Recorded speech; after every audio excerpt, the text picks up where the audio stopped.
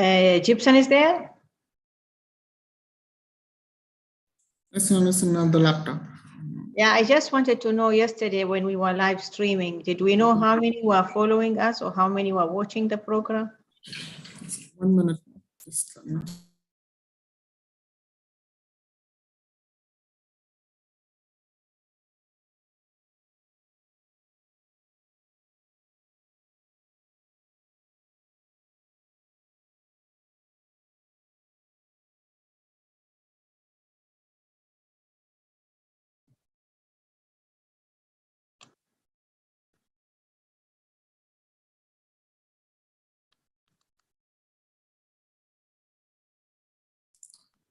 Hi, ma'am. Good morning.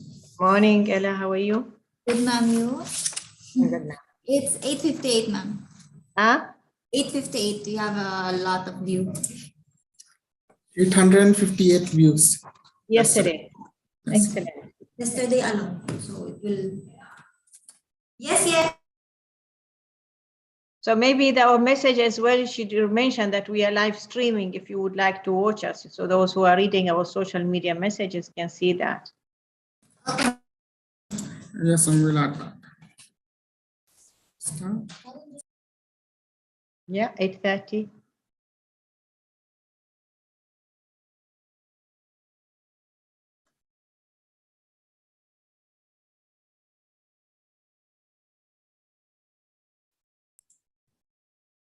Shall we start? Yes, yes, please go ahead. Distinguished panel of judges, guests, teachers, students, welcome to second day of this 22nd cycle of the Inter-School Environmental Public Speaking Competition. Ramadan Mubarak.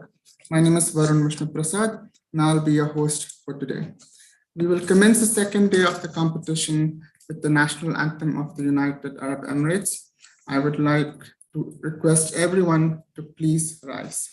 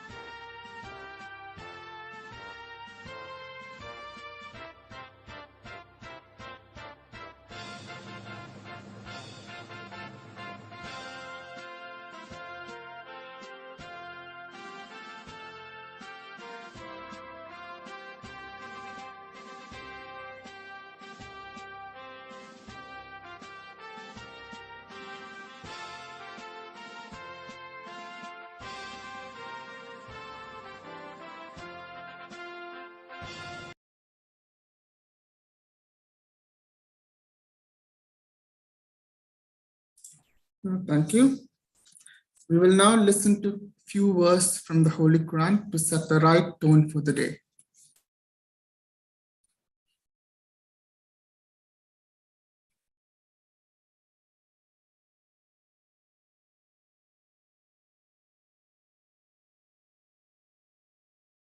أعوذ بالله من الشيطان الرجيم بسم الله الرحمن الرحيم الحمد لله رب العالمين الرحمن الرحيم مالك يوم الدين إياك نعبد وإياك نستعين اهدنا الصراط المستقيم صراط الذين أنعمت عليهم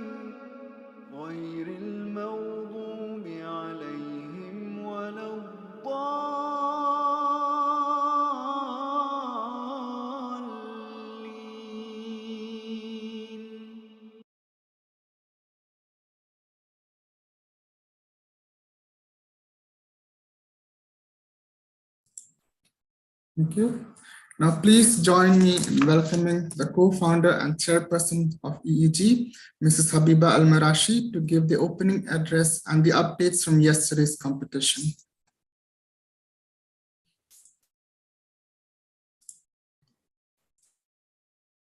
Thank you very much, Varun. Good morning, everybody. Assalamu alaikum wa rahmatullahi wa barakatuh. And I join my voice to Varun and say again, welcome to all of you to the second day of the 22nd cycle of the Inter-School Environmental Public Speaking Competition. We are meeting for the third year in a row virtually. But inshallah, I pray that definitely 2023, we will be meeting together physically in one of the beautiful avenues in our beloved country. It's great to see the big number of students, teachers, judges joining us today to get through the beautiful program that is set for you. And we are delighted to see the ability of this national competition, how it has managed to unite the children of different nationalities and backgrounds to come together. We have all been working together to ensure that environmental knowledge and environmental information is really disseminated well. And the teachers have worked with us very closely, and I salute you all for your support, for your commitment, for your perseverance in ensuring that the student community is well on board environmental issues, not only knowing about it, but actually being involved in action. We did a research this year before we did this virtual program to see would students prefer to have it a physical event or virtual event, and the majority of the responses that came from the parents, well, they preferred it to be still virtually. That's why we went ahead with it. I would like, before I start my explaining about the event and all that, I would like to thank one of our wonderful corporate members, UNAS, who has come on board to support this competition as a co-sponsor for the second year in a row. And I'm sure Varun will give you more details about UNAS and their commitment to the environment. I look forward really on behalf of Emirates Environmental Group to continue this fruitful relationship with this organization. In the 3 decades and more than 3 decades, in the 32 years of the existence of Emirates Environmental Group, we have worked hard and we have ensured that environmental education is at the core of our work, and we confirm that it is a perfect way to integrate academic disciplines. We have managed to stimulate academic and social development of the young minds through different programs that we have rolled out for them. We have seen and observed that many of the schools have been focusing on environmental education, be it through the curriculum, through the extracurriculum, through the action program that we have seen being rolled out, the clubs that have been formed by different schools. These are all platforms that really help transmit the knowledge about present situation and about future issues that need to be tackled by the student community. It teaches our students to do thorough research, to examine the issues from a holistic perspective, to look at all angles, and then to deliberate on ways to protect it and preserve it. One of the issues that we'll be discussed in the course of the 4 days, of course, is the issue of climate change, which is one of the issues discussed today. This is one single issue that has been identified and published and communicated by researchers all around the world and scientists to say that it is the most serious threat that humanity is facing. And it is so intertwined with the global pattern of production and consumption. When we look at other technical issues in progress, do we have it in the right pace that we wanted? Do we have the concerted effort of all the stakeholders and all the major players to ensure that we are developing and moving towards an ecologically sustainable society? And our focus on working with the young generation stems from our belief that these are the future leaders of tomorrow, and we need to involve them to be part of the solution and to sensitize them about the different issues that are out there. Research shows us that the natural world is under threat. Different species of flora and fauna are on the verge of extinction, and many of them have become extinct as we speak. International entities are publishing lists to show us where are we from the natural environment. Research shows that the water that we drink, the food that we eat, everything that is around us and involved with us is polluted or has got contaminants. So you being tomorrow's leaders, I believe it is our responsibility to guide you and help you to find the right solutions, providing you with the right knowledge base, giving you the right tools to make knowledgeable decisions with regarding to environmental protection. We are delighted to record here that this particular program has done a lot towards that direction in building the capacity, in sensitizing students, in encouraging them to do research on the global level, as well as narrowing it down and focusing it on the national level. So we understand the issues that are out there, and then we understand our role as individuals in the whole scenario. In all the programs that we do, we ensure that it is not a one-off and it is not working in isolation or a solo program. So we connect it with our objectives, with our vision, with our strategy, as well as we connect it on the global level. For this particular program, of course, we all know that it is tackling Sustainable Development Goal number 4, which is quality education for all. But through the topics that we have put for you, we are tackling so many other SDGs. We have SDG 2, number 2, which is zero hunger. Number 3, good health and well-being. Number 6, clean water and sanitation. We have number 7, which is affordable and clean energy. Number 9, industry, innovation and infrastructure. Number 11, sustainable cities and communities. Number 12, responsible consumption and production. Number 13, which is the topic of today, climate action. Number 14, life below water. Number 15, life on land. And number 17, which is for me one of the most important goals, which is partnership for the goals. And the panel of jury that we have on board, and I would like to salute them and thank them for taking time off their busy schedules to be with us. They are experts in different aspects of the issues that are being deliberated over the course of the 4 days. So again, welcome on board and thank you for joining us, giving us your time yesterday and today to support this wonderful, one-of-a-kind, unique program. Your attendance, my dear students, speaks volumes. It shows the passion, and yesterday was an incredible day, and we saw the passion, the depth of the research, the eloquence the students were presenting.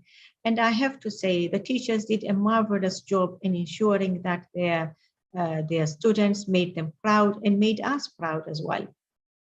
So overall, your participation in this cycle is really recording the second highest participation since the inception of this program in 2001. And there's a narrow difference between this year and the highest year that we have recorded.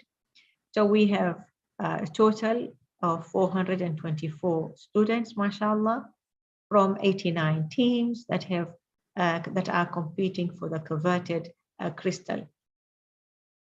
The results, the topics that we have put are all very timely topics, a lot of research, a lot of work, a lot of deliberation and discussion and involvement, and a participatory process has gone into choosing these programs. And this is built from the feedback forms that have been sent to you. And I'm sure Varun through the day will be telling you about the feedback forms. And in addition to the feedback forms, we have a pool of resourceful people. So we look at thematizing all the issues that have been presented to us, cluster them, see which are the topics that have really caught the attention of our student community. We create another beautiful list and we send it out to our resourceful people. And the topics that are highly voted are the ones that we roll it out for the students in the next cycle.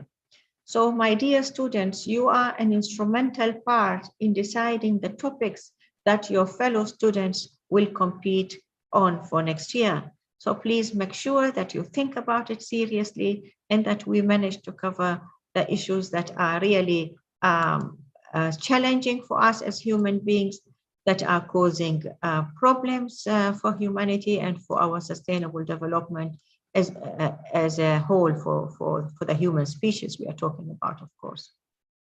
Yesterday, mashallah, as I mentioned, we had 27 teams. The topic that we talked about was water security and food security correlated. That was the question that we asked. And we had the second runner-up was Sheffield School. The first runner-up was Dubai Jam. And the winner was Dubai National School Al-Barsha Girls. Today, we have a wonderful program, topic.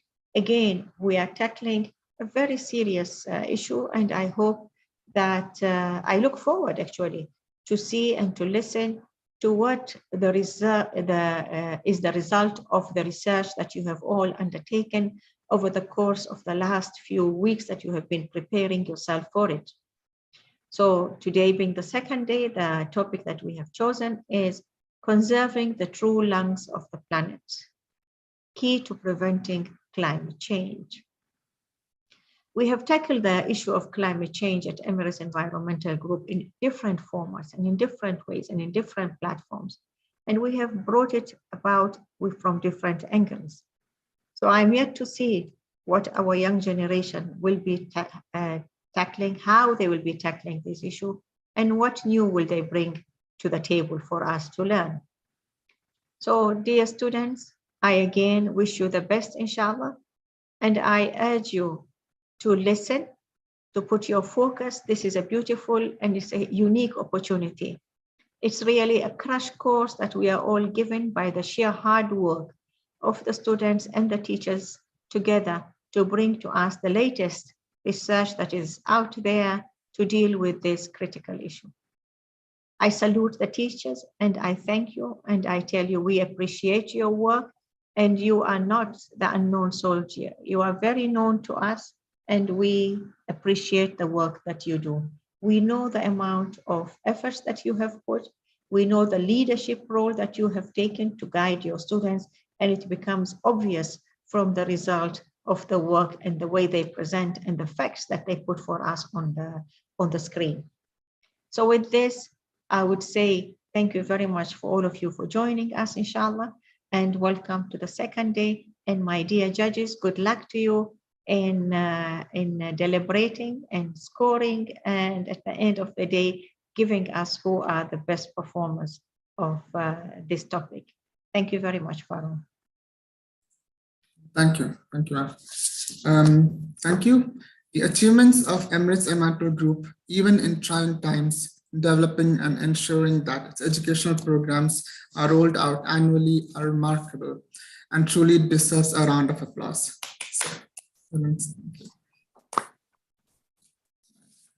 We would also like to give big thanks to UNIS for coming on board as our co-sponsors. UNIS UAE is the Middle East's definitive home of luxury. UNIS presents a carefully curated edit of exclusive capsule collections from the local and international designers of the highest caliber, housing the Middle East's widest range of top-tier designers. UNIS boasts over 1,500 luxury brands since launching in December of 2016 as Altair Group's first exclusive digital luxury e-commerce platform dedicated to impeccable local talent and local service alike. UNIS currently operates exclusively within the Middle East. An extensive array of opulent collections and coveted seasonal pieces is presented through a tailored website, app, and personal shopping service. The Inter-School Environmental Public Speaking Competition was introduced in 2001 with 25 schools participating in a one-day event. And the number of participants has been increasing ever since. This year, we are proud to announce the growth of the competition to 89 teams from private and government schools all over the UAE. Each year, we invite a distinguished panel of bilingual experts to judge the competition. And this year, we will have a total of 9 judges, 4 for the sub-senior category and 5 for the senior category. Today, for the sub-senior category, we have with us Mr. Mohammed Gunem, ESG Manager of Evercare Group, Ms. Nancy Numia, Assistant Vice President, Quality, Safety and Performance Excellence at Abela & Co, Mrs. Sara Al-Zaruni, R&D Technologist, Energy Efficiency, Research and Development at Dubai Electricity and Water Authority, Ms. Maya Haddad, EHS Officer, Office of Environmental Health and Safety at Ajman University. Respected judges, thank you for taking the time out of your busy schedule for joining us. It is highly appreciated. Dear teachers, please stay active on your social media during the day, as we will share constant updates of the competition on our platforms. Do not forget to use the hashtags that you see on your screens. We would appreciate your engagement on Facebook, Twitter, and Instagram. Social media is a powerful tool which can help spread awareness on significant issues that we will be discussing today, and showcase your wonderful teams as an example to motivate other schools to join the future competitions. Before we move on to the presentations, I would like to emphasize some housekeeping rules and pointers for you to remember. Now, each presenting team will be given exactly 7 minutes to present and not more. The team will hear 2 bells go off during the presentation. The first bell is a single bell and indicates 5 minutes have passed. And the second bell is continuous and indicates that 7 minutes have passed. Points will be deducted if the teams exceed the allotted time limit of 7 minutes. Points will also be deducted if the speakers merely read from the papers on the devices. Dear teams, don't leave the virtual platform to avoid missing your presentation slot and to benefit from learning from each other's presentation. Do stay with us till the end of the event, as we will be sharing the scores of each team. There is a total of 50 points for the competition.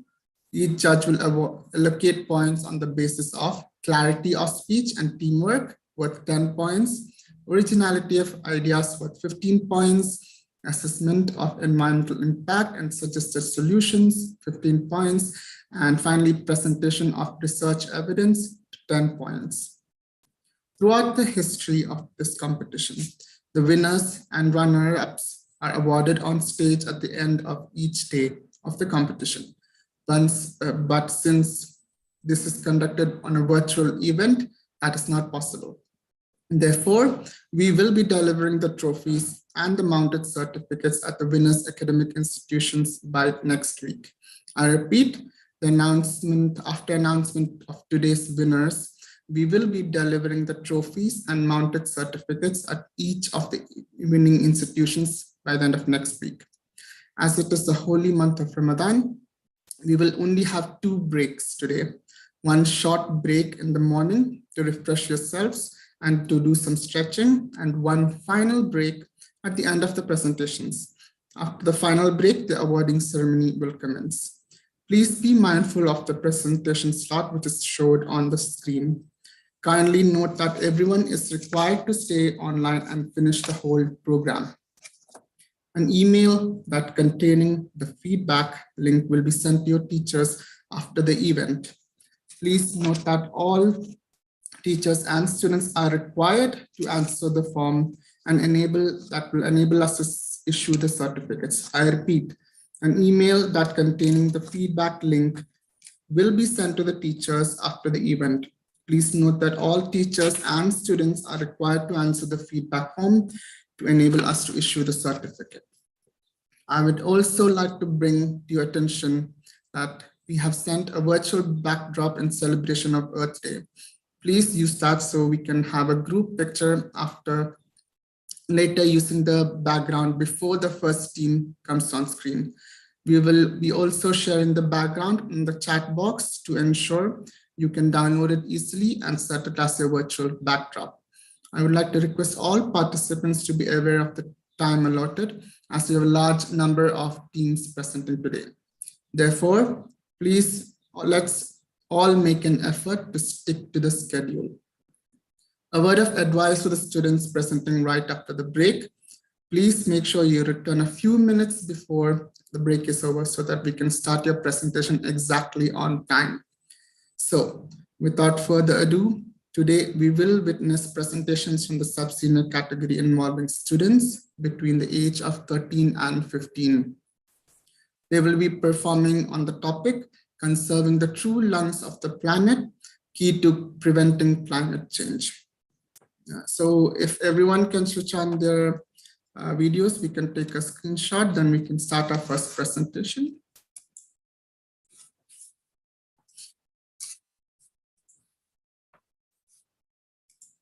Thank you, everyone.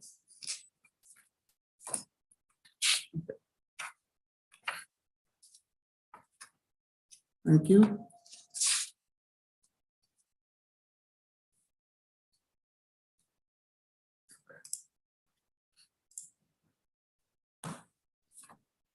Do you have most of them on, Varun? Yes, majority of them on. Danush Kumar, can you put your camera on, please? Danush? Okay, good. Thank you. Basim?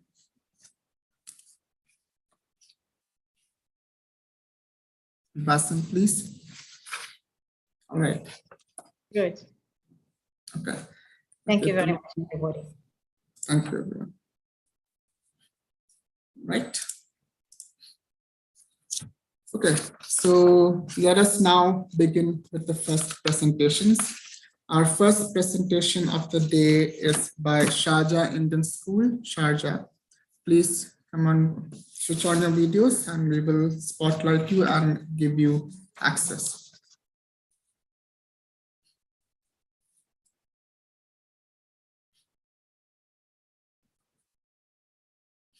Okay, 1 minute.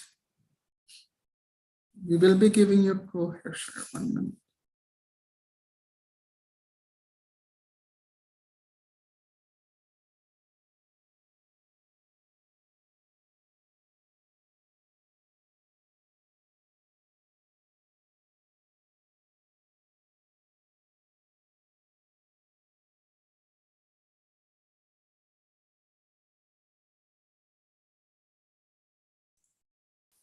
One minute.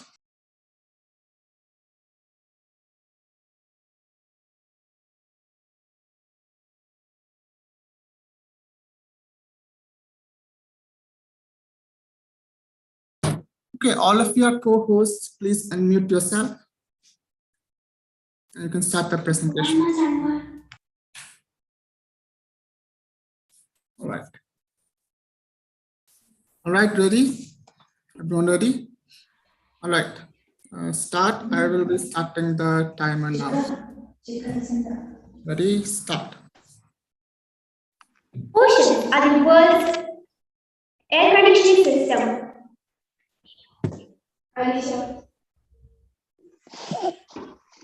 Oceans are the world's air conditioning system, the true lungs of the planet, and we are on the verge of switching it off.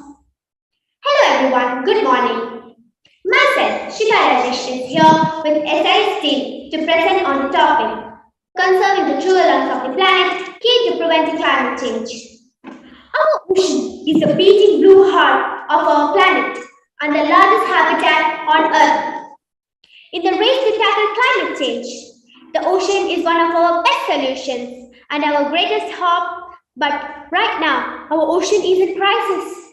Overfishing, huge levels of pollution, rising temperatures have left our ocean on the brink of disaster. Even after harming our mother nature, it still provides us with this beautiful place. No, paradise to live in. We have already done a lot of harm. Now time to change. So I repeat, we are here with a bunch of solutions for this problem. Handing over to Alicia. Know more about our oceans. There are some facts that you should know about the oceans. We have often heard that rainforests are the lungs of the earth, providing us with most of our required oxygen. Research shows that there has been so many ships that went down over the years that there's more artifacts from Asian cultures buried at the bottom of the ocean than there are in the museums. Lastly, too much carbon dioxide in the air is a problem. Handing over to Amina.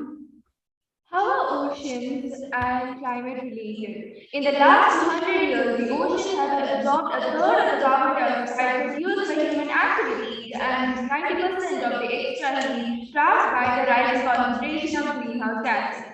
As the climate responds to decades of increasing carbon emissions, the store of energy and heat from the atmosphere builds up in the ocean. How do we affect the ocean? We become the causes of ocean distress, knowingly or unknowingly, through many means to fulfill our demands. Let's take a look on the problems faced by the oceans because of our negligence to care about it. First, habitat destruction. Habitat destruction means the ocean or the marine environment is not unable to support life due to its degradation. Second, carbon emissions. Carbon emissions is caused by the activities like deforestation and burning fossil fuels. Excessive carbon in the ocean makes it acidic. Next, chemical pollution. Chemical pollution is the injection of harmful substances into the ocean. Next, we have the noise pollution. Noise pollution is contributed by the means of water transportation. Unwanted noise in the ocean can cause a large impact to it. Next, we have the plastic pollution. Plastic pollution in the ocean causes marine species to ingest the plastic, which causes severe injuries and even death. Oil spill. Oil spill causes harm to the sea creatures, and it can even make the seafood unsafe to eat. Overfishing. Overfishing means it is that we fish a lot of marine animals, giving it no chance to replenish its population. Next, we have the destructive fishing. Destructive fishing is the removal of species at a high rate, resulting in irreversible damage to the aquatic habitats. Handing over to Alicia. Challenges in preserving oceans. We face different challenges in preserving the oceans. Some of them are sea level rise is one of the major challenges identified in the recent intergovernmental panel. Overfishing is one of the most significant drivers of declines in ocean wildlife populations. Some other forms of pollution are oil spills. The majority of pollutants come from human activities. Next, we have coastal development, which is a major threat for our ocean. Handing over to Sika. What can we do to preserve the oceans? We must reduce deforestation. And how about afforestation? Isn't that a good idea? Seems to be. Reduce the chance of accidents while carrying goods in ships. We must really be careful about this, as this is one of the main reasons for pollution. Protection and restoration of coastal ecosystems is needed. We must support scientific researchers. We must conserve and restore. Also, we necessarily need to reduce the usage of plastics and encourage the usage of eco-friendly products, as marine animals don't understand the difference between plastics and a jellyfish. Now, let's go for some solutions in different levels. First, global. The NPC actually works hard for our environment, but unfortunately, their intentions don't reach their target. Let's see national level, which is quite a long one. So the key message from this is the urgent need to tackle climate change and biodiversity loss together. When it comes to national level, many of the world's vital natural ecosystems and the communities relying on them are vulnerable to climate change.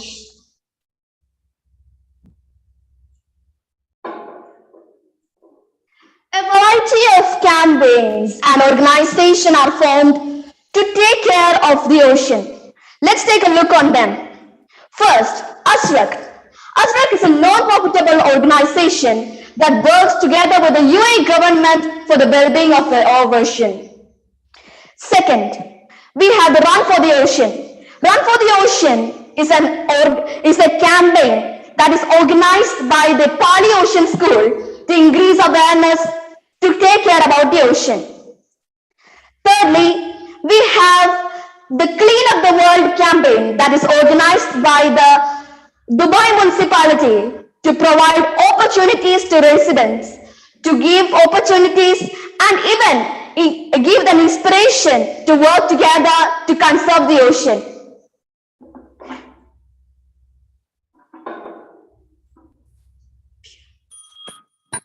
What is the UAE doing to preserve ocean life?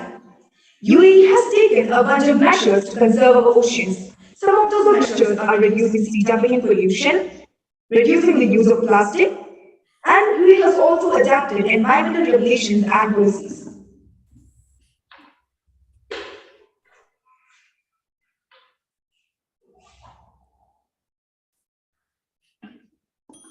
Now you people must be more listening to us. Don't let social media.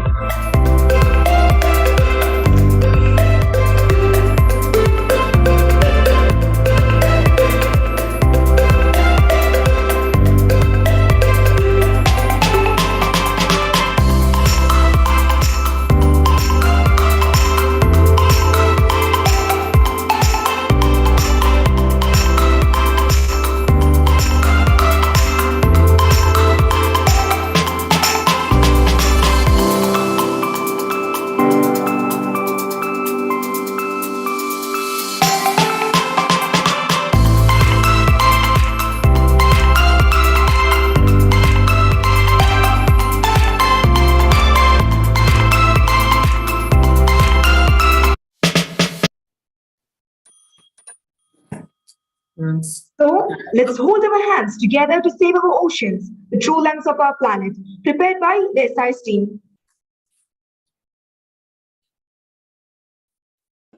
All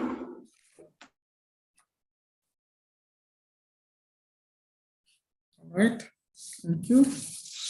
Dear judges, the next school to present is Al-Ain Junior School Abu Dhabi. I repeat, Al-Ain Junior School Abu Dhabi.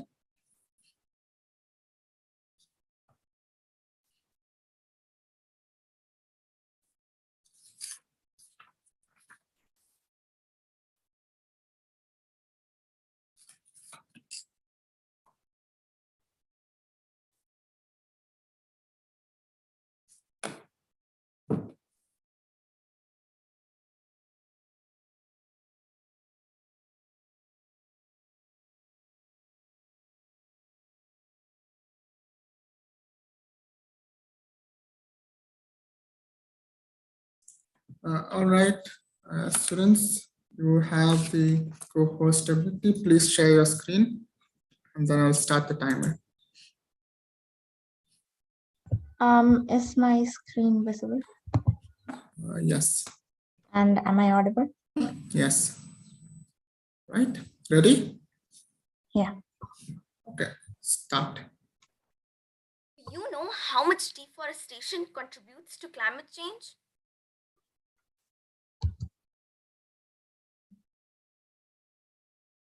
According to 2013 statistics from the Intergovernmental Panel on Climate Change, deforestation contributes up to 10% of the carbon dioxide emissions caused by human activity. And each minute, 2,400 trees are being cut down.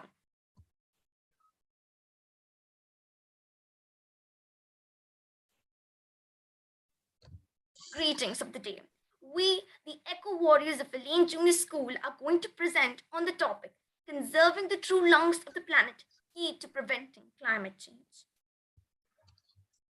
Do you know about the Amazon desert? Once it was called the Amazon rainforest. There were billions and billions of trees.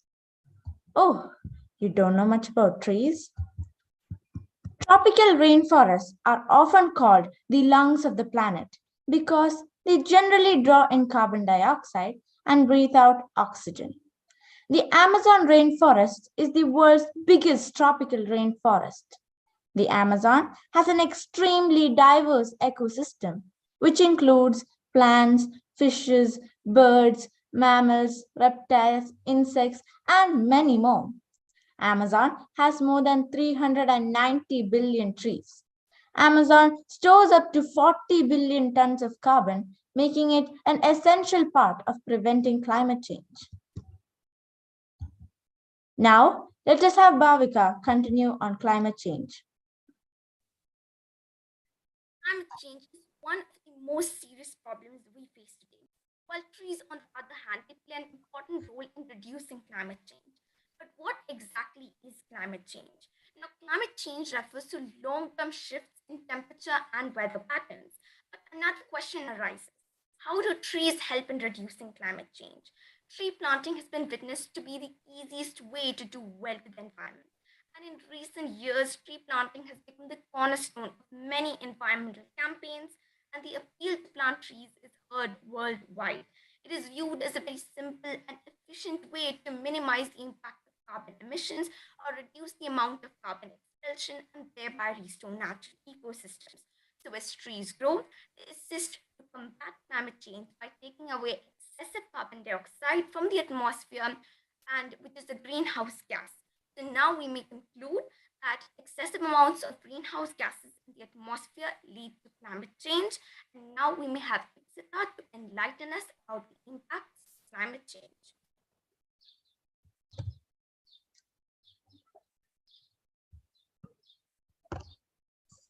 Water is a primary medium through which we will feel the effects of climate change. When disasters hit, they can destroy or contaminate the entire water supplies, increasing the risk of diseases like cholera and typhoid. You can change food. Climate change can disrupt the food availability, reduce access to food, and affect the food quality. Reduction in water may result in reduced agricultural productivity. The environment. More frequent and intense drought, storms, and rising sea levels can directly harm animals and humans by destroying the places they live and wreaking havoc on people's livelihood and communities. Last but not the least, the human health. Climate change increases risk of illness like respiratory and cardiovascular diseases and waterborne diseases and food poisoning through worsening air quality, extreme weather events, and threats to food and water quality.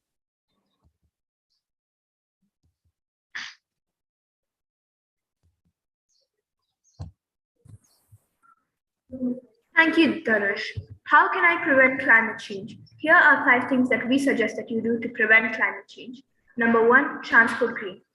For short distances, we suggest cycling and walking.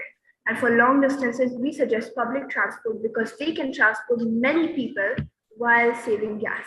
Number 2, conserve energy. Turn off your lights and electronic devices when they are not in use because they waste a lot of energy.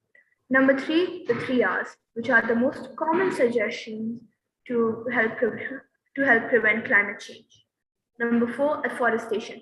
Plant trees, the more the better, because plants take in carbon dioxide and release oxygen during the day. And finally, support and participate in tree conserving organizational campaigns and spread awareness about climate change because this is a matter that people need to be educated on.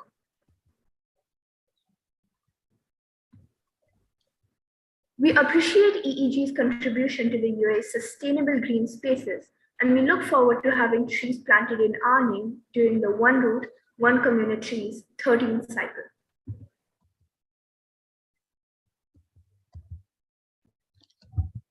Our proposed solution is the greening the school curriculum. Our mission is to develop young people as advocates for conservation and create awareness on biodiversity and climate change. Planting trees helps all the 17 Sustainability Development Goals. For example, SDG's second goal, zero hunger. 36% of cropland and forests are experiencing decline, which is bad news for over 2.5 billion people that depend on agriculture. This is a key driver of global hunger and food insecurity. That was related to yesterday's EEG topic. SDG Goal 15, Life on Land, is the most related to our topic today. Nature bonding. First half an hour of every day should be dedicated to nature bonding for students, and weekly one class under the trees. Use the environment as examples to learn STEM. Sprouting entrepreneurs. Gardening as a vocational skill for personal development. Student learners plan, plant, and overcome challenges, harvest, market, and sell an edible product together. Other learning outcomes are healthy nutrition and food security. Include the curriculum in the daily curriculum Earth Prayers to connect with Mother Earth.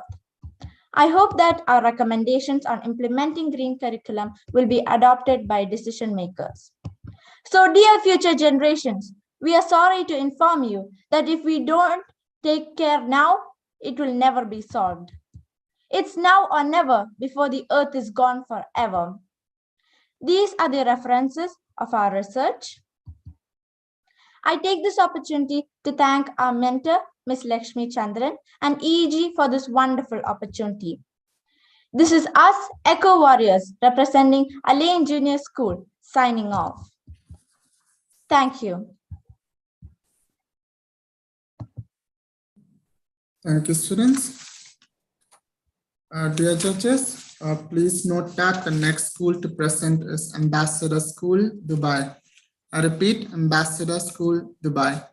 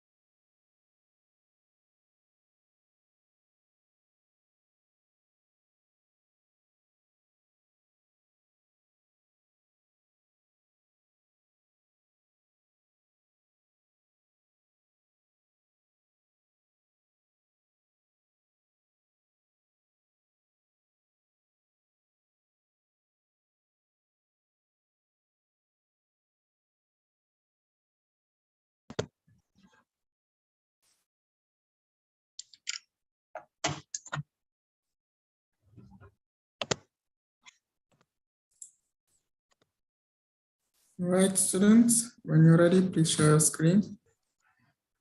Can you see my screen? Yes.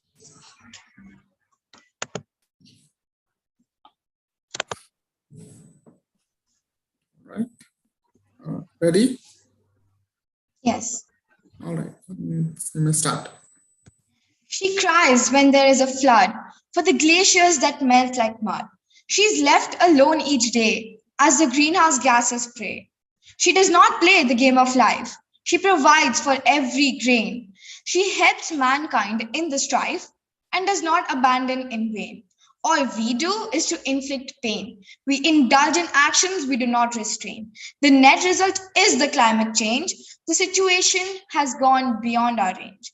We shall walk tall before letting Mother Earth crumble and fall. We take the onus of every action and make one final attempt with empathy and passion. Thank you, Yashvi, for this beautiful composition.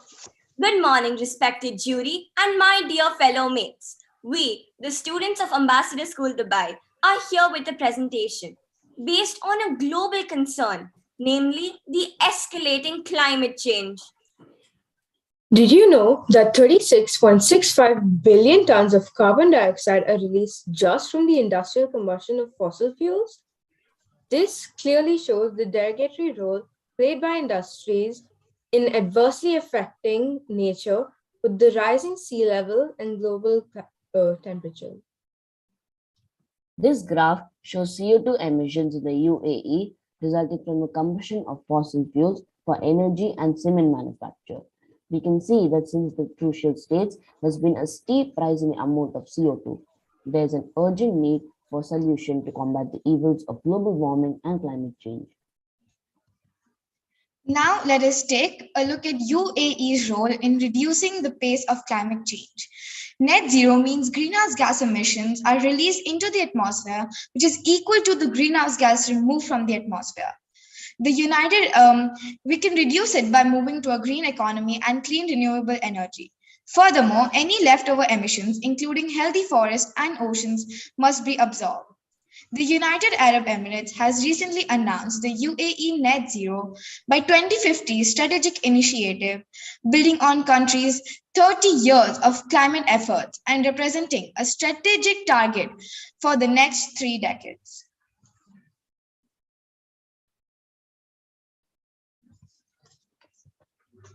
This pie chart shows our friends' responses to a survey regarding the main cause of climate change, and 49% of 80 people attributed to industries. Moreover, 45% agreed that industries are largely responsible for greenhouse gas emissions.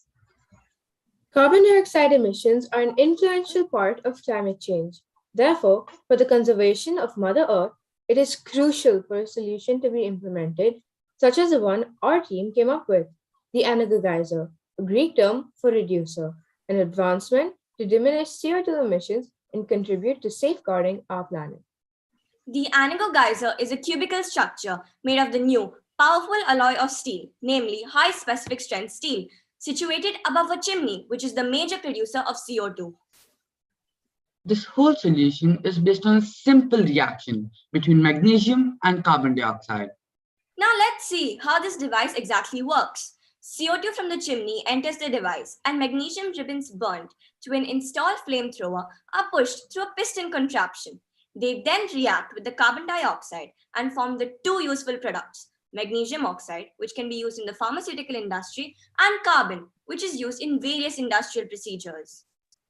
Heat-resistant fiberglass cloth needs to be placed above the chimney to ensure the proper collection of the deposits of magnesium oxide and carbon. This also ensures the safe preservation of the raw materials from heat till the collection is completed. Reinforced concrete is placed below the magnesium ribbons, between the upper and lower box, to minimize the amount of oxygen in the lower box. Pyrogalol is placed behind the breathable sheet, the breathron, to absorb the escaped oxygen in the lower box. This is needed to ensure that the magnesium does not react with the oxygen. It also guarantees the use of CO2 in the reaction. A mechanism is installed to trigger the piston. It controls the intervals in the activation of the flamethrower and the collection of the byproducts. The safety of the user is taken into full consideration, and a device is activated to detect whenever the system is not in use, thus shutting it down and saving useful commodities. The system is cost-effective, since its installation cost is less than 2,000 USD per month, with a monthly fee decreasing drastically. It can be reused and is sustaining and durable. It produces useful byproducts which benefit the environment as well as the user, can be monitored and managed to external devices to make it user-friendly. Keeping these factors in mind, we can come to a conclusion that the anagogeizer is an ideal replacement for the ones previously proposed, such as the expensive electrostatic precipitators, time-consuming carbon mineralization, and carbon isolation. The anagogeizer scores over various overpriced business ideas that lack both durability and safety. The projected graph is a representation of predicted carbon emissions through 5 major contributors. We can see that there's great amount of CO2 emissions in day-to-day life. This is where the anagogeizer comes in.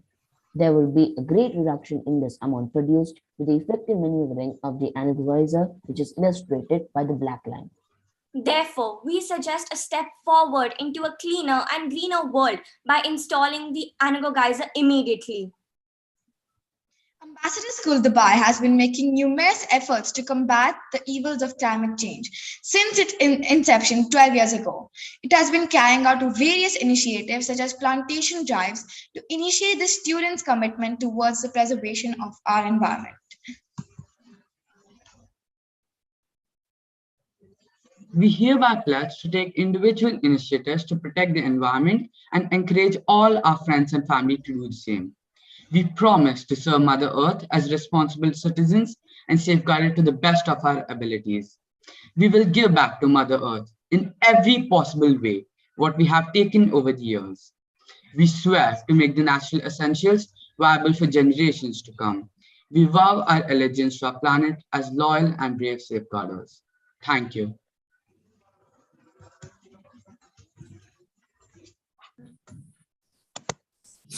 Thank you, students. Judges, please note the next school to present is Dubai National School, Al Barsha Boys. I repeat, Dubai National School, Al Barsha Boys.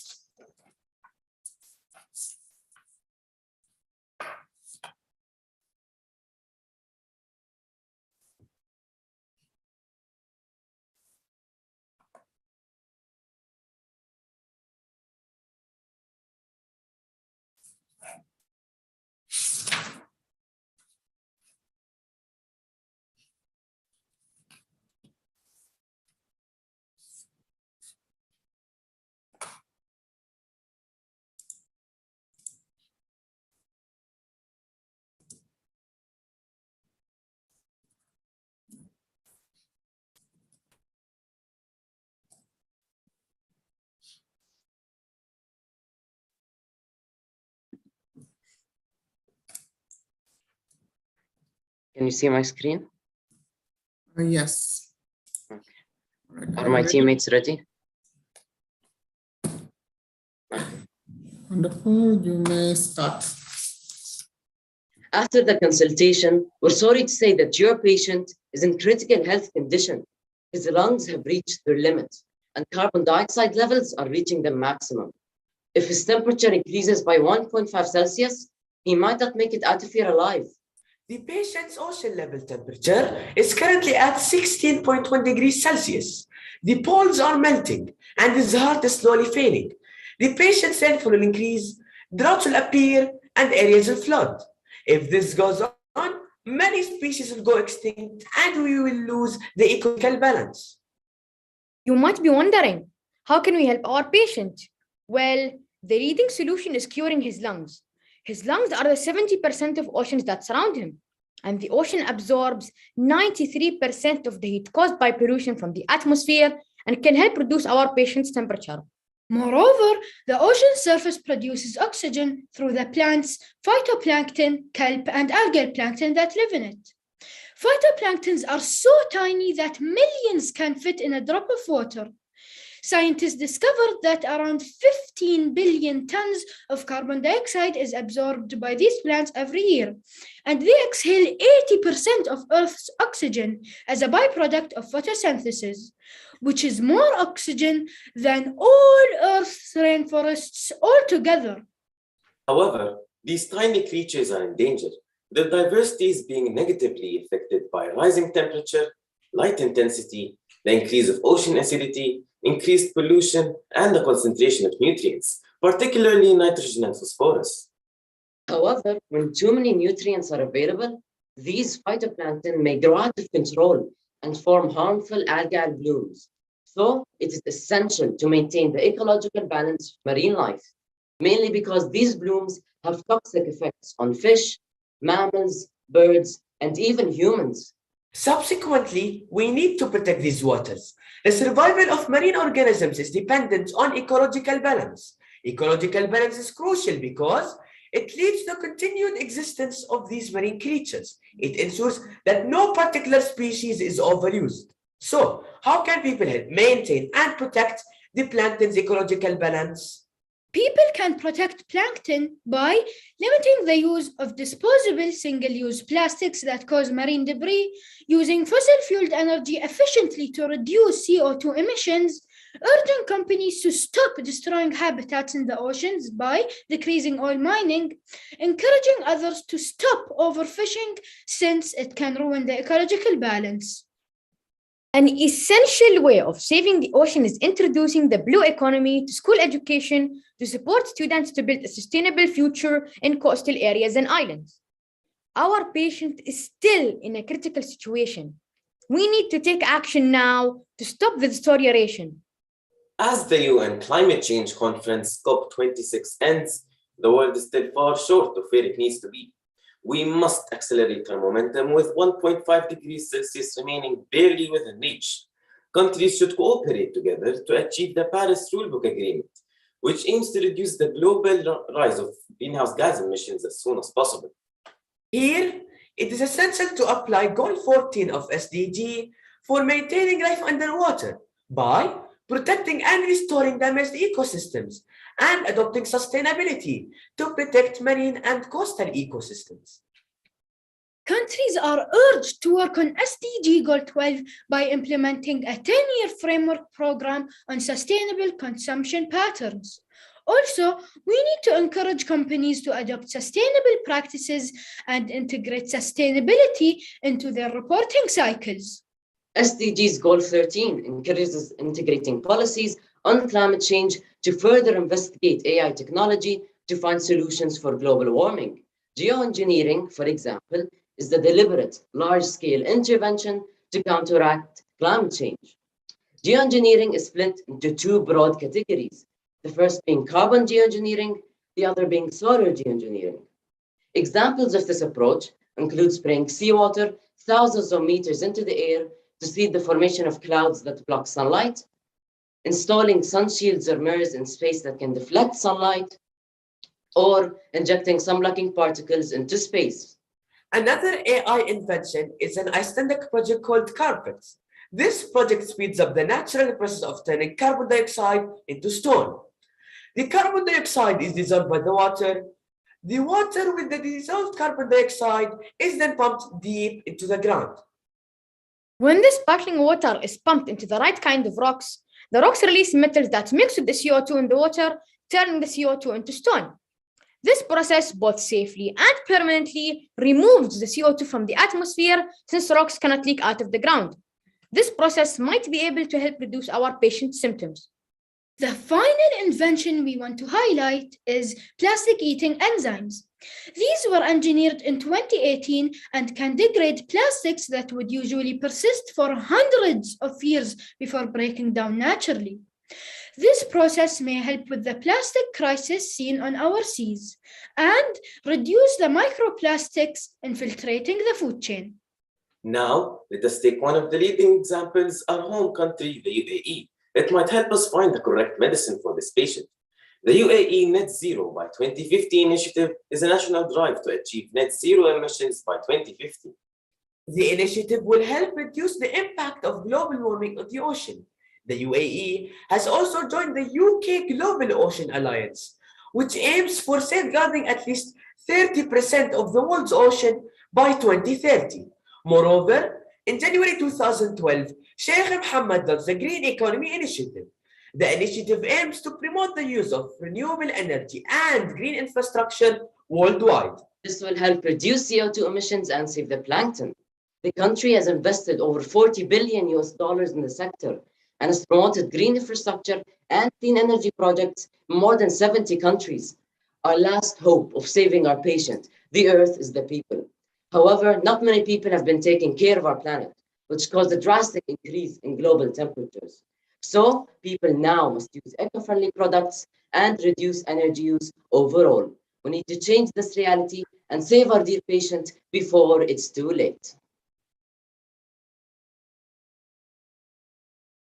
All right. Thank you, students. Thank you. Judges, the next school team to present is MSB Private School, Dubai. I repeat, MSB Private School, Dubai.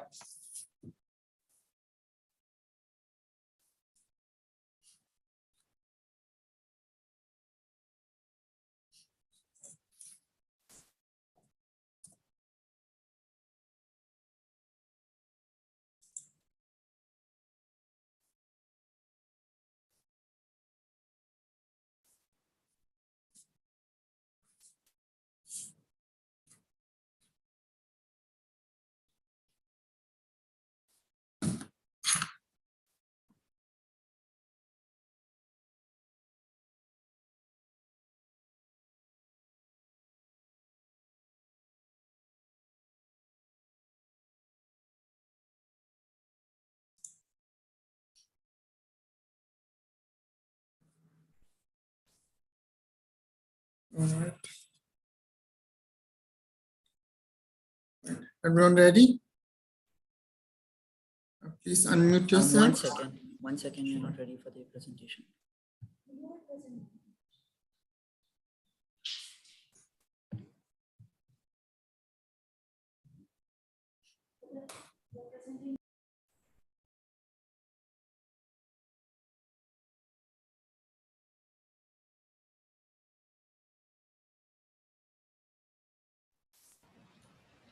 All right. Okay.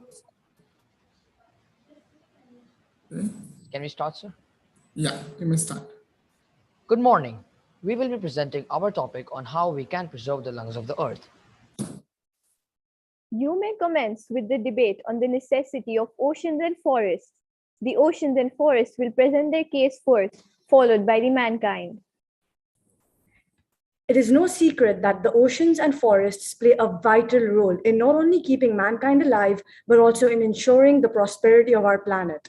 We work without rest and without error to ensure your survival. Yet the treatment we receive back has done nothing but cripple us and hinder us in our roles. We are drained of our resources and intricate ecosystems for mere economic gain. All of this in turn jeopardizes the survival of mankind, and it is daunting how such a simple and direct issue attracts so much controversy and opposition. See, changes in the environment is a natural and inevitable occurrence. This also includes changes in the forests and oceans. Over time, we have documented forest transition to deserts and vice versa. Entire continents have torn apart, and such changes have happened even before mankind walked the earth. What is to say that the current events are our fault, and more importantly, not natural? I mean, so far we've been breathing just fine and living in utmost comfort. Why is this all of a sudden an issue? We will now start with the rebuttals. Oceans and forests may now state their arguments. Human activity has been a direct cause of forest destruction and climate change for the past century. This has done more damage and change than the forest would have accumulated naturally for over millennia in mere centuries. Nothing about this is natural. Agriculture, unsustainable forest management, mining, and infrastructure projects. These are but a few causes. The impact of this threatens our health by affecting the food we eat, the water we drink, the air we breathe, and the weather we experience. We will affirmatively experience non-livable conditions if we continue on this vigorous and destructive road. After all, forests provide the habitat for over 30% of the existing wildlife and livelihoods for humans. Forests also offer watershed protection, prevent soil erosion, and mitigate climate change. See, I understand the practicality and the necessity of forests, but what's the use of protecting the oceans? It'd be a waste not to use it for our betterment, seeing how 71% of the planet is oceans. It is estimated that the oceans contain about 38,000 gigatons of carbon, and this is by far the largest reservoir of carbon on Earth. The rainforests, vital as they may be, don't compare with the deep sea. Diverse and full oceans help mitigate climate change because the life in them allows for the capture and storage of carbon that otherwise contributes to climate change. The oceans are thought to have been the only net sink of human carbon dioxide emissions in the last 200 years. If life on land has been the net emitter, life in the oceans has been doing the hard yards to keep us from overheating sooner. 83% of the global carbon cycle is circulated through the oceans. It would be extremely inaccurate to deem the oceans less important than forests. The contents discussed are quite troublesome and without question need immediate aid from the international bodies. Is there anything being done? And what are our future plans? Well, the UN has assigned 3 SDG goals to the cause of preserving the true lungs of the planet, which need to be achieved by 2030. They will further ensure better quality of life for all, achieve better conditions for the marine ecosystem, and promote peaceful and inclusive societies for sustainable development.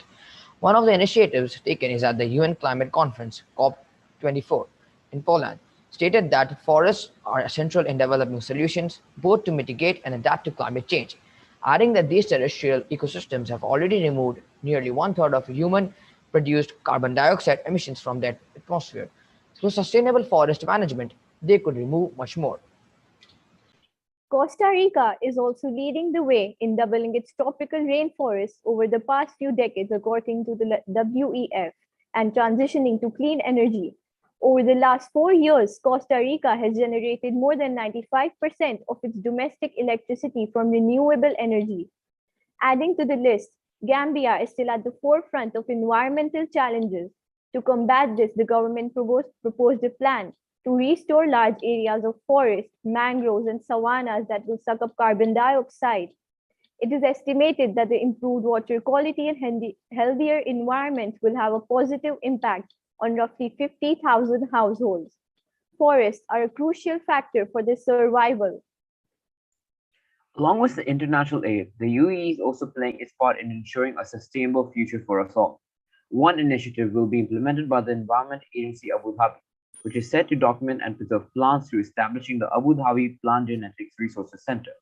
The center will collect and document native plants so that if any species become extinct in the wild, it could be cultivated in captivity and reintroduced back to nature. The lungs of Abu Dhabi are its marine life, which includes its mangroves, which are important carbon sinks. They absorb an average of 3,000 tons of carbon dioxide per hectare. It's also ecologically important for fisheries. And that's not all. The COP28 will address the planetary and economic aftermath of climate change as two sides of the same coin. It's important to understand that keeping rising temperatures to 1.5 degrees Celsius above pre-industrial norms is a realistic target. Financial flows and commitments are in place to make good on the promise of $100 billion flowing from developed to developing nations every year. It isn't that we don't have the tools necessary to adapt a sustainable form of energy. We simply need to take concrete actions and get people on board, educate them, and alert them on the issues at hand. Empower women and the youth. Prepare against natural disasters. Look after the soil. Build and support smart partnerships. And promote collaboration and new technologies. While international bodies are taking drastic actions in order to bring about change, we too at MSB are taking initiatives and doing what we can do to heal our planet. The MSB private school largely focuses on preserving nature. For instance, we had a program at MSB in which all the students planted trees and watched them grow. This initiative branched out to both our campuses and eventually to our homes. Now we have mentioned all of the above solutions put forth by these countries, but these solutions cannot come to fruition unless an initiative is taken. Any initiative by a community, school, family, or even a singular person, no matter how small, can go a long way in saving our home. As famously said by John May, when the last tree is cut and the last fish is killed and the last river is poisoned, then we will see that we cannot eat money.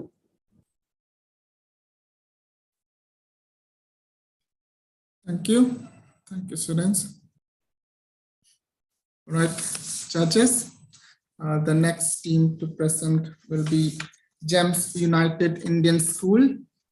I repeat, GEMS United Indian School, Abu Dhabi.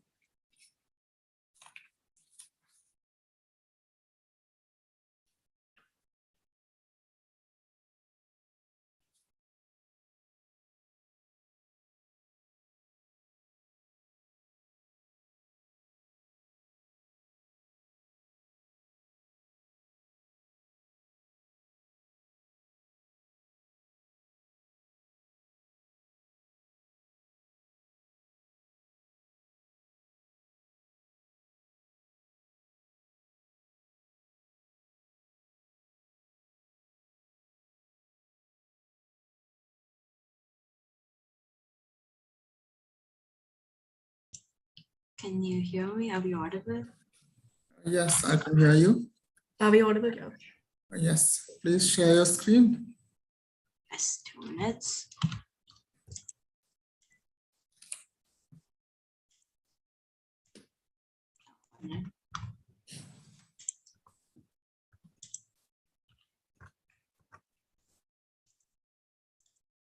Ben, we can't see your screen. Okay. Can you see? Yeah, I can see. All of you ready? Yeah. All right, then you may start. It takes a lot of blue to stay green, but unfortunately, only a few know about the true lungs of our Earth. Over the centuries, oceans are the ones that have kept our air clean. Many of us don't realize it, but they play an important role in regulating the Earth's climate. The carbon levels in our atmosphere have significantly risen since the Industrial Revolution, and way before then, our oceans have been absorbing over 50% of the carbon in the atmosphere. Oceans even have the capacity to stop the man-made catastrophe, climate change. Oceans absorb heat, carbon, methane, and other global warming gases, regulating the climatic conditions of Earth. The oceans prevent our Earth's temperature from exceeding over 100 degrees. But regardless of their efforts, our oceans are deteriorating as a result of human actions. Overfishing, pollution, and habitat degradation are the major obstacles faced while trying to conserve the true lungs of our Earth. Worldwide, seawater moves in a pattern of currents known as the thermohaline circulation or the global conveyor belt, which directly impacts the temperature of the oceans and atmosphere. Scientists have discovered that if circulation stops or even slows down, all of Earth will face catastrophic climatic conditions. The increasing rise of carbon in our atmosphere is causing the oceans to absorb more than what they can digest, which now is not only damaging the oceans, but even the marine life. Half of the oxygen we breathe is produced by coral reefs. However, because of the high carbon intake of our oceans, the coral reefs are getting bleached. Coral bleaching is when the symbiotic relationship between the algae and reefs becomes stressed as a consequence of ocean acidification and high water temperatures. They no longer have the basic conditions to survive in the deep. As our oceans are heating up, the algae is separating from the corals. And this is something that we should majorly avoid because the coral loses its main food source, turns extremely pale, and now is left vulnerable to life-threatening diseases. In simpler terms, coral bleaching is shooting the lungs of our Earth, and we would be guilty of this ruthless killing. The only punishment we'd face would be extinction. Despite this, let's assume we have a bulletproof vest that coral bleaching can't shoot through, phytoplankton. Their ability to reduce carbon in the ocean through photosynthesis is why we call it a bulletproof vest. The necessities they need to grow are abundant in the ocean. It will level out the ocean's heat, which will help in decreasing coral bleaching. An alternative for the metaphoric vest would be coral farming. Coral farming is where segments of coral are raised on farms till they mature and then are installed back to the site. Coral farming increases the growth rate of corals, which in turn helps retain the oxygen levels. Coral farming and phytoplanktons, two simple solutions to this disastrous process. It's rather clear. There is one common link to these solutions. Ocean conservation begins with us. The ocean's number one enemy, plastic, is something we must all pay attention to. There have been many conservation programs to remove plastic waste from our oceans. According to the UN, 77 countries have already placed a ban on plastic bags. The UAE has also passed laws to ban single-use plastic, which will be effective from the 1st of June. Simultaneously, we as citizens of Earth ourselves can make efforts from our side to reduce plastic in our day-to-day lives. Plastic pollution is surely one of the major concerns, but oil contamination is also a prominent issue, as spills happen almost 11 times a month. Research says that roughly around 2.6 billion liters of oil find their way into the ocean annually. To battle this contamination, we can consolidate the technique of hair mats to make bigger and larger hair nets, which will soak oil on a larger scale. Now, these issues were just the tip of the iceberg. An increase of carbonic acid in the ocean is a major threat to marine life. The oceans can be neutralized by adding alkaline substances and artificially upwelling the nutrient-rich cold waters, which will promote the algae's growth. As mentioned before, The breeding of coral and artificially genetically manipulating them is a major way to conserve Earth. Many have already found ways to conserve our oceans, but only few of those techniques have been implemented so far. To promote our solution, we would like to propose a thought. Signing treaties may sound unpretentious, but the impact one will have when followed by every country is enormous. These treaties should state that every legal company must contribute at least a minimal amount of their profit to coral farming and algae agriculture, which will help in reducing the carbon levels and decreasing climate change. But apart from all these things, which only the government or us as a society can do, we can focus on the tiny little details which will help our oceans live. A healthy ocean is our most important ally while fighting against climate change. Make an effort, not an excuse.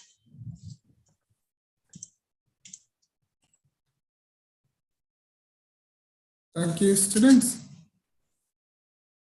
Thank you. Judges, the next school to present will be GEMS Cambridge International School, Dubai. I repeat, GEMS Cambridge International School, Dubai.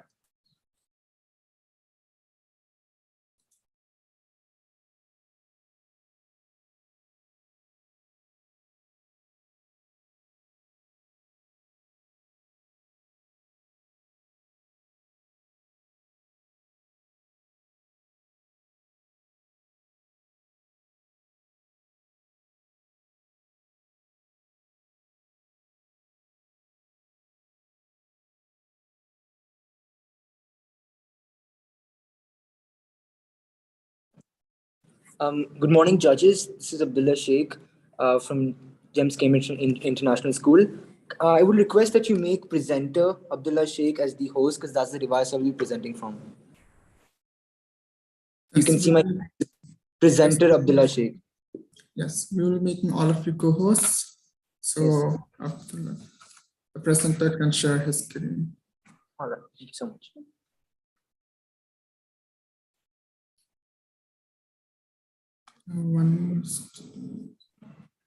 Right. Please share your screen.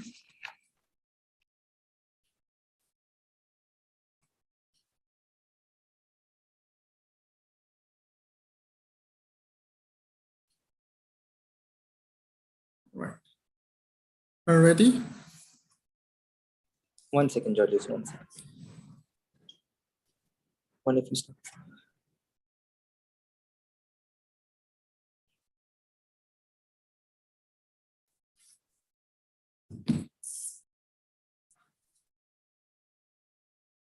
All right. Okay. You may start. All right. Bill Clinton once said, "When we protect our oceans, we protect our planet." Good morning, everyone. We are Team Sustainability Squad from GEMS Cambridge International School, Dubai. And today, me alongside my teammates will be presenting our project on how we can save and conserve the true lungs of the planet. Over the course of the next few minutes, we would like to look into the invention of plastic bags and how more than anything else, they have become a cancer to our oceans, how they have been contributing over the years to marine pollution, rising sea levels, and climate change. We will then explore some impactful solutions and talk about how you can become an eco-warrior. I would now like to hand it over to my teammate Hannah to talk about the invention of plastic bags and the revolution that followed.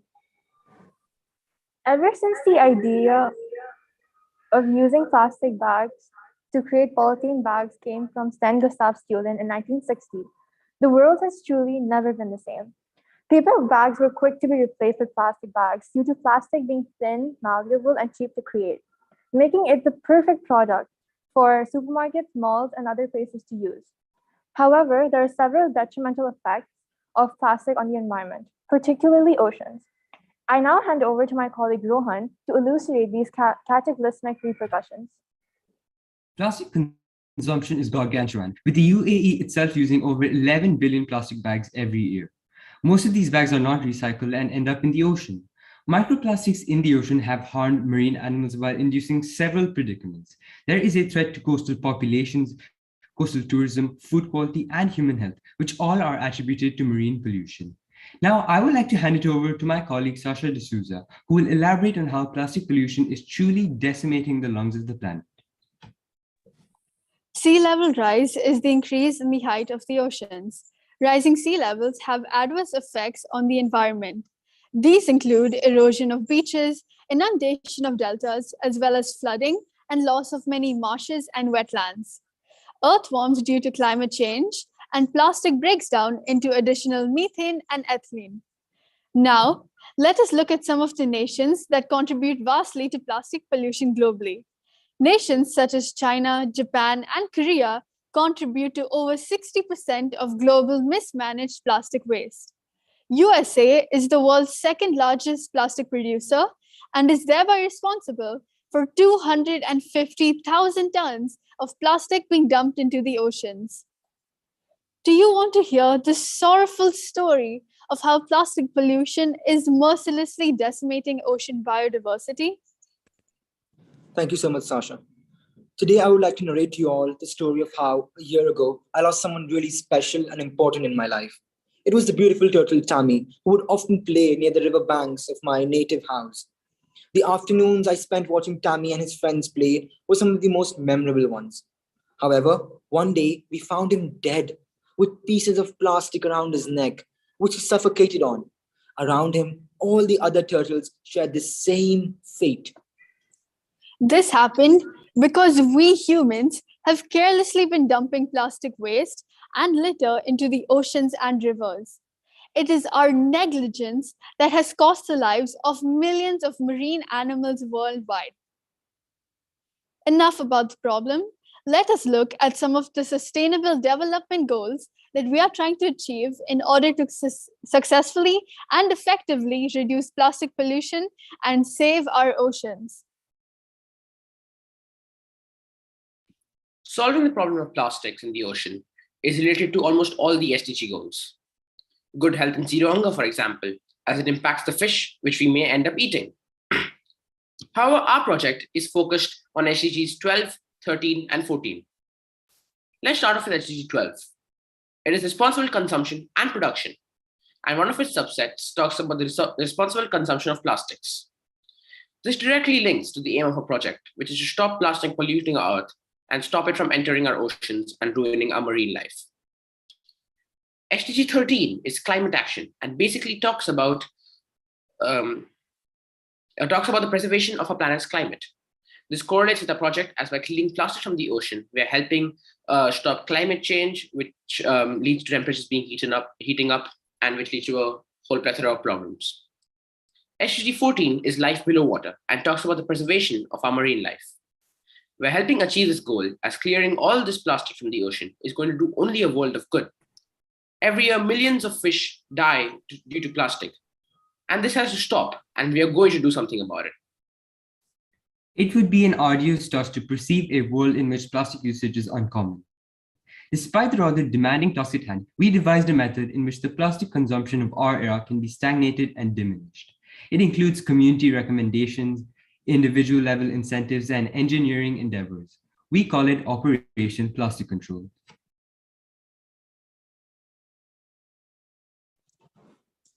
In Operation Plastic Control, customers who use recyclable cloth bags at shopping centers and supermarkets will be given a sustainability badge or coupon. This badge contains sustainability points that can be submitted at a person's workplace or handed over to their child in school. When these badges are collected, the points get accumulated, and over a period of time, a person receives a sustainability certificate. This certificate shows that the person is an active member of society who is working towards reducing plastic pollution by making a change in their lifestyle. The reward system works as follows, wherein 1 plastic bag saved is about 2 points, and wherein 20 plastic bags saved is about 150 points. However, this solution solves the problem at a local level, at a consumer part of the issue. However, we still need to get rid of all the plastic trash that is currently in our oceans. To do this, let us examine the Great Pacific Garbage Patch. I would now like to hand it over to Arjun. So let's talk about the Great Pacific Garbage Patch. It's 3 times the size of France and doesn't have plans to get any smaller. It stretches from California all the way to Japan. And it is so huge, you can't even fathom the size of it. How much ever effort we put in, it's useless as it keeps growing bigger and faster than ever. If we don't stop plastic coming in, we will never clear the garbage patch. And that will always cause a problem for our marine life, for our climate, you name it. So a viable solution would be to stop the influx of trash, a larger percent of which enters through beaches around the world. How do you do that? Nets are a viable solution. If you've ever been to a beach, you know there's a rope far out in the ocean to stop incoming ships. We could repurpose that rope, which goes around the entire beach with fine mesh. It would have to be strong to withstand water pressure and cheap, so the solution is affordable and viable. As However, one would expect, an engineering feat of this sort would be a monetarily costly endeavor. This undoubtedly will need your help, and remember, the fate of Earth's lungs is in your hands too. A donation, endorsement, or support from your side will help this large initiative tremendously. One small dollar from you, a giant leap for mankind. Now, here are some recommendations on how you can protect the oceans and bring about a change. Ensure that you do not litter or leave behind any trash. Reduce your use and consumption of plastic bags. And remember to reuse and recycle whatever you can.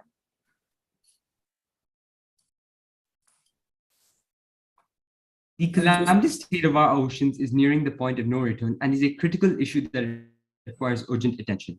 Only a resolute, steadfast approach to the crisis at hand can cause true change. Thank you, students.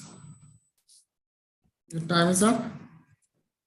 Thank you so much, judges, for listening to our project. We would just like to have one statement in the end, which is our oceans are getting sicker and therefore we must do something quicker. Thank you so much, everyone, once again for listening to our presentation.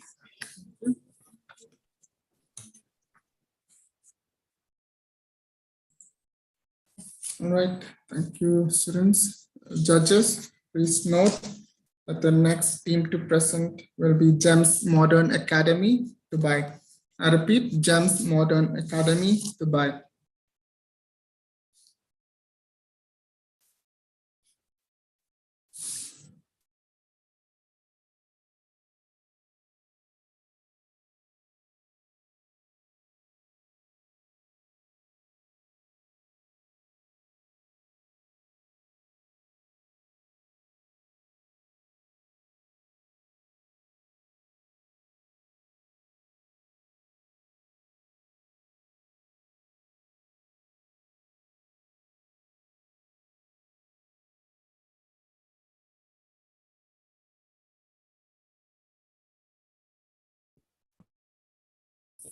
Hi, so before we begin, one of the students here, he couldn't join from his device. There's really just disconnectivity issues, so he'll be sitting with me. His name is Shivenduka. No problem. One more thing, could you please enable screen sharing? Okay, thank you. Share your screen. Yeah.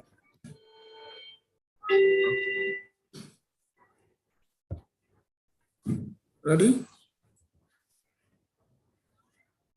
Right, you may start. Hey Anya, you really engrossed in that book. What is it about? So I'm basically reading this book, and it's particularly about oceans and their specific significance and role on the earth. Oh, that's splendid. What does it talk about though? So essentially what this book covers is how oceans assist in reducing effects of climate change. It also covers what's gone wrong.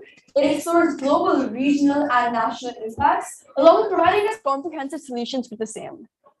But I'm not quite sure about this whole topic. Can we discuss it a bit more? Yeah, so as far as common understanding goes, climate change is essentially when warmer temperatures tend to change the weather patterns and disrupt the usual balance of nature. Oh, look, isn't that our friend, Sabad the fish? Hi there, could you tell us a bit more about your habitat, the oceans? Hey there. The oceans are the home to 3.5 trillion of my brothers and sisters, and over 1 million species of plants. It's used by humans for various different things, from transportation to fishing to even recreational activity like deep sea diving. This has made my habitat extremely dirty and poses a critical threat to all of us. So I've actually been enlightened a bit about how climate change, how oceans actually affect climate change. Firstly, climate change, oceans are the largest store of carbon, where 80% or at least 37% of the carbon cycle occurs in oceans. Not only that, but 70% of the Earth's surface is covered by oceans. Did you know that having more marine life in the sea means more carbon sequestration, a process that locks carbon emissions away? It's estimated that the oceans contain about 38,000 gigatons of carbon, and the oceans are by far the largest reservoir of carbon on Earth. But what if you were to interchange the phrases? What if it was how climate change affects oceans? Let's think about it this way. I'm pretty sure there are items all around you guys that contribute to climate change towards my home, the oceans. You will find plenty of objects around you which contribute to severe climate change. The oceans contain more plastic than the number of fishes present there today. And if we continue polluting in this way, soon enough, my homeland would be a wasteland containing the corpses of me and my fellow brothers and sisters. But how does the ocean contribute to achieving a sustainable world, not only for us humans, but also for the inhabitants of the ocean like Sabah? Well, here's where the Sustainable Development Goals come in. These are goals that are provided to us by the United Nations. And in order for us to successfully achieve these, let's look at 3 sustainable goals today. Sustainable Development Goal number 12, which is responsible consumption production. Inherently, what this Sustainable Development Goal talks about is that the goods that are manufactured, they need to be disposed of in a manner which is good for the environment and good for the oceans themselves. Moving ahead, we also have SDG number 13, which talks about climate action. Now, as we have established throughout our presentation today, that climate action and the oceans are interlinked integrally. So what we need to do right now is protect our climate, because only if we protect our climate will we be able to protect our oceans. Looking ahead, we also have SDG number 14 on our list, which is about life below water. Now, we need to protect the biodiversity in the marine ecosystem there is, because not only does the ecosystem benefit us, but it's integral for the survival of the Earth and in also moderating the effects of climate change. So we need to protect the ocean's ecosystem and the marine biodiversity. Oh, thanks. I did not know about that. Moving on, our friend Sabah now has the motto song that he would like to sing for us. Are very good for us. They are helpful and important to us. Climate change is our enemy. Let's bring back Earth harmony. We can work as one community, bring change for Earth serenity. Oceans are very good for us. They are helpful and important to us. Climate change is our enemy. Let's bring back Earth harmony. We can work as one community, bring change for Earth serenity. Since we're talking about the oceans, let's see its impact on the MENA region. The MENA region distinctively has the highest vulnerability of climate change with respect to oceans, which leads to many crises. So we may speak about the whole Middle East and Northern Africa, but don't you think we should speak about the country we reside in? Well, when looking at the UAE, you could particularly look at the Stockholm Report, which found that the UAE could lose up to 6% of its urbanized coastline by the tip of this century due to rising sea levels. A few of the key impacts include difficulty in producing local goods and erratic precipitation, which could lead to the spread of dangerous waterborne diseases and water pollution. Let's now compare the situation in terms of 3 different scales. The global scale describes the planet as a whole, and its impact on the fish market, respectively, is huge. Regional climate is the place where you live, and for example, fishing and pearl diving are significant. Lastly, nations spend a lot of money on natural infrastructure as well.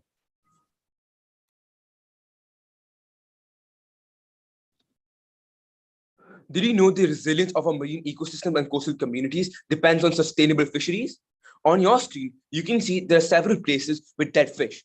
These places are the ones with the most ocean acidification. Thank you for that, Sabad. So moving ahead, I'll be reciting a short poem about oceans.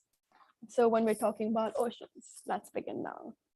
You paint in streaks of aqueous blue. As honey drips along with my bones, I smile at your saturation. There's something about the touch of your waves that makes every striated muscle in my body pulsate.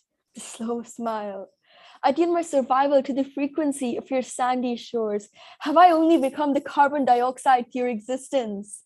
I'll gaze at the horizon hoping to grab onto slivers to save you. My heart becomes a fish as I hold on to every opportunity to save you. With love, a sinner transformed.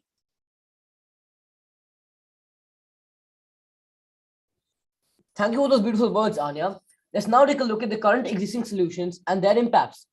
The carbon dioxide capture method attempts to cut out carbon dioxide at most of its sources, and removal of greenhouse gases is especially key as it helps in reversing climate change. Lastly, hygroscopic seeding stimulates ice growth and allows the water cycle to continue. Now that we've established the existing solutions, let's take a look at current future solutions and their advantages. Offshore wind farms cost effectively provide renewable energy and don't emit greenhouse gases. Alongside this, we can see different company goals on the screen. Blue carbon ecosystems promote international cooperation, and protection from overfishing helps replenish marine life. Offshore renewable energy should be scaled up in individual countries, and reducing trash pollution and regional planning helps coastal communities. Now, I'm going to talk about what our school does to help climate change. There are many initiatives at our school, such as various paper and e-waste collection drives, along with the aeroponics lab, which is a sustainable way of agriculture. We have our own gardens, which help grow our own food without releasing many carbon emissions, and the co-bag system, which recycles sludge to use as recycled water for irrigation on our own gardens. Thank you so much for listening to us today. And we have Sabad the Fish here with us. And thank you for that information for us, Sabad. And that's all from Gems Modern Academy. Thank you. Thank you, students. Just please note that the next team to present will be Gems Westminster School, Russell Kaima. I repeat, Gems Westminster School, Russell Kaima.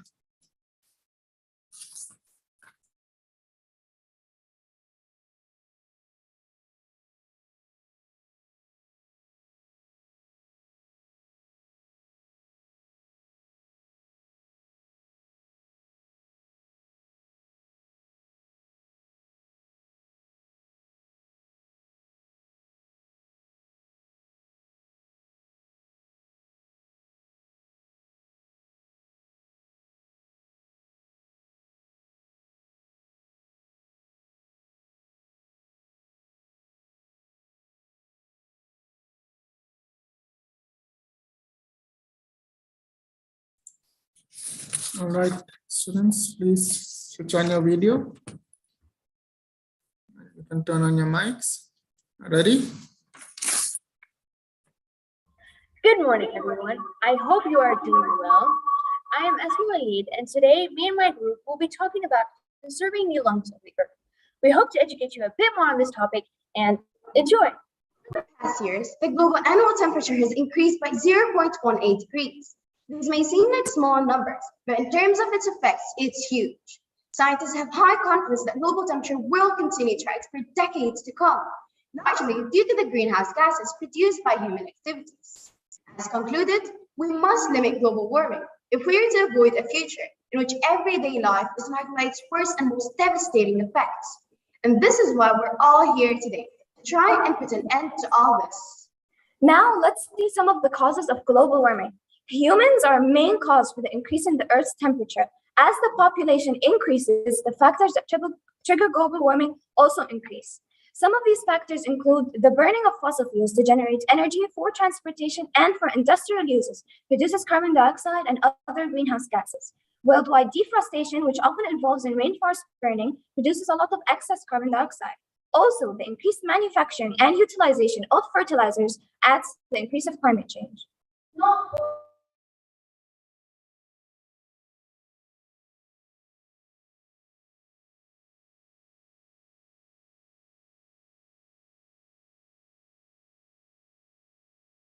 Sorry, we can't hear you.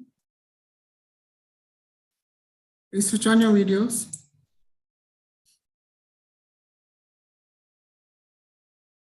I've stopped the timer. Please. Jana, where are your teammates?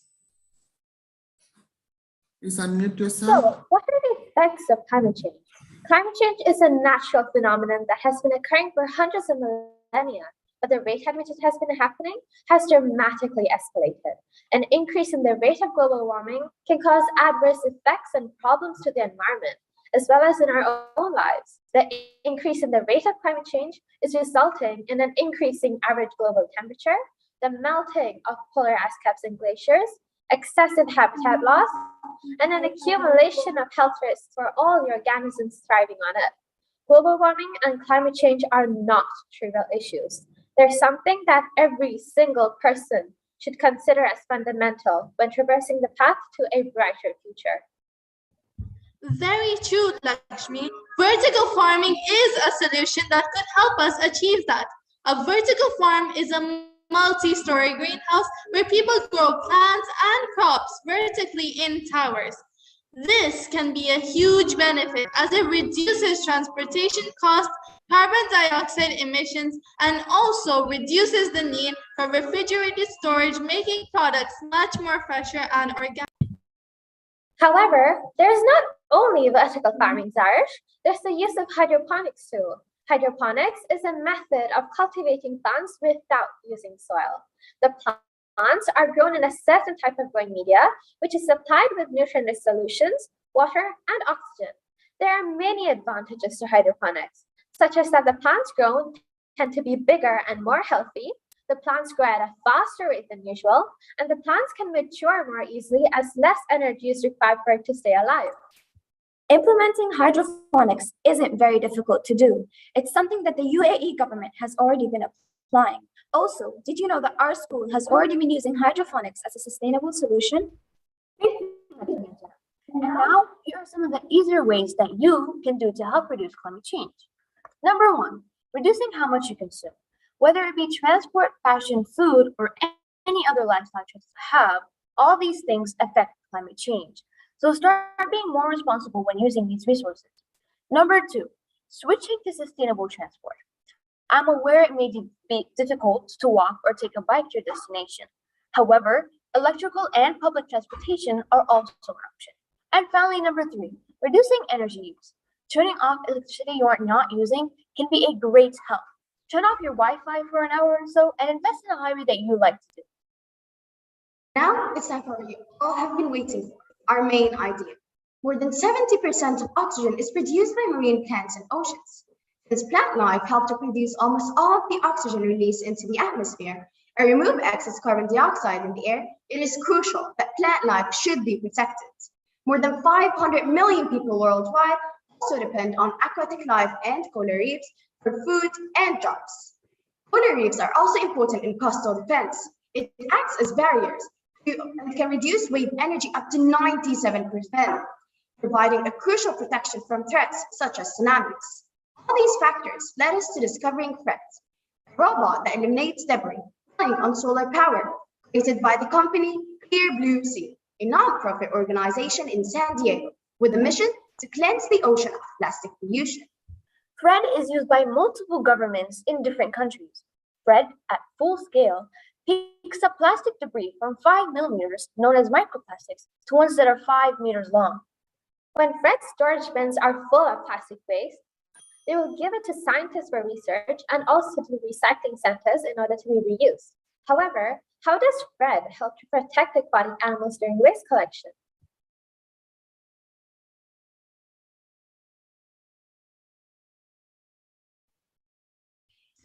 After that, Clear Blue Sea implements the use of acoustic fingers to warn marine mammals that Fred is in their proximity, which prevents animals from getting trapped in the bins and possibly getting killed.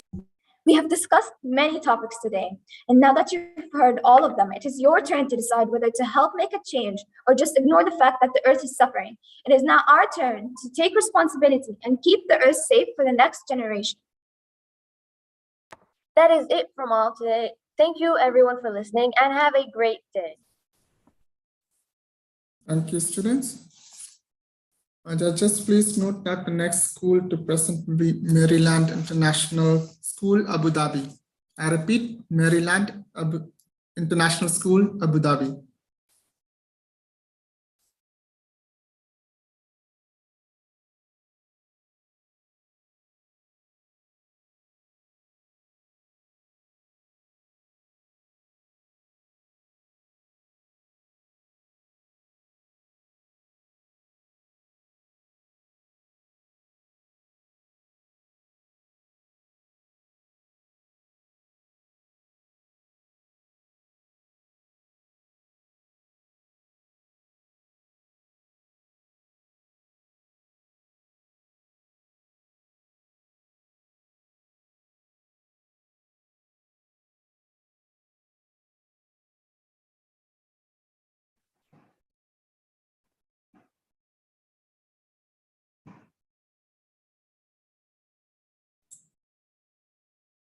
All right, students, please share your screen.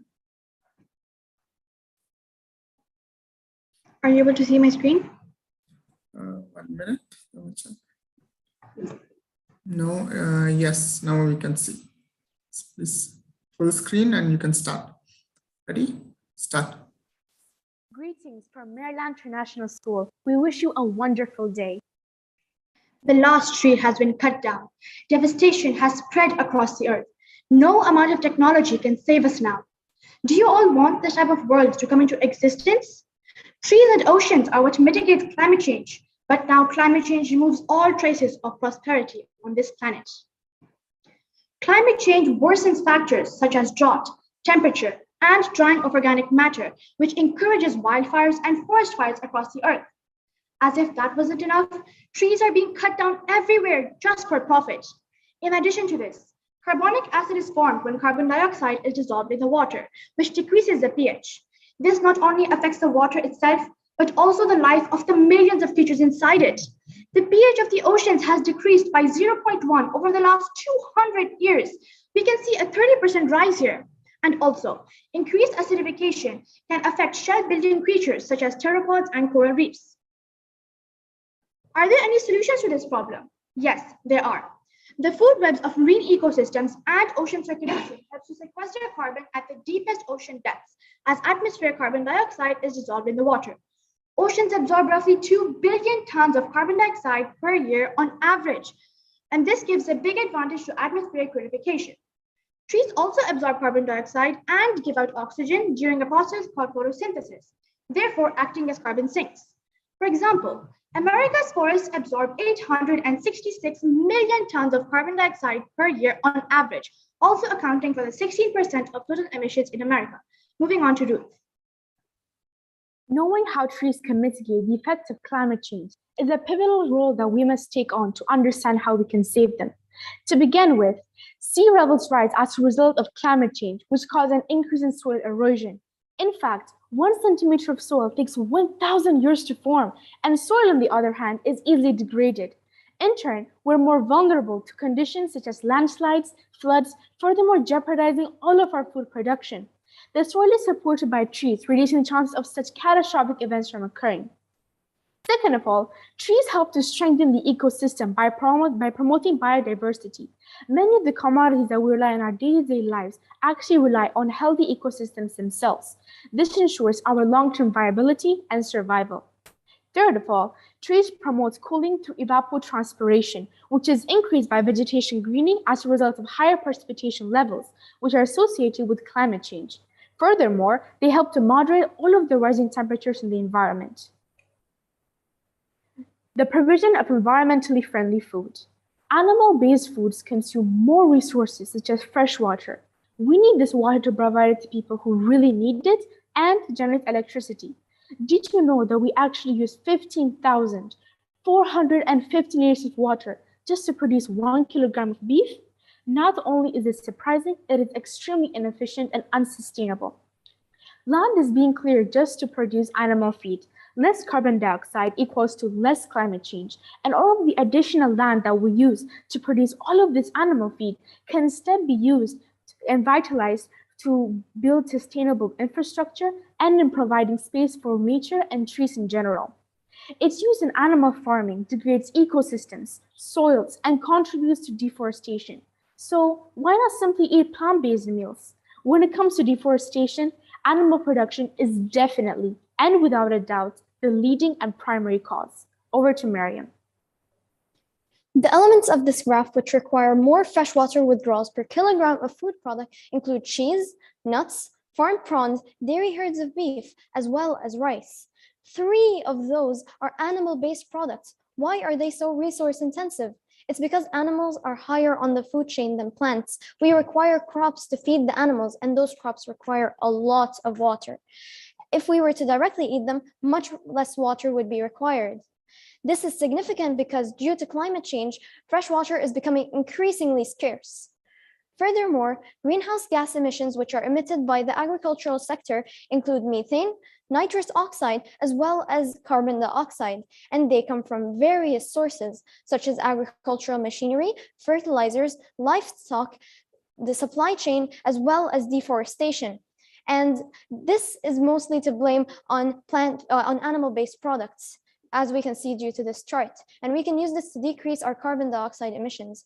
Due to the many reasons we have discussed before, plant-based food is much more environmentally and friendly and much more sustainable than plant-based food. If we rely more on crops, we can decrease our land use, fresh water use, as well as our eutrophication, and increase biodiversity. Lastly, sadly, animal-based food is actually the reason for a lot of our deforestation. And we can use this information in order to save our carbon sinks, in order to save our future. On to Sharona. Sustainable Development Goal 13 is about climate action, and it is one out of 17 goals established by the United Nations in 2015. Now, the target of this goal is to prevent climate change, and this target has to be achieved by 2030. Climate change affects everyone. Every person in every country, in every continent, across the whole world are being affected by climate change. And this is precisely the reason why the United Nations have taken up an effort to prevent climate change. Government policy. Yes, it is true. Governments are key players in fixing global crises. They help by promoting foundations like One Tree Planted, Trees for the Future, Woodland Trust, and many more. They even help by promoting green energy and by supporting small agricultural producers. What can we do? Till now, we have heard what governments and projects like SDG 13 can do to prevent climate change. But what about us? Don't we have any responsibilities? What can we do? I can plant a tree. I can raise awareness in my community. I can support net zero organizations. I can reduce the use of fuel energy and use renewable energy instead. I can carpool more often. I can incorporate agroforestry into my farms. If I cut down one tree, I'll have to plant 2 more trees. We can work together to become eco-warriors to save our Mother Earth. Thank you.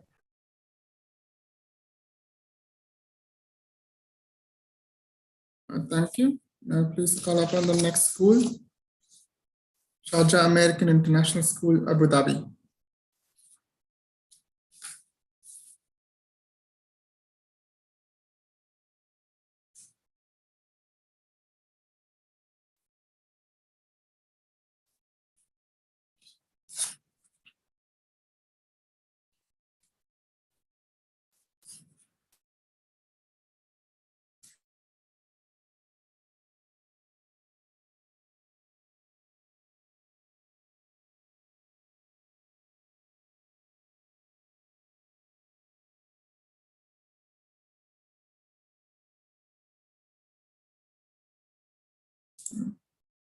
Please share your screen.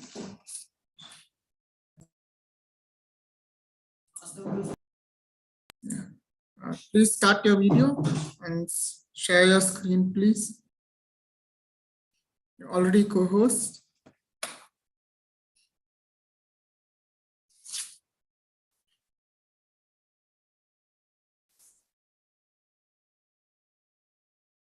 Ms. Safa, please share your screen.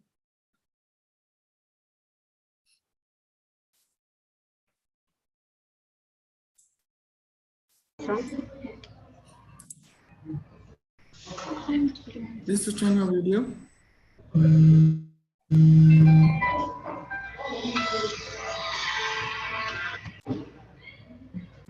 Share video. Share. Window. Okay. We can't see. Yes, we can see the video now. Please share your screen. Please wait me 1 minute.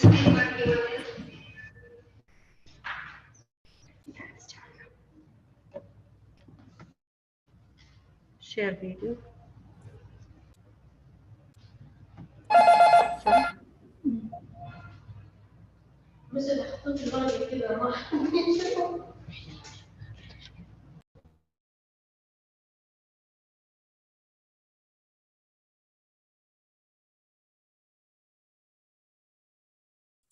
Please quickly.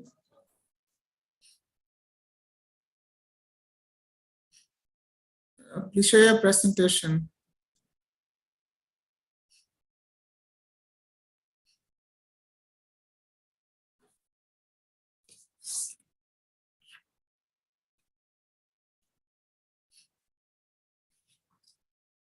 Students.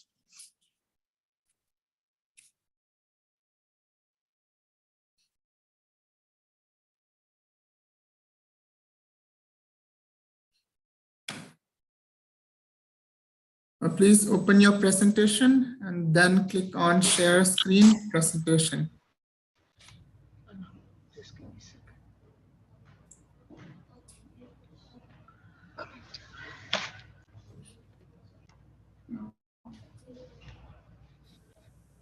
Where's your PowerPoint?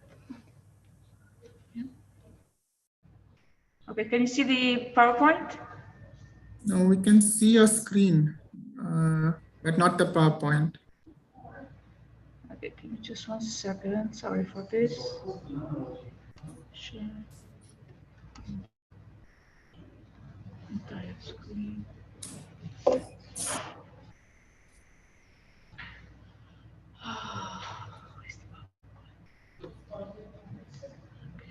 Just open your presentation. Even if you share your screen, just open your presentation.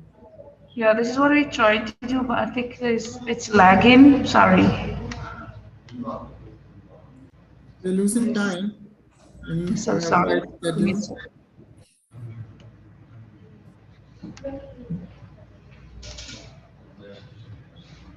Now, is this clear now? Yes, now just click on the presentation at the bottom right, bottom screen. Yes, open that and full screen. Yes, thank you. Is this clear now? Thank you.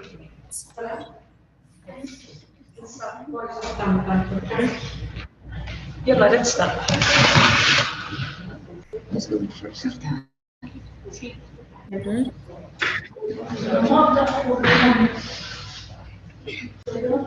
Ready? Yes. Okay. Can you hear us? Yes, we can hear you. Please start. Yeah. Sorry.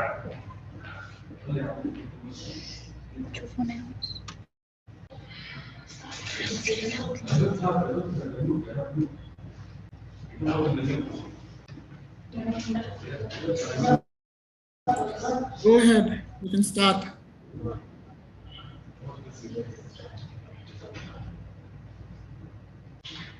السلام عليكم ورحمة الله وبركاته، أنا طالب شيخ مبارك، واليوم سوف أتحدث عن التغير المناخي وتأثيرات أو التغير المناخي وأضرار التغير المناخي والتحولات طويلة الأجل في درجات الحرارة والمناخ التحولات الطبيعية الكوارث الطبيعية مثل الزلزال والبراكين أو البشرية بسبب الأنشطة البشرية التي أصبحت منذ بداية القرن ال19 والسبب الرئيسي للتغير المناخي الإعلام أساسا إلى حق الحدود المسؤولين والغاز والبحر وكل هذا حاجة فرص صناعية. ترى هل لهذا التغير المناخي تأثيرات سلبية؟ Stop, please. Can you ask the presenter to come on screen? Can you ask the presenter to come in front of the screen, please? We can't hear you. You can still not hear us? This is not clear. Please come in front of the screen. You're losing time.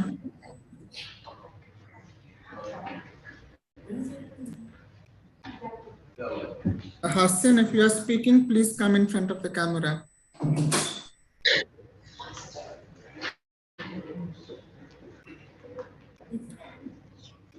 Okay, please go ahead. Yes. Start. Thank you. السلام عليكم ورحمة الله وبركاته، أنا طالب سيف مبارك، واليوم سوف أتحدث عن تغير المناخ وأضرار المناخ. التغير المناخ هو التحولات الطويلة الأجل في درجات الحرارة وأنماط الطقس، وقد تكون هذه التحولات طبيعية بسبب التغيرات في الدورة الشمسية والكوارث الطبيعية مثل الزلزال والبراكين، أو البشرية بسبب الأنشطة البشرية التي أصبحت بداية القرن ال19. والمسبب الرئيسي لتغير المناخ يرجع ذلك أساسا إلى حرق الوقود الأحفوري كالنفط والغاز والفحم، وكل هذا حدث بسبب الثورة الصناعية. ترى هل لهذا التغير المناخي تأثيرات سلبية؟ أجل، فقد بينت الدراسات العلمية أن التغير المناخي له عواقب وخيمة ويسبب للجفاف وندرة المياه والحرائق وارتفاع مستويات البحر وذوبان الجليد القطبي. وهذه الظواهر شهدها عالمنا بقوة خلال السنوات العشر الماضية. وشكرا.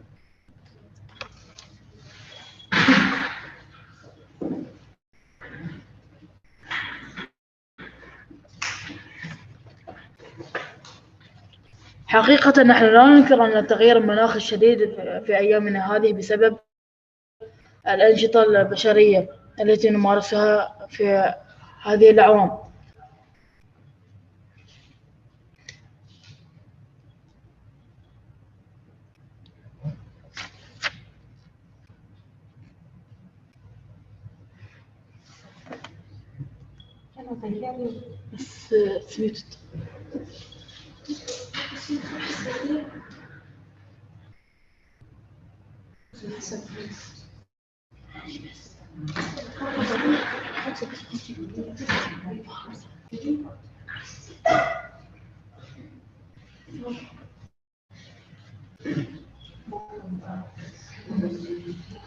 السلام عليكم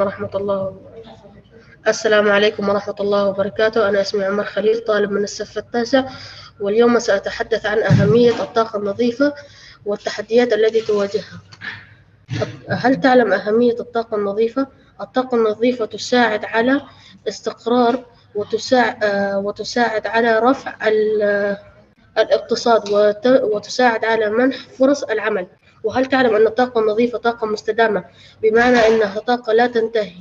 والطاقة النظيفة هي طاقة تعمل على تقليل الاحتباس الحراري في المناخ. والطاقة النظيفة تساعد على وزن الأسعار للطاقة التقليدية. والآن سأتحدث عن ما هي التحديات التي تواجه الطاقة النظيفة. الطاقة النظيفة تحتاج لمساحات كبيرة جدا لتخزينها، والطاقة النظيفة لا تستطيع أن تنتج بشكل كبير من الكهرباء، فلا نستطيع الاعتماد عليها. والطاقة النظيفة تكلف أسعار هائلة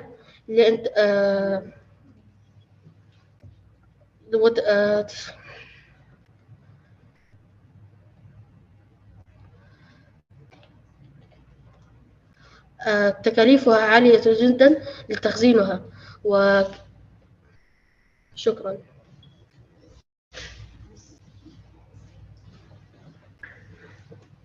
السلام عليكم ورحمة الله وبركاته. أنا الطالبة الهنوف الحارثي، سوف أتحدث عن فوائد الطاقة النووية.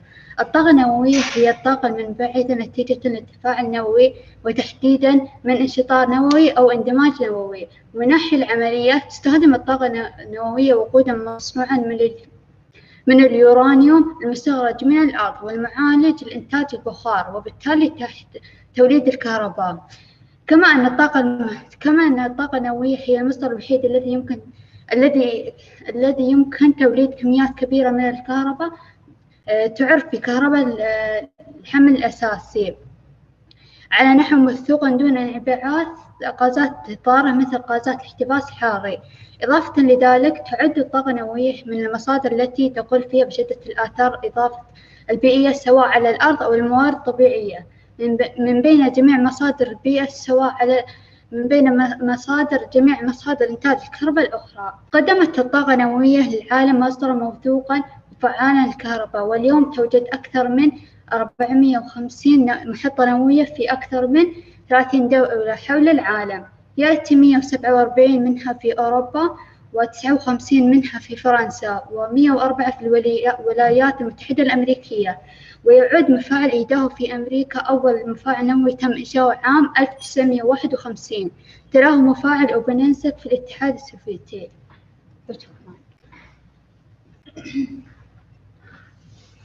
السلام عليكم ورحمة الله. أنا الطالبة شيخة ناجي، وسوف أتحدث عن جهود دولة الإمارات العربية المتحدة في مواجهة التغير المناخي.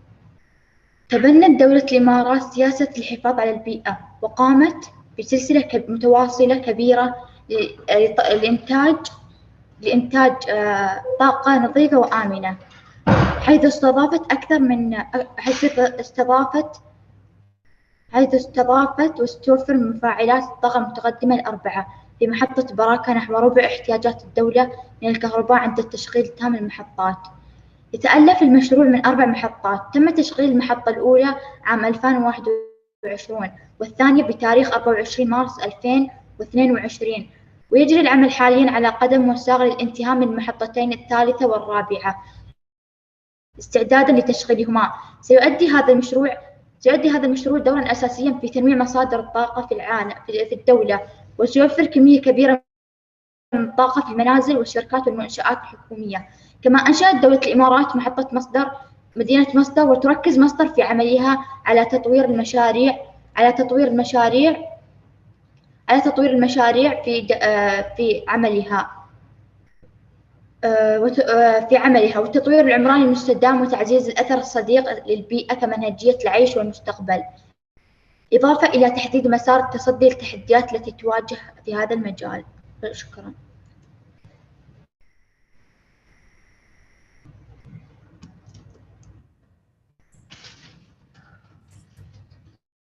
Thank you, students. This next team, please come to stage. Creative British School. Stop share, please.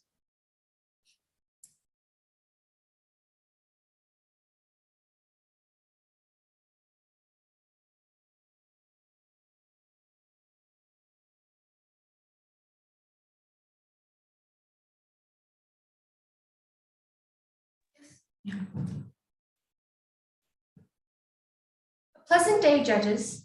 Today, we are going to talk about some ways. Already? Yes. You can start. Yes, please, everyone switch on their videos, please. Okay, or one person. Okay, fine. Please continue. A pleasant day, judges. Today, we are going to talk about some ways we can restore the true lungs of the planet and how we can help climate change. As you already know, climate change refers to long-term shifts in temperatures and weather patterns that are now caused mostly by human activities, such as the burning of fossil fuels like coal, oil, and natural gas. Activities such as these produce a large amount of greenhouse gas emissions, which blanket the Earth and trap the sun's heat, leading to global warming and climate change. Therefore, today, my teammates and I will go in depth about climate change, how it's affecting us, and how we can live a more sustainable life. There has been an immense increase in temperature over the past few decades. Each year is hotter than the last. According to a report from the NCEI's Global Annual Temperature Ranking Outlook, it is virtually certain that the year 2022 will rank among the 10 warmest years on record. On that point, extending temperatures are not our only concern, as sea levels are rising about 0.12 inches per year worldwide. In fact, water levels have risen about 9 inches since 1880, with about a third of that coming from just the past 2.5 decades. But where exactly is this extra water coming from, and how is it affecting us? People tend to ignore all the problems global warming can cause. They just seem to move on with their lives, pretending they're not breathing polluted air. Some scientists say that it's irreversible, and that the only thing we could do is limit the amount of carbon dioxide we exert. And that proper reversal can only begin once the technology to control weather has been created, which alone is too advanced for our current generation. Water levels are rising rapidly, and at this rate, many coastal cities can be affected in the next 30 years, which can damage infrastructure and shatter economies. Climate change poses an existential threat to our lives and to our economy. We've got to listen to the scientists, the economists, and the national security experts. They all tell us this is a code red. Most respondents reported that before taking the survey, they had given little or no thought to how global warming might affect people's health. Many respondents indicated that global warming is harmful to health. Some groups indicated that more areas are affected than others. A small number of people said the government should be doing more to protect the Earth from global warming. People said if there is nothing done to address global warming over the next 20 years, there's going to be many more deaths and injuries from a variety of causes, including floods, heat strokes, and many more causes. The evidence that our planet is being destroyed and that we're at fault for it has been proved. But how exactly can we live in a more sustainable way? Well, there are multiple ways, and many of them rely on us to change the way we are. We can start by adjusting our normal routine into something a bit more clean. For example, try walking or cycling to nearby places. Save energy by turning off lights when they aren't in use. Some other ways we can assist our community is by reducing the wastage of water, using energy efficient appliances, and planting many trees. As you can see, the United Nations Act suggested ways that can help prevent global warming. Haven't actually stopped it, but they surely can. Sorry, we are not able to hear. NASA, or the National Aeronautics Space Administration, has a website which can show live data feeds on what's going around the planet relevant to climate change.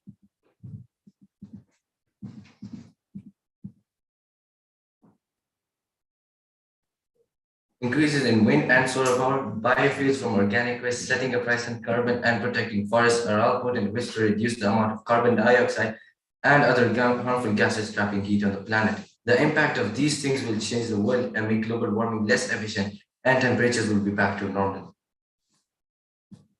In conclusion, climate change is a major challenge for our global society. There is very little doubt that global warming will change our climate in the next century.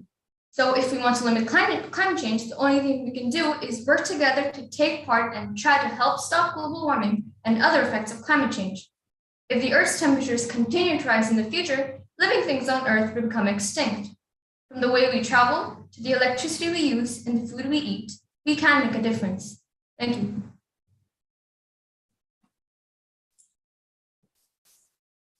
Thank you, students. The next team, please share your screen. Global Indian International School, Dubai.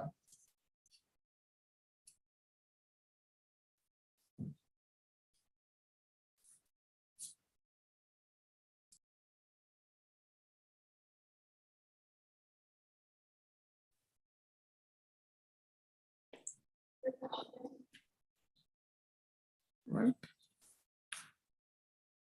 Ready? Yes. Okay, you may start. Good day to one and all present here. We are the students of GIS Dubai, and we're here to present our views on the topic of conserving the true lungs of the planet. I'm Mohak, and I'm here with my fellow teammates Advika, Asmi, Riddhi, and Sheshta. What are SDGs? SDGs are the Sustainable Development Goals that have been introduced by the United Nations.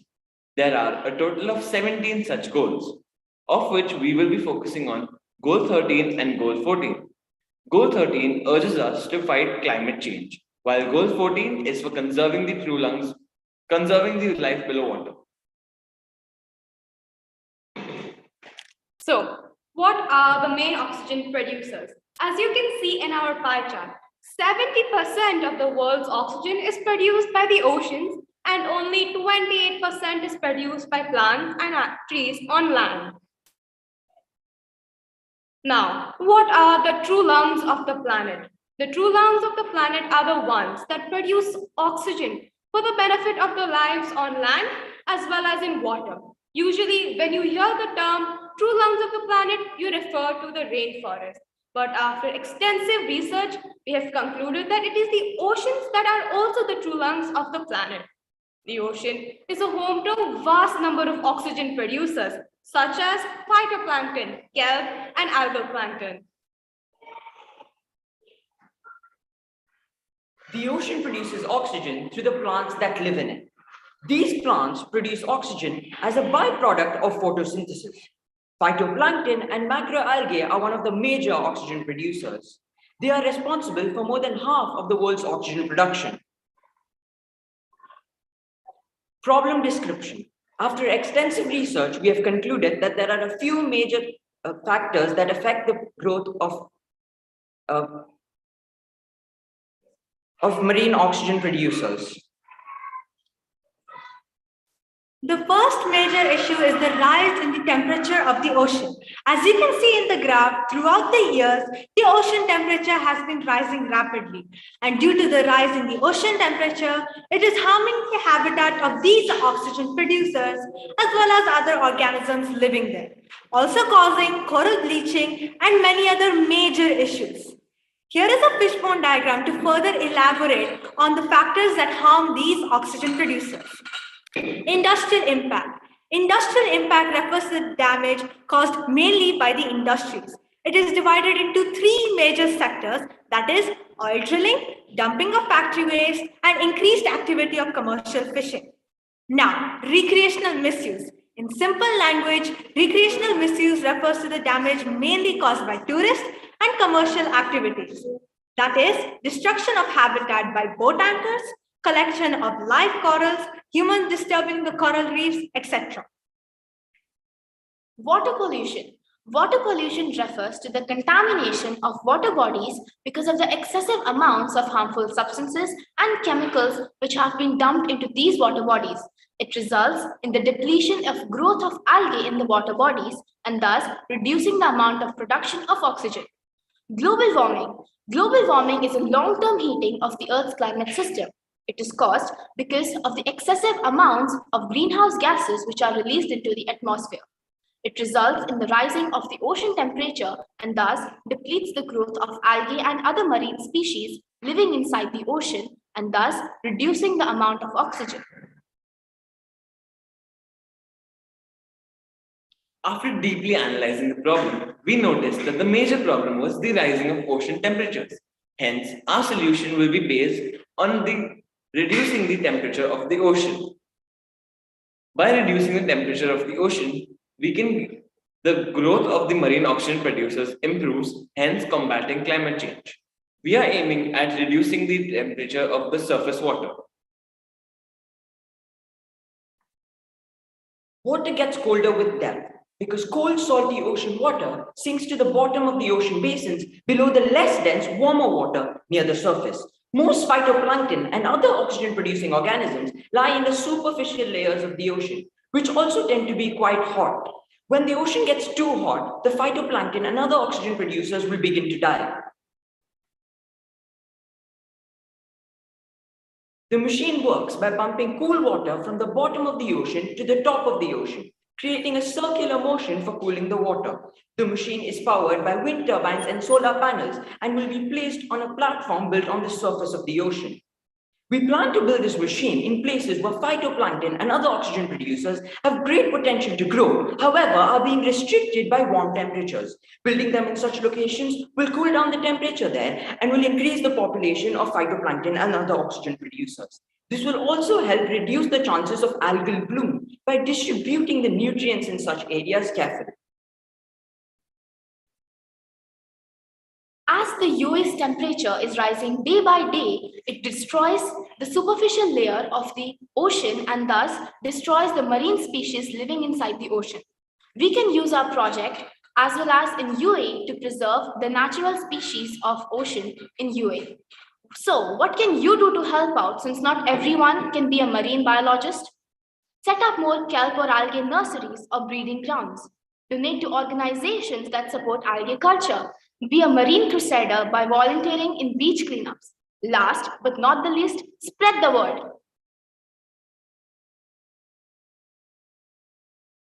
These are the articles and websites that we have referred to for the making of this PPT. With this, we come to an end of our presentation. Thank you so much for your time, interest, and attention. We hope to see you all become a marine crusader. Thank you. Thank you, students. Next team, please share your presentation. Our own English High School, Fujairah.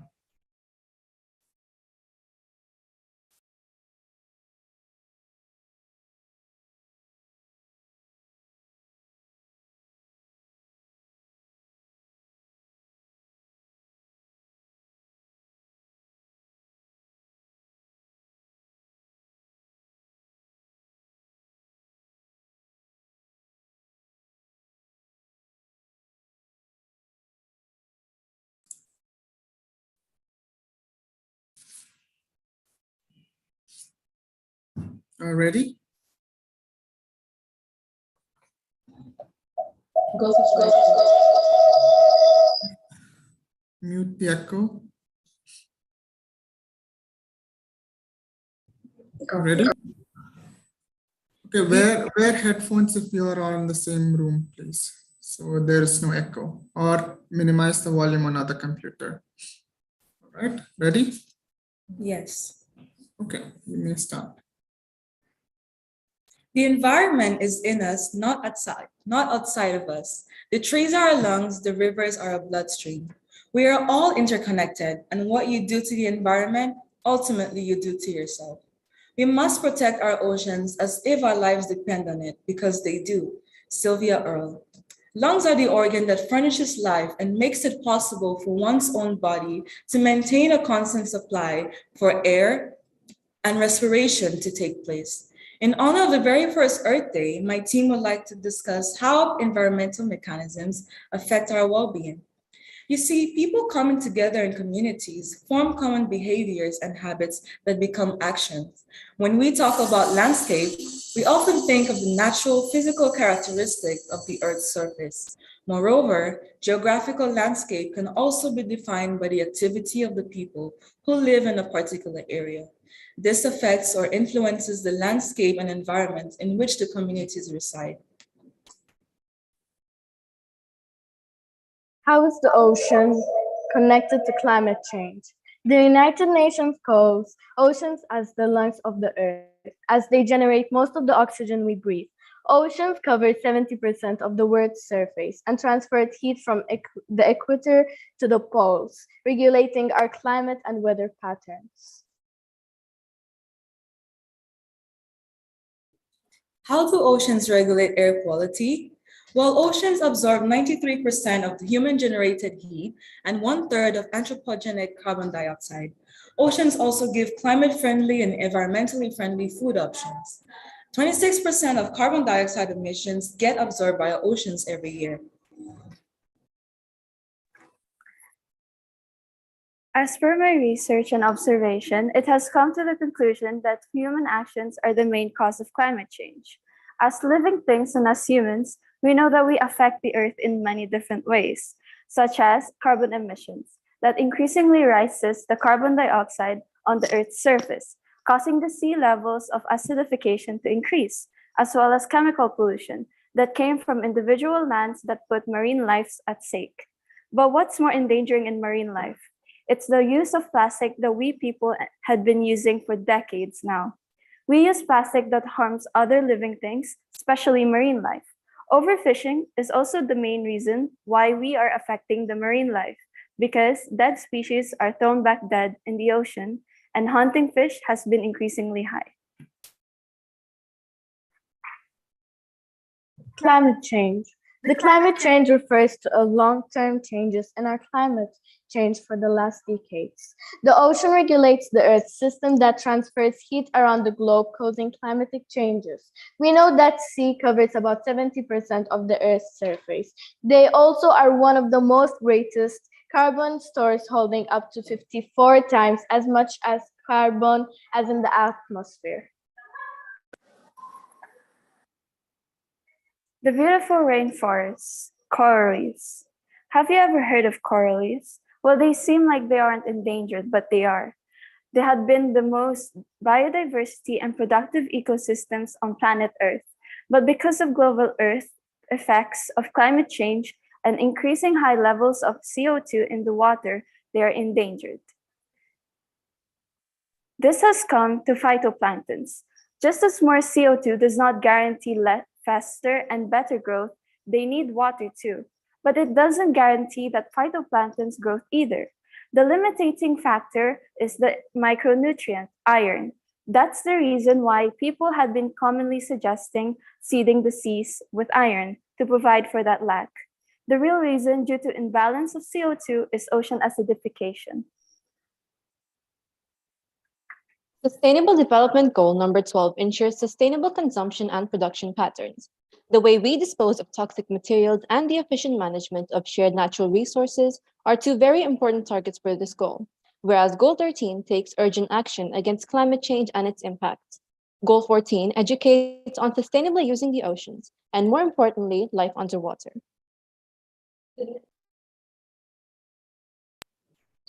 The Nexus approach allows for allocating and using resources efficiently. The United Arab Emirates is using this method in order to build future water power infrastructures that are designed optimally and operated in harmony, specifically in accord with future demands.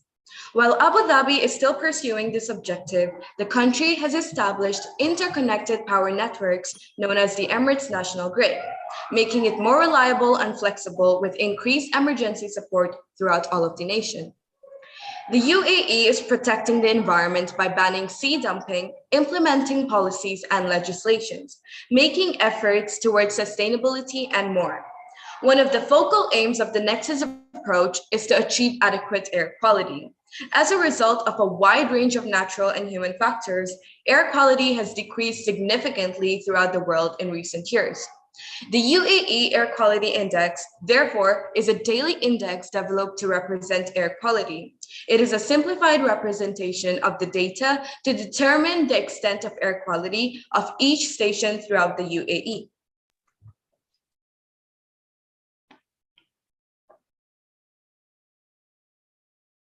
Related to the Expo 2020 in Dubai, situated solar panels provide a sufficient amount of electrical energy to generate electricity. This is in order to run the lights at the pavilions, etc.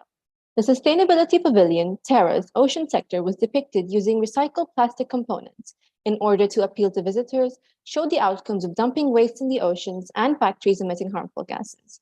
These measures taken against climate change are very inspirational and urge everyone to do the same. What can we do to protect the oceans? You can lessen your carbon footprint by using less fossil fuels like coal, petrol, and natural gas. Raise awareness in community, support conservation efforts, reduce your plastic addiction by using biodegradable bags instead of plastic bags, reduce, reuse, recycle, and refuse. You must educate yourself as well. The essence of conducting presentations like these are to spread awareness on the present issue, conserving the true lungs of the planet. As students, we celebrate World Ocean Day to spread awareness to the society. While we appreciate the initiatives like Expo and the UAE Net Zero project that were implemented for sustainability, we as individuals have a role to play in saving our planet. The natural environment makes human life possible, and our cultural environment helps define who we are. It is therefore essential that our population and economic growth are environmentally stable. Thank you.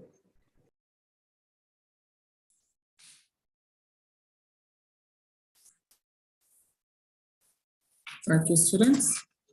Next team, please switch on your videos and share your screen. Should be Pristine Private School, Dubai.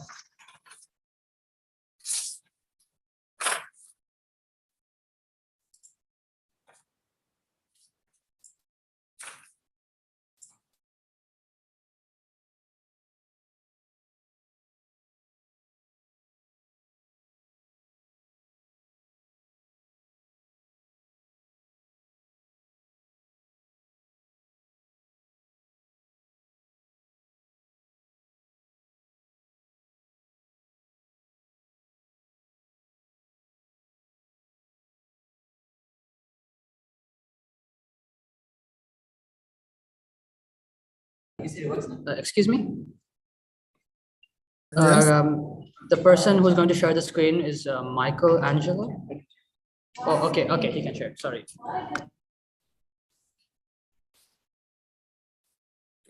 Ready? Please, full screen. Yes.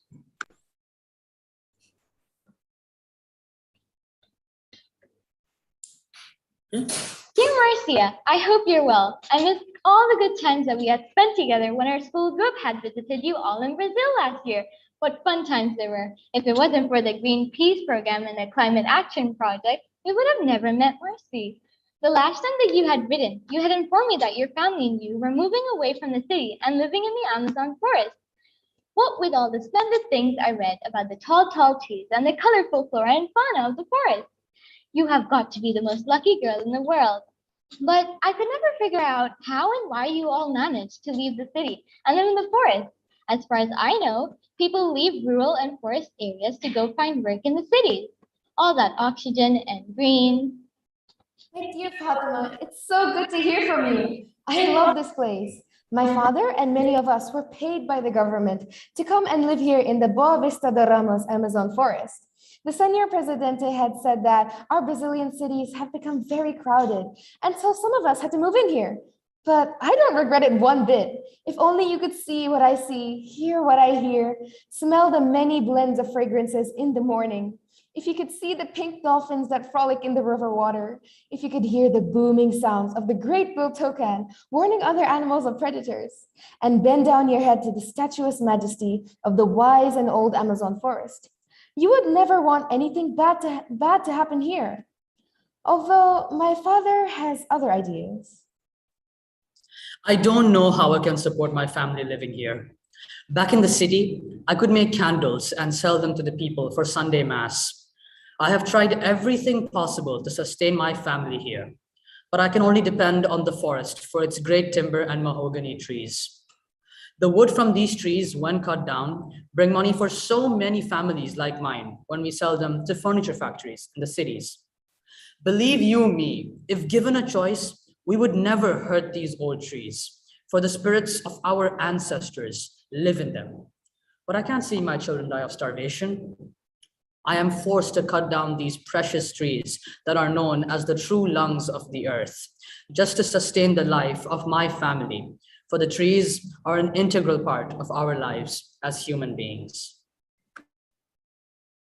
I know there are many forests in the world which are being cut down for commercial purposes, and it makes me sad that my father is one of the contributors to this. But I have always wondered, could not the leaders of our countries do something to protect these forests?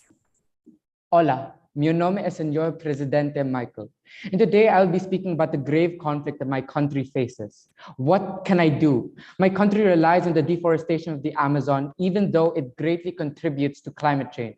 Because of this, I'm answerable to the world through three sides. My own people, mi propia provo. I have to see that they have jobs and live comfortably with their families. Due to the present circumstances, we are now encouraging people to take up fishing, pescaria. But the money from fishing is not sufficient for my people's needs, and my family deserves at least that much. Then there are these big countries, Pais Grandes, whose demands for our wooden furniture rise every year. According to the ITTO, Brazilian exports of timber increased from $235.5 million to $414.8 million in May 2020 to 2021. More than a 70% increase in less than a year. Although these lodgings contribute to climate change, it provides my people with their needs.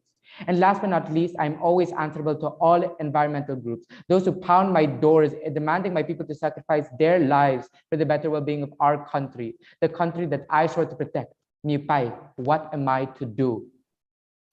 And do you remember, Fatima, how being a part of the Greenpeace and Climate Action Program, we were able to meet so many organizations that work with leaders in different countries to help solve the problem of deforestation?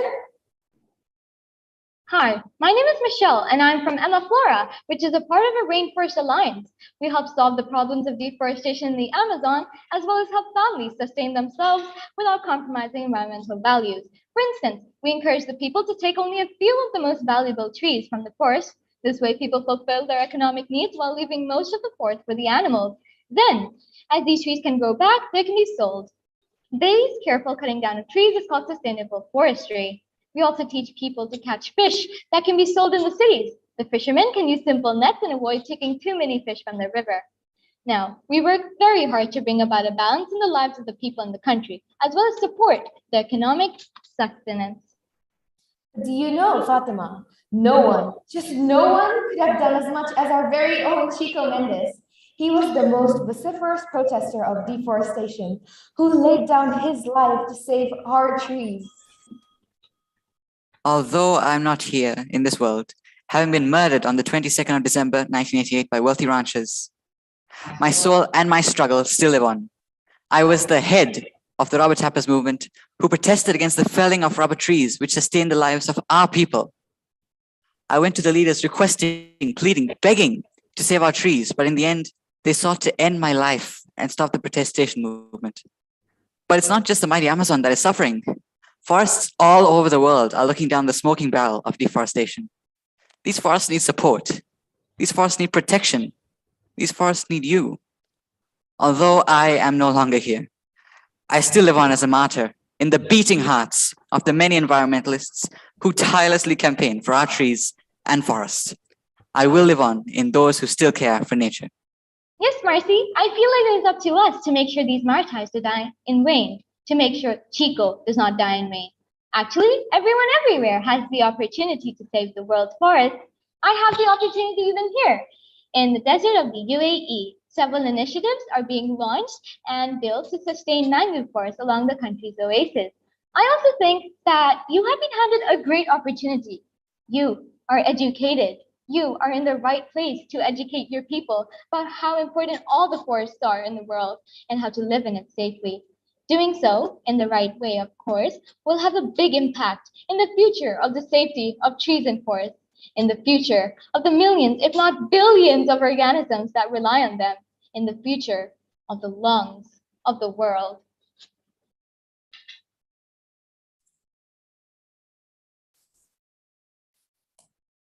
Thank you. Thank you to our first set of presenters. Please give a big round of applause to yourself for doing a tremendous job of putting forth your viewpoints. We will now take a 10 minutes break, after which we will have the next set of presenters for the same topic.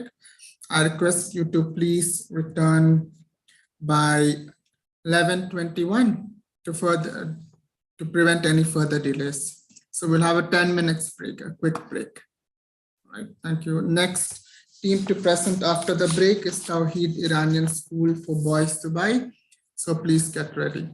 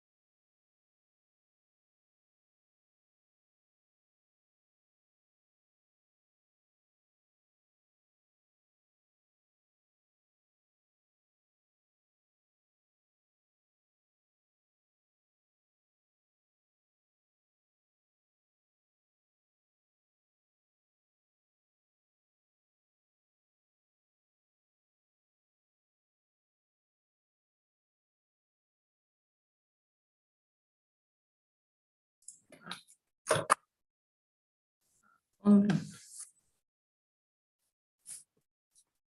All right, I hope everyone is back.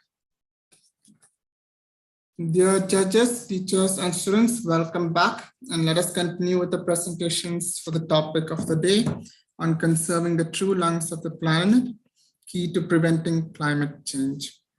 Now, I invite the next school on screen to present, Tawheed Iranian School for Boys. We will make you co-host. 1 minute. All right, please share your screen.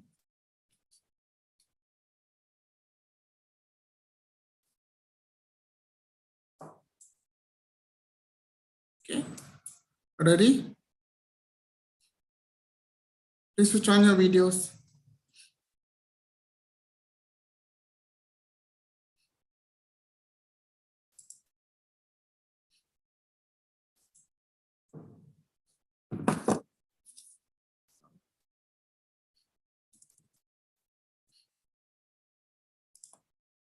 Okay.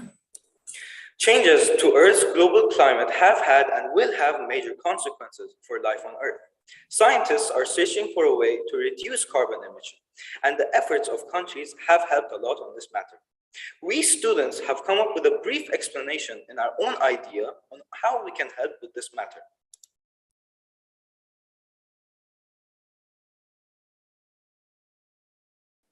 Greenhouse gases are gases that absorb the gradient energy and cause the greenhouse effect. This can endanger weak lives and organisms.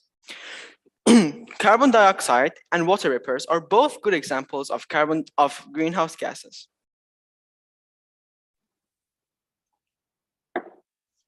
Greenhouse gases impact our lives in many different ways, as well as impacting the environment.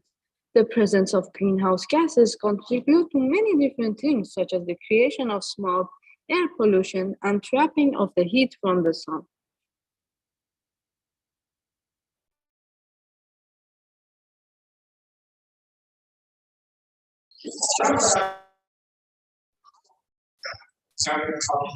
Greenhouse gases usually are produced by burning fossil fuels, such as coal, natural gases, and petroleum.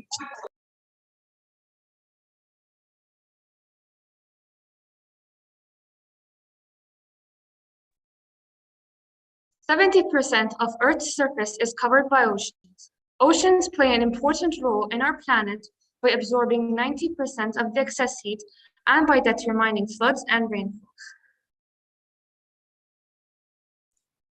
The ocean produces most of the world's oxygen and absorbs almost 50 times more carbon dioxide than our atmosphere, which helps regulate climate.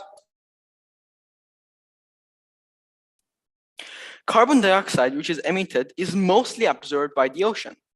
This will help reduce climate change, but in return, it will harm the ocean organisms and radiate the ecosystems. Climate change's main effect on planet Earth is the high rise of temperature levels, which can cause disasters. Other effects include changes in rainfall, resulting in more floods, droughts, heavy rain, and more heat waves. One of the major effects of climate change can be in the increasing and decreasing of rainfalls, resulting in more floods and droughts.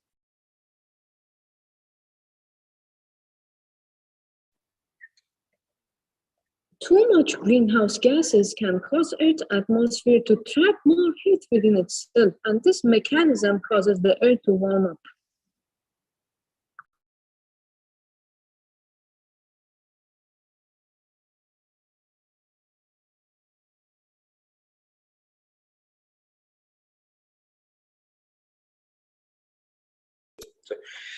Climate change can be caused by increased sea surface temperature due to absorbing more than 90% of the heat, which is produced by climate change.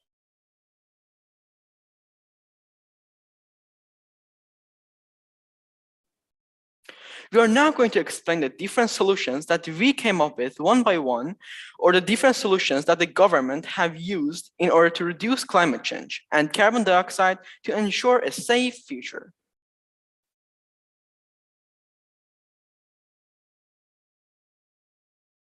Different countries provide different solutions, but in 2016, nations came together for the Paris Agreement. Since then, governments haven't made any significant efforts to prevent global changes. Some countries, such as Japan, have helped reduce their emissions by 6% from 1990, and they are still on track.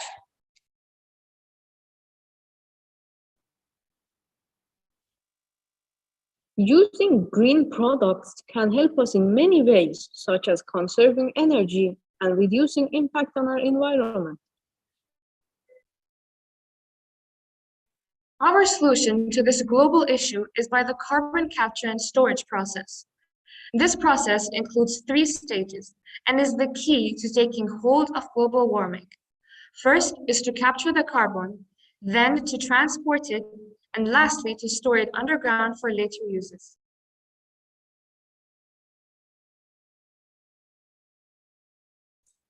Greenhouse gas emission has a huge impact on climate change and the environment.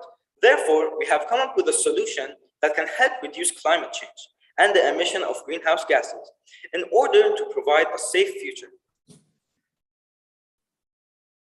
By teaching others and yourself a new bio-friendly lifestyle, and by establishing rules to for yourself or the community that you guide to use the solutions that we have, you can ensure a safe, green, and happy life for yourself and your children.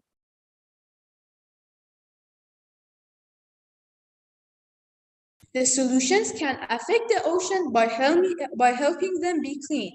Greenhouse emissions will be lower, therefore causing less harm to the oceans. Oceans will have a better water level, and the ocean organisms can live much easier there.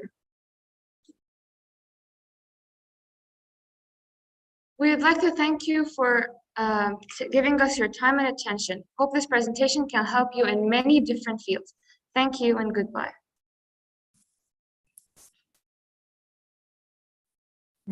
Thank you, students. Next team, please switch on your videos and prepare to share your screen. Our next school is Al Sadiq Islamic English School, Dubai.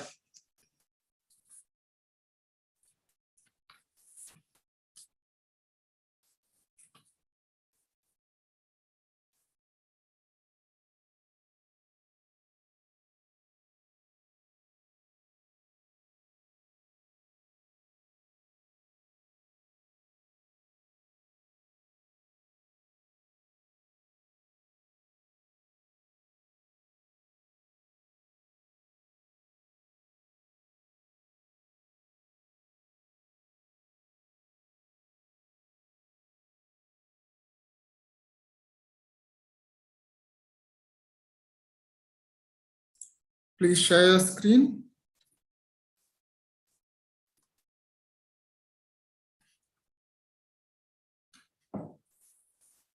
And your videos, please.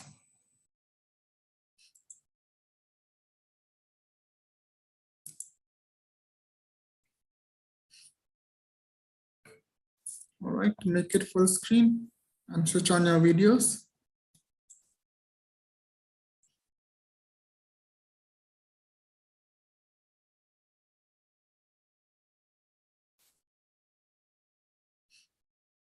Please switch on your camera.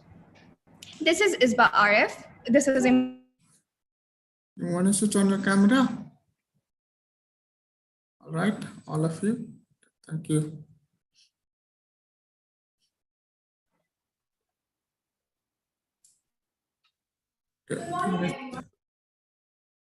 This is Isba Arif. Rajat Khaldun.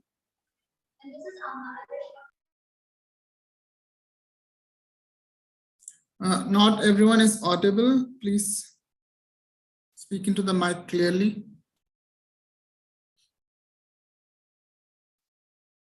And switch on the unmute yourself before you speak. Okay, I'm resetting. Please start.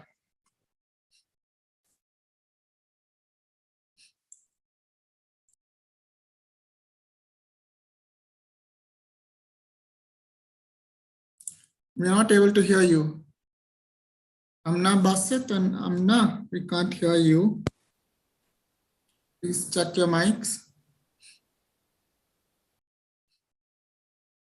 Please check your microphone. You're not able to hear. Najat, can you speak? Let's see if we can hear you. Hello, are we audible now? Yes, now we can hear you. Okay. Okay. All right. Shall we start? Yes, please start. Yeah. Good morning, everyone. This is Hamna Basit. This is Arif. This is Iman Muhammad. I'm Najat Khaldoon. And this is Amna Alishba. Today, me and my fellow teammates are going to give a brief presentation about the changes in climate. Now, what is climate change and how is it caused? Climate change refers to the change in the environmental conditions of the Earth. This happens due to many internal and external factors. The climatic change has become a global concern over the last few decades. Besides, these climatic changes affect life on the Earth in various ways. And if the situation kept being the way it is now, it will keep impacting all forms of life on the Earth. The deadly effects of climate change has been seen globally, and we are here to tell you all about it. Moving on, now let's hear a quote from Ispa. Thank you, Hamna. Change only happens when individuals take action. There's no other way if it doesn't start with people, said by Deputy Director of NRDC's Clean Power Plan Initiative. Let's hear a brief on impacts of climate change by Iman. Thank you, Isba. As the climate changes and worsens over time, we face more frequent and intense weather conditions. We can now see the impact it has brought to the environment as well. Let's take a look at our planet's glaciers and oceans. The sea levels have been increasingly rising due to the severe heat waves. And this is not a good sign for the planet or for me or for you. An increase in the sea levels can cause flooding, powerful hurricanes, health crises, and increase in the amount of refugees. With how the condition of the planet actually is, we are only at a loss. Now, the basic necessity of living is having a fresh source of food and water. While we have the privilege to not worry about this, there are many whose greatest blessing would be it. Water is becoming scarcer in more and more regions. Droughts will become even more common in some places, causing sand and dust storms, reducing the land for growing food as well. Last but not least is the increase in severe storms and changes in rainfall, destroying the homes and communities of many. How many lives are going to be sacrificed in order for you to realize how serious this situation has gotten and is only getting worse? Isba is now going to come forward to present a graph relating to climate change. Let's have a look at these statistics now. As per NASA data, the Earth has been progressively warming since the late 1800s. The trend appears to have intensified after the year 2000. The average month on Earth has been colder than December 2020 since 1880. Winter temperatures are inherently lower than summer temperatures, but in recent years, they have been moving further away from the long-term average. Summer temperatures are typically higher, but this year it has deviated even more. Moreover, it's important to remember equal vital contributions that can be made by private citizens, which is to say by you. Other contributions are also being made to ensure collaboration at a national level, like the UAE the UAE Net Zero by 2050 strategic initiative. He's asking to pause. Man, please pause. The judge is not, we are not able to see your slides. Can you either scroll down or make it full screen? Problem with our sharing. No, just make it full screen. Just enable. I'll stop sharing my screen and then I'll share it again. Okay, and then you can tell me if you can see it. Right, I have stopped the timer. Please. Yeah, thank you. I'll just start it again.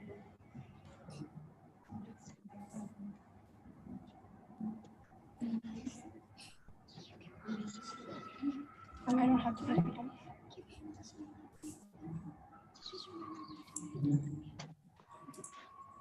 Can you see my screen now? You can see your screen, but your presentation is stuck. It's not moving. And you scroll down to the appropriate slide and make it full screen. We're changing the slides. Can you see the change? No, we can't see. Okay. So what do? Do we start again? No, can someone else share? Yeah, that's Yeah, the word. we can do that. Just a minute. Extended screen. Okay, and the IT person here says you might have an extended screen, so please remove it from your extended screen.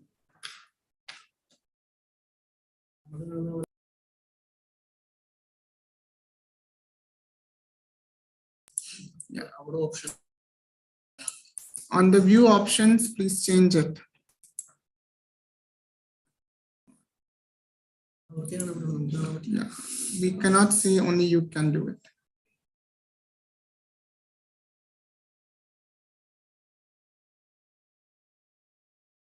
We're just trying to share our screen from a different device. So if you just give us a minute, we'll do that. All right.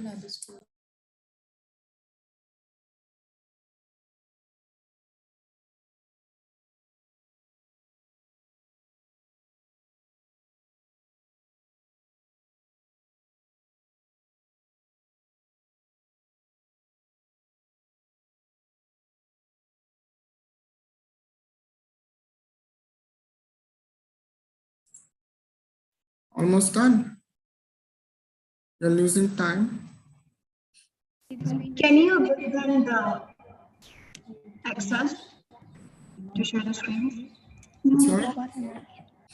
But ask them if they can see. Is any...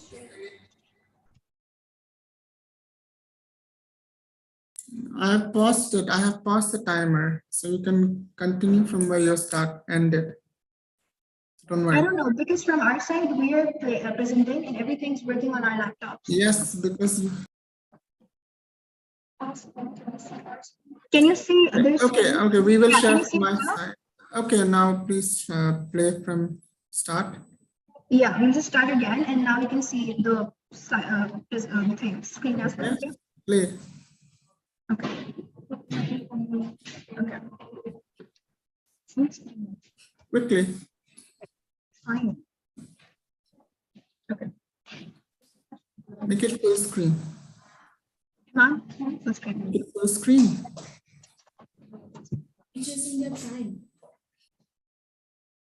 Make it full screen, down. Left, yes. Click that. All right. Okay. All right. Okay, we're gonna start again now. I'm so sorry. Just note, I'm resetting the timer. They will start again. Okay, yeah. Okay.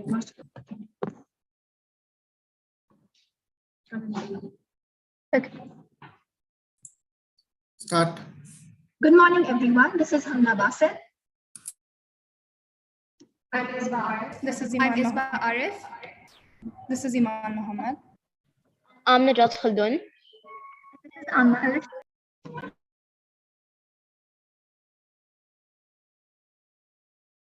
Please unmute yourself before you speak. Now, what is climate change and how is it caused? Climate change refers to the change in the environmental conditions of the Earth. This happens due to many internal and external factors. The climatic change has become a global concern over the last few decades. Besides, the climatic conditions affect life on the Earth in various ways. And if the situation kept being the way it is, it will keep impacting all forms of life on the Earth. The deadly effects of climate change has been seen globally, and we are here to tell you all about it. Moving on, now let's hear a quote from Isba. Change only happens when individuals take action. There's no other way if it doesn't start with people.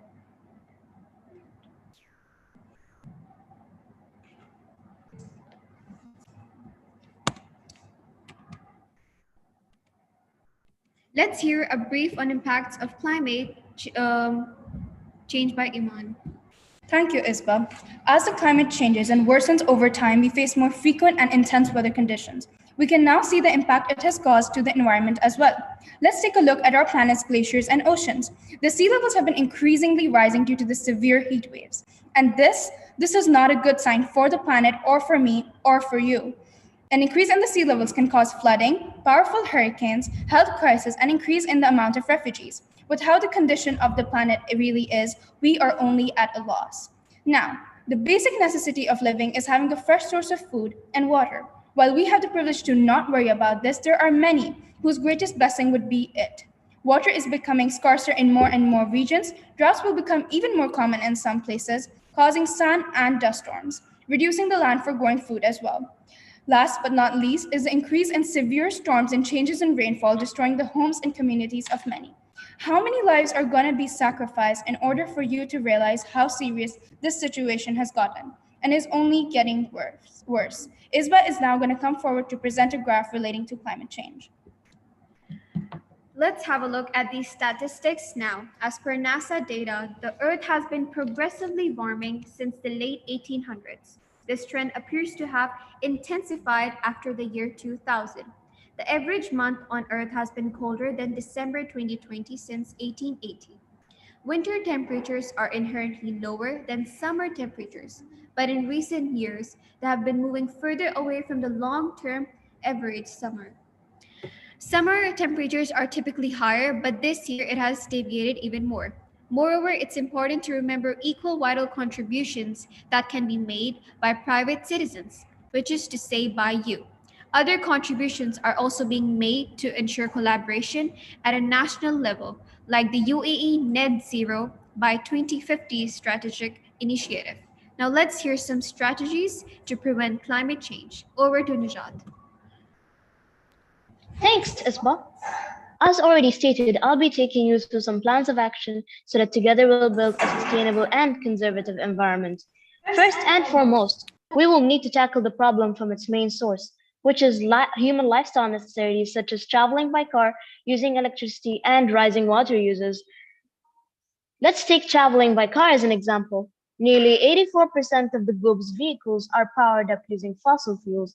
These fuels are harmful, as they are burnt to be usable, which increases carbon dioxide levels in the atmosphere, thus destroying the ozone layer gradually, causing dangerous sun rays to reach the planet's surface. There are many alternatives to fossil fuels, like solar energy and many more, which are not only eco-friendly but also renewable too. We can also use these resources in powering up our homes and developing our communities sustainably and smartly.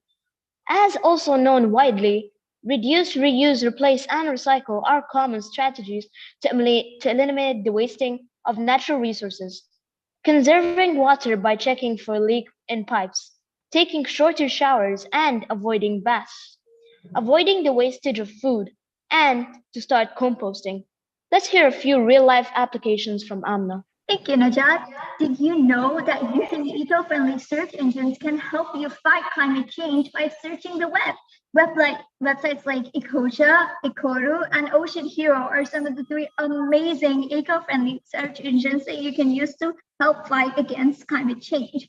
Let's talk about UAE's personal efforts towards climate change. We can't forget about Expo 2020.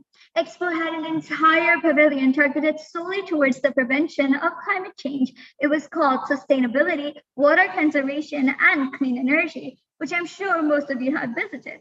They've installed renewable energy systems with a combined total capacity of 5.5 megawatts on all permanent building projects across the Expo site. This helped spread awareness about the importance of prevention of climate change. Other international well-known companies making strides in their energy efficiency efforts include Walmart, GMC, Google, Facebook, Microsoft, and many more. Apple alone, which saved a massive 35.3 billion tons of coal from being burned last year and has worked to measure its carbon footprint and implement massive plans to reduce it. Let's hear a final quote from Isma. Support and participate in regular protests that support the goodness of climate change. Use your voice. Over to Hamna to wrap it all up. Thank you, Isma. This brings us towards the end of our presentation. Hopefully, we've encouraged you to take a stand for implementing ways to control climate change considering its deadly impacts. Support and take part in protests for the betterment of the environment. Sharing awareness on social media platforms can help us reach out to more people and become a part of building a better and a safer environment for the coming generations. The Earth is our home. It is now time to finally take control of our future, to have the ones that are to come after us to build a better and a safer tomorrow. Thank you, everyone, and have a nice day. Thank you. Thank you, students. Next team, please switch on your camera and get ready to share your screen. Our own English High School Sharjah girls.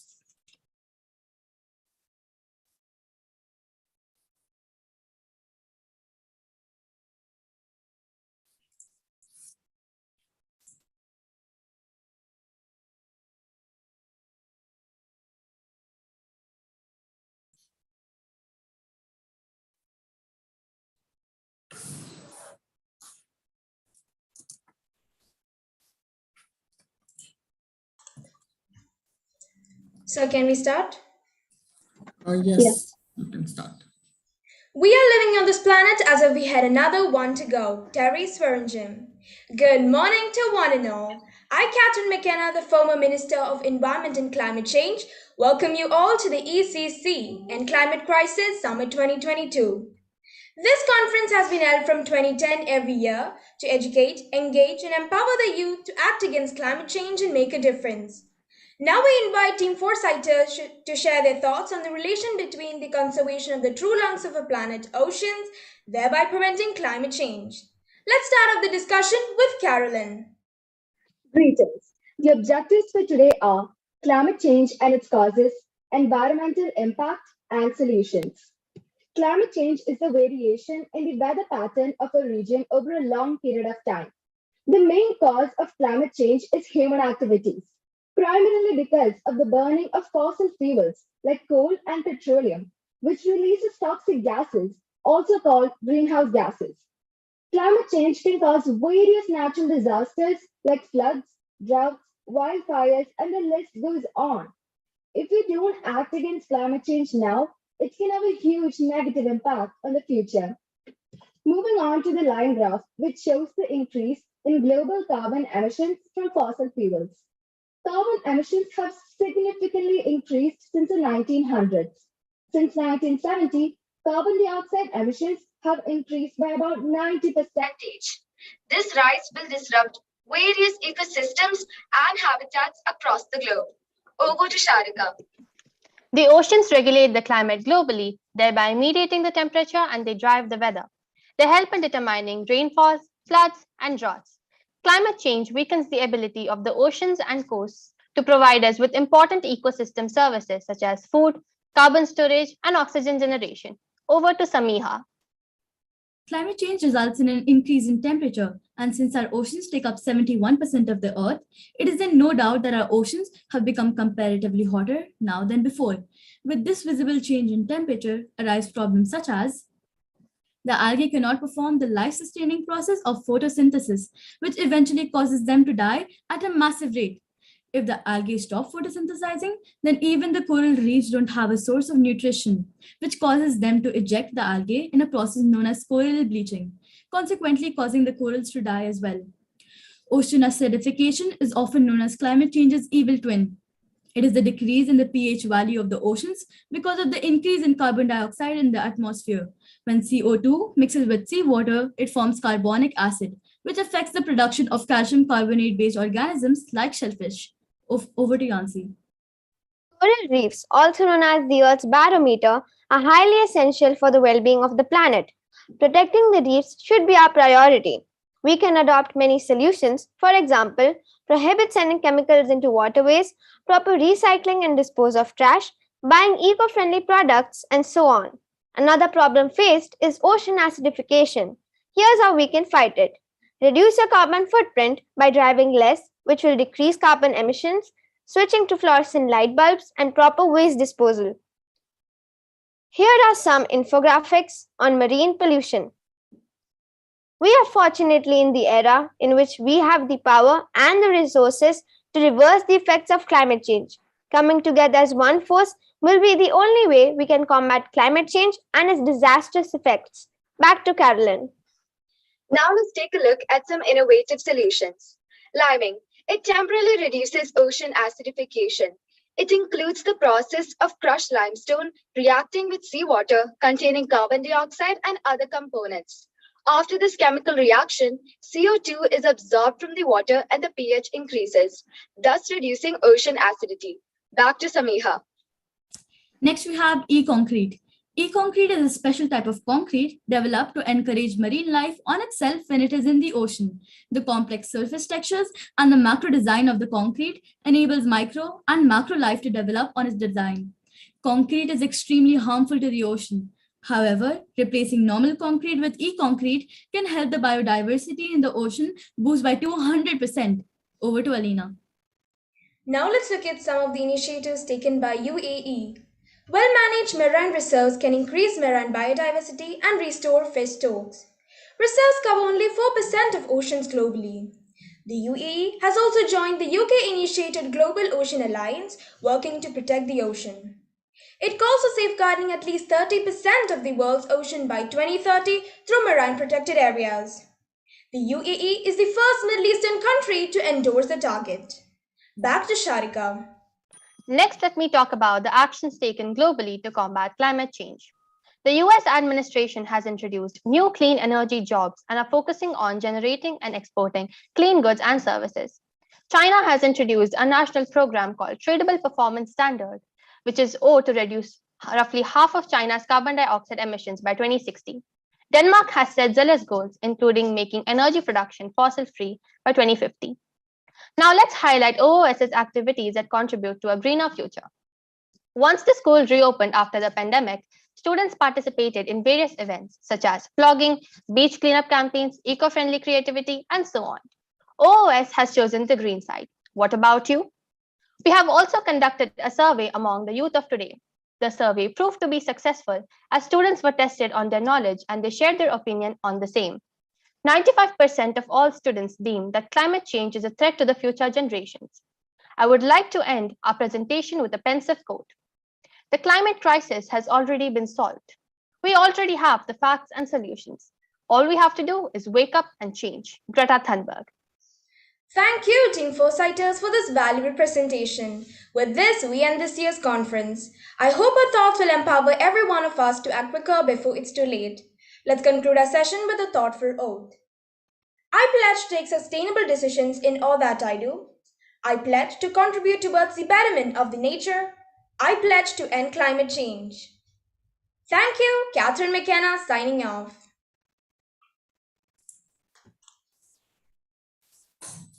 Thank you, students. Our next team, please get ready to share your screen and switch on your videos. So we will pin you. Primus Private School, Dubai.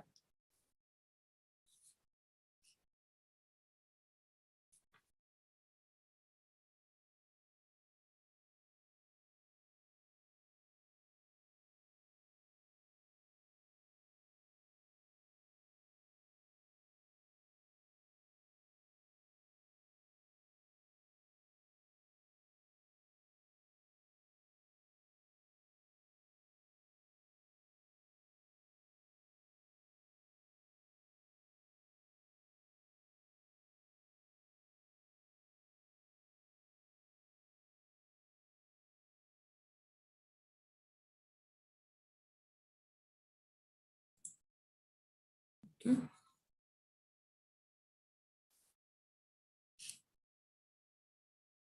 Okay, all of you ready? Please unmute yourself before you speak. Yes, sir. Yes, sir. All right, you can start.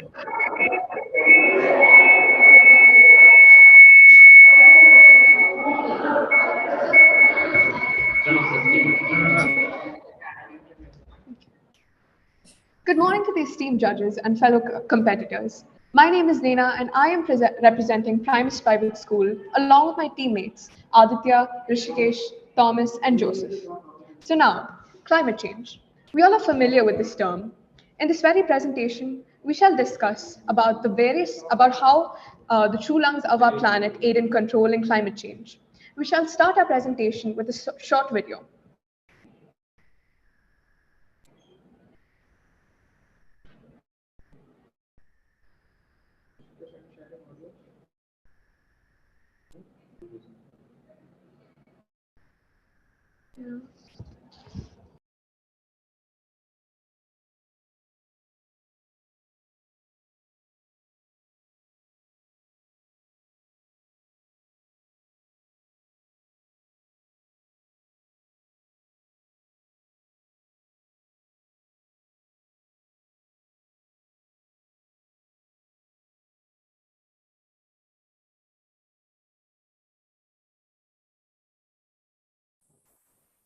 As the first speaker on this presentation, I think it's very important to address that climate change is really an abstract meaning thrown around for anything remotely harmful for the environment.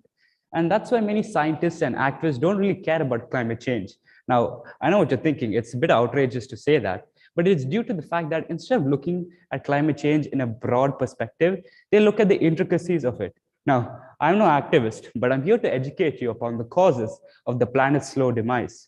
The Intergovernmental Panel on Climate Change in 2013 stated saying that it is extremely likely that human influence has been the dominant cause of the warming since the 20th century.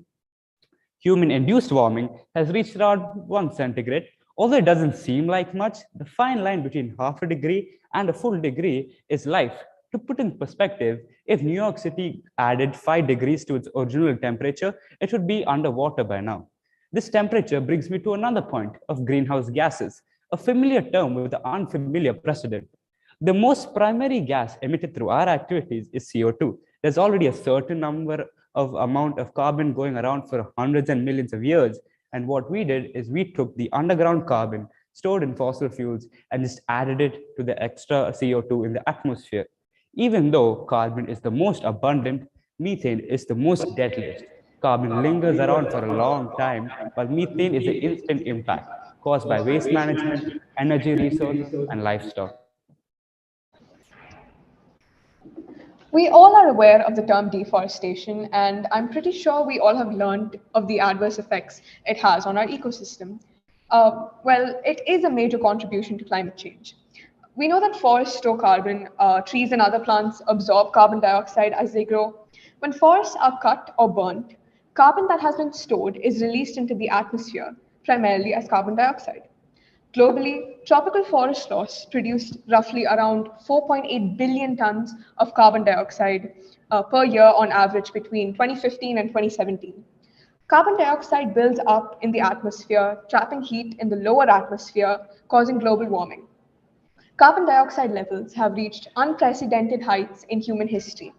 Climate change is causing droughts, tropical storms, heat waves, and fire weather to become more severe and frequent. And if we are to sit here idle, forest losses will continue to rise as a result of this. Bees might seem like one among a million other species of insects, but they're critical to the environment. Bees pollinate plants by transferring tiny pollen grains from one flower to another. Pollination is crucial as it helps the plants to reproduce. Bees keep the cycle of life turning. Without plants, greenhouse gas rates will skyrocket, causing cataclysmic effects to the nature. The winter of 2018 and 19 lowered the bee population by 40%, and the winter next year was the same. The major causes are due to habitat loss, pollution, and overuse of pesticides. The lowering of the bee population would also be drastic to the food web and the ecosystem. On the topic of animals and climate change, the livestock industry contributes 15% of all global greenhouse gas emissions, a majority of which are methane and nitrous oxide. Methane is a product of the process of rumination, which is digestion in cattle. And nitrous oxide is produced due to overuse of fertilizers to create crops to feed the cattle. These emissions produced by the livestock industry are the easiest to reduce by simply lowering meat consumption. Our most significant non-renewable geosource is productive land and fertile soil. Each year, an estimated of 24 billion tons of fertile soil are lost due to erosion. That is 3.4 tons lost every year for every person on the planet. Soil erosion is a concept that is usually sidelined and not given much importance in the world of conservation. Soil erosion is the natural process by which the topsoil of a field is carried away by physical sources such as wind and water.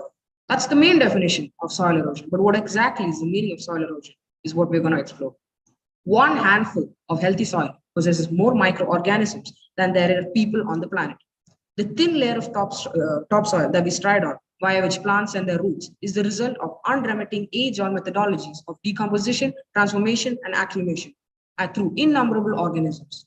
Most of these organisms are microscopic, and at present, we only know a few of them. Since the growth from hunter-gathering lifestyles to fixed agricultural societies, human civilizations have repeatedly learned from the painful incidents that healthy soils are more tender than they might seem. The long-term fertility of a soil, its solidity and capacity to renew form, the foundation of all agriculture is built on extremely sensitive trees. So in short, soil erosion decreases soil fertility, which can negatively affect crop yields. It also sends soil-laden water downstream, which can create heavy layers of sediment that prevent streams and rivers from flowing smoothly. Thank you.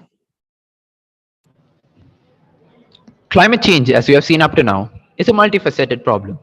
It will require multiple solutions. The most widely known of these is obviously limiting fossil fuel use. However, this does not affect the gases already emitted by us, which will continue to heat the planet. Scientists are developing technology to capture a crucial greenhouse gas, carbon dioxide.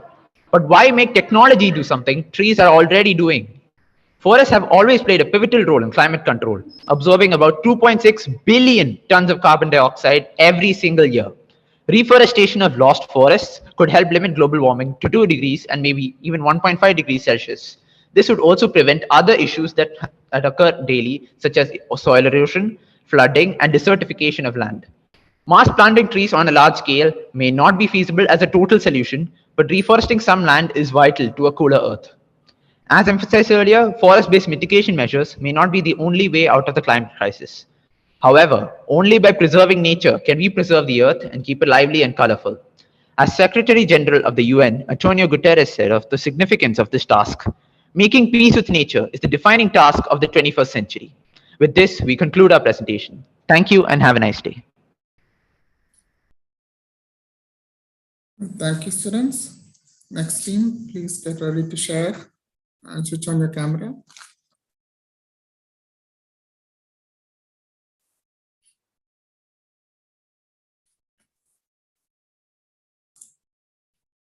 This is Ibn Sina English High School.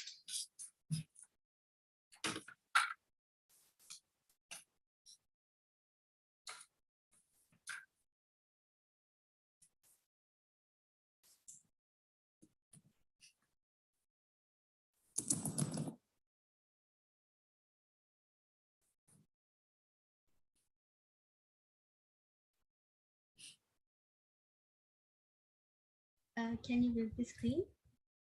Yeah, we can see your screen, but please switch on your camera. Okay, you are there. Okay. Ready?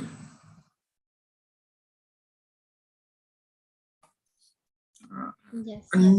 Unmute yourself before you speak. Okay. Yes. Okay. What if I told you there is an essence on this planet so powerful that it can sustain all forms of life, an essence that can capture carbon, regulate the climate, and nourish humanity while providing new ways to meet us, connect us, and abundance? Would you learn from it, protect it, honor it, or would you continue to take from it? Good morning, everyone. Today, we, the students of Ibn Sina, are going to talk about how the oceans are important to this world and what precautions can be taken to protect them. Causes of sea levels rising. The ocean itself produces over half of the world's oxygen and also absorbs 50 times more carbon dioxide than our atmosphere. As we know, 70% of the Earth's surface area is covered by these oceans. We humans depend on the ocean for food, recreation, transport, and energy sources. Back then and now, and to come to think of it, the ocean still has been and will remain the true lungs of the Earth. As greenhouse gases trap more energy from the sun, the oceans influence climate change by absorbing more heat, solar radiation, and by absorbing carbon dioxide from the atmosphere and storing it for years to millions of years, resulting in an increase in sea surface temperatures and rising sea levels. The top few meters of the ocean consequently contain more thermal energy than the Earth's entire atmosphere. When averaged over all of the world's oceans, the sea level has risen at a rate of roughly 0.6 of an inch per decade since the 1880s. Now, the recent studies estimate that the warming of the upper ocean accounts for about 63% of the total increases in the amount of stored heat in the climate system from 1993 to 2020. and warming from 70 meters down to the ocean floor adds about another 30%. Since the late 1980s, the Earth's oceans have warmed at a rate of roughly 8 times faster than in the preceding decades. Now, ocean pollution is widespread, worsening, and poses a clear and present danger to humanity, human health, and its well-being. Ocean pollution is a complex mixture of toxic metals, plastics, manufactured chemicals, sewage, and etc. 80% of our marine pollution arises from land-based sources, and it reaches the oceans through rivers, runoffs, and even deposition from the atmosphere. More than 10 million tons of plastic enter the seas every year. Some large pieces float in the water for decades, ending up as massive concentrations where currents converge and circulate. And the Pacific Ocean's so-called garbage patch is a well-known example. The majority of this breaks down into microplastic particles and accumulates on the coast. When humans eat seafood with these materials, we ingest millions of microplastic particles and chemicals they carry. It increases the risk of all the diseases. Dangerous microorganisms result from a combination of coastal pollution, which encourages their spread. For example, Vibrio. The ocean is the lifeline of the human world because oceans contribute to poverty eradication by creating sustainable livelihoods and decent work. Over 3 billion people depend on the oceans for marine and coastal resources for their livelihoods. In addition, oceans are crucial for global food security and human health. To maintain the quality of life that the oceans have provided to mankind while sustaining the integrity of their ecosystems, a change will be required in how humans view, manage, and use the oceans, seas, and marine resources. In what ways has COVID-19 affected the oceans? Nature has its ways to control the damage, and thus COVID-19 has indeed strengthened our oceans and added life to the dying bodies.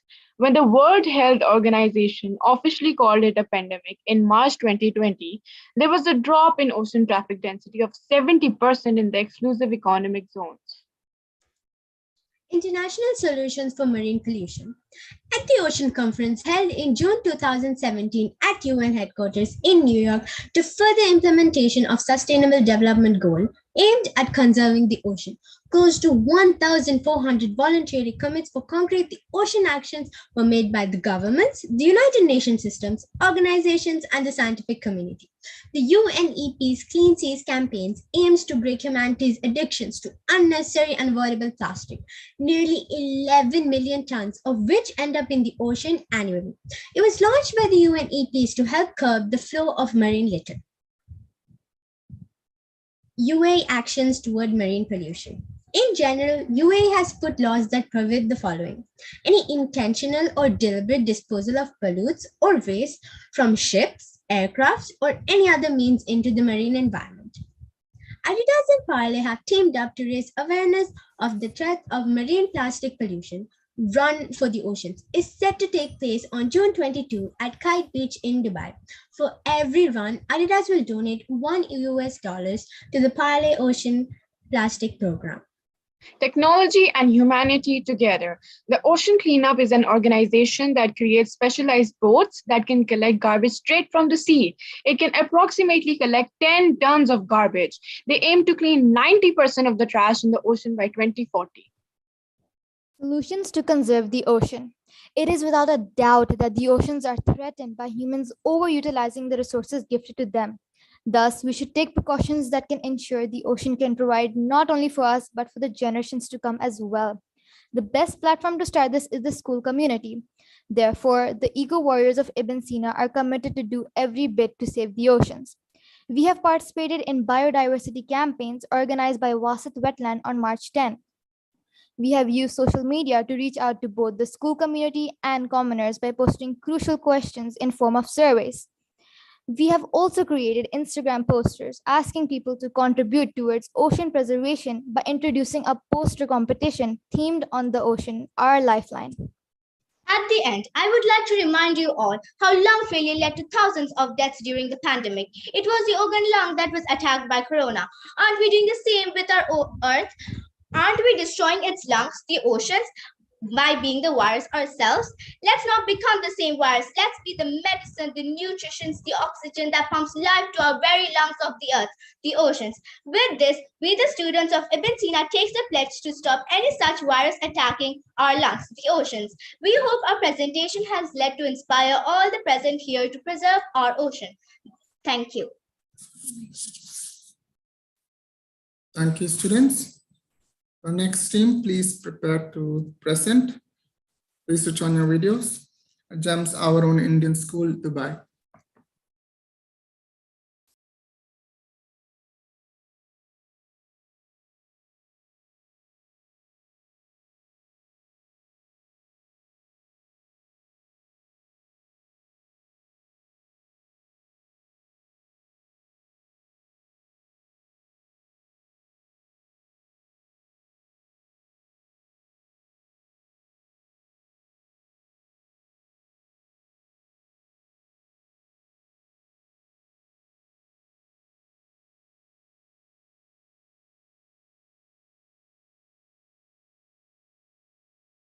Please share your screen.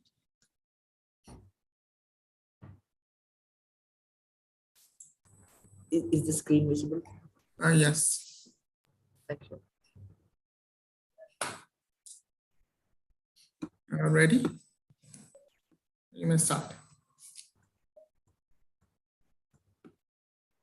Climate change is often used as a tool for environmentalist politicians to win votes and for teams like Greta Thunberg to rise to fame. Climate change is not something that is caused or accelerated by humans, but it is just something that has happened naturally. Global warming has stopped recently, or global warming hiatus, or that global temperatures are actually decreasing, leading to global cooling. Greetings, ladies and gentlemen. This is Johnny Friedman. Welcome to the debate hour. Is climate change real or not? Is climate change just a campaign strategy for corrupt politicians for their own needs? Let's wait and watch, as today we have four eminent personalities to present their views on the topic. Ed Crooks, a passionate philosopher and climate change denier, as well as Fatima Mansouri, a responsible citizen who believes that climate change is false. We now have the opposition. Tim Hopkins, a senator in the US Parliament from the Democratic Party. He is a fervent environmentalist. And lastly, we have Lara Johansson, a climate activist associated with the Greenpeace Corporation. Why do you think that climate change is just a hoax, just a campaign strategy, despite the obvious changes in our climate? Climate change is a redundant theory, supported by fake scientists to create hysteria and panic in our world. 650,000 years ago, our surface was covered with ice. But all of a sudden, it started melting.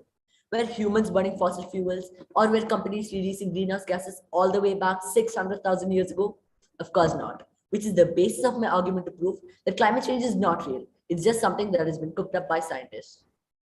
We all know that humans didn't burn fossil fuels 600,000 years ago, but the exponential technology growth that is exploiting natural resources for personal gain, that is causing climate change. Just because it wasn't present 600,000 years ago doesn't mean that the rapid rate of urbanization isn't the true present. reason for global warming are natural activities, such as changes in the sun, emissions from volcanoes, and variations in the Earth's orbits. Humans play no part in causing climate change. It's not just a campaign for money. Campaign for money? You think that all the non-profit organizations raising awareness on global warming and climate change are merely a campaign for money? That is completely baseless and foolish of the opposition to think that we work for money. We genuinely care for our planet. And instead of arguing about whether climate change is real or not, we must be looking for solutions to solve these crises. For instance, the melting ice caps and icebergs. We must protect the oceans that save the earth from overheating. What? A moment ago, you were saying industries were affecting pollution, and now it has become oceans? That's quite hypocritical of the proposition. Well, Johnny, you need to do your research. Oceans absorb 90% of the greenhouse gases released by human activities. Oceans have absorbed a majority of the carbon dioxide released into the air.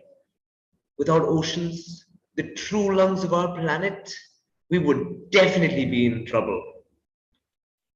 We don't want any more floods or rising temperatures. We must conserve our oceans. People have tried for ages to conserve the ocean. Schools have already implemented water conserving methods, such as using aquaponics and aeroponics for agriculture. The recent Expo 2020 had many public, like Hungary, Switzerland, and Netherlands, whose main theme was water conservation. Are you going to give the regular "don't pollute the ocean" solution or anything new? You see, the main cause of the pollution of oceans are industrial effluents and waste products. And as you have said, solutions already exist. But what I propose is something more. The main agent causing global warming, heating, everything is a compound called CFC. CFCs are found in fridges, coolers, etc. All these equipments release CFCs into the air, which in return cause the greenhouse effect. And well, you know the rest. Till now, CFCs could only be stored somewhere or be sold in nations where CFC usage is legal. However, now CFCs can be destroyed. Chemists at Yale have found a new catalyst to break the bonds of CFC and destroy it by passing the CFCs through powdered sodium oxalate at the relatively low temperature of 280 degrees Celsius. The resulting oxalate formed is way less harmful compared to CFCs. So now, I would like you all to imagine. Imagine if we use this on a large scale. The CFCs can be destroyed. The greenhouse effect can be prevented. The earth won't heat up, the icebergs won't melt, and the oceans won't overflow. This is how we conserve the true lungs of our planet, our oceans, and ultimately prevent climate change. Wait, guys. Climate change is not real. Global warming is not real. It's all Illuminati. Thank you for joining us. We now have a short break. People everywhere who learned land work and care can save our earth. Thank you.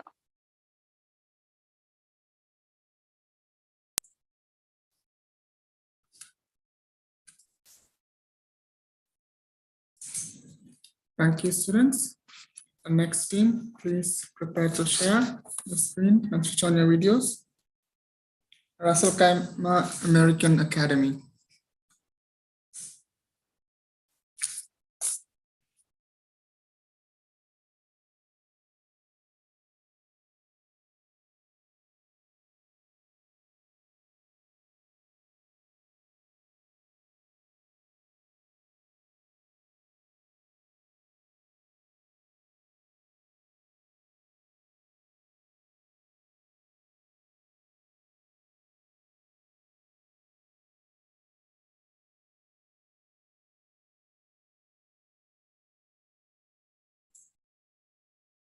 Okay.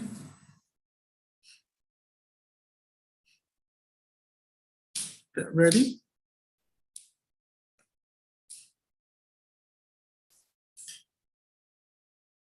Okay, please start. Please unmute yourself before you speak. Yes, start. Good afternoon.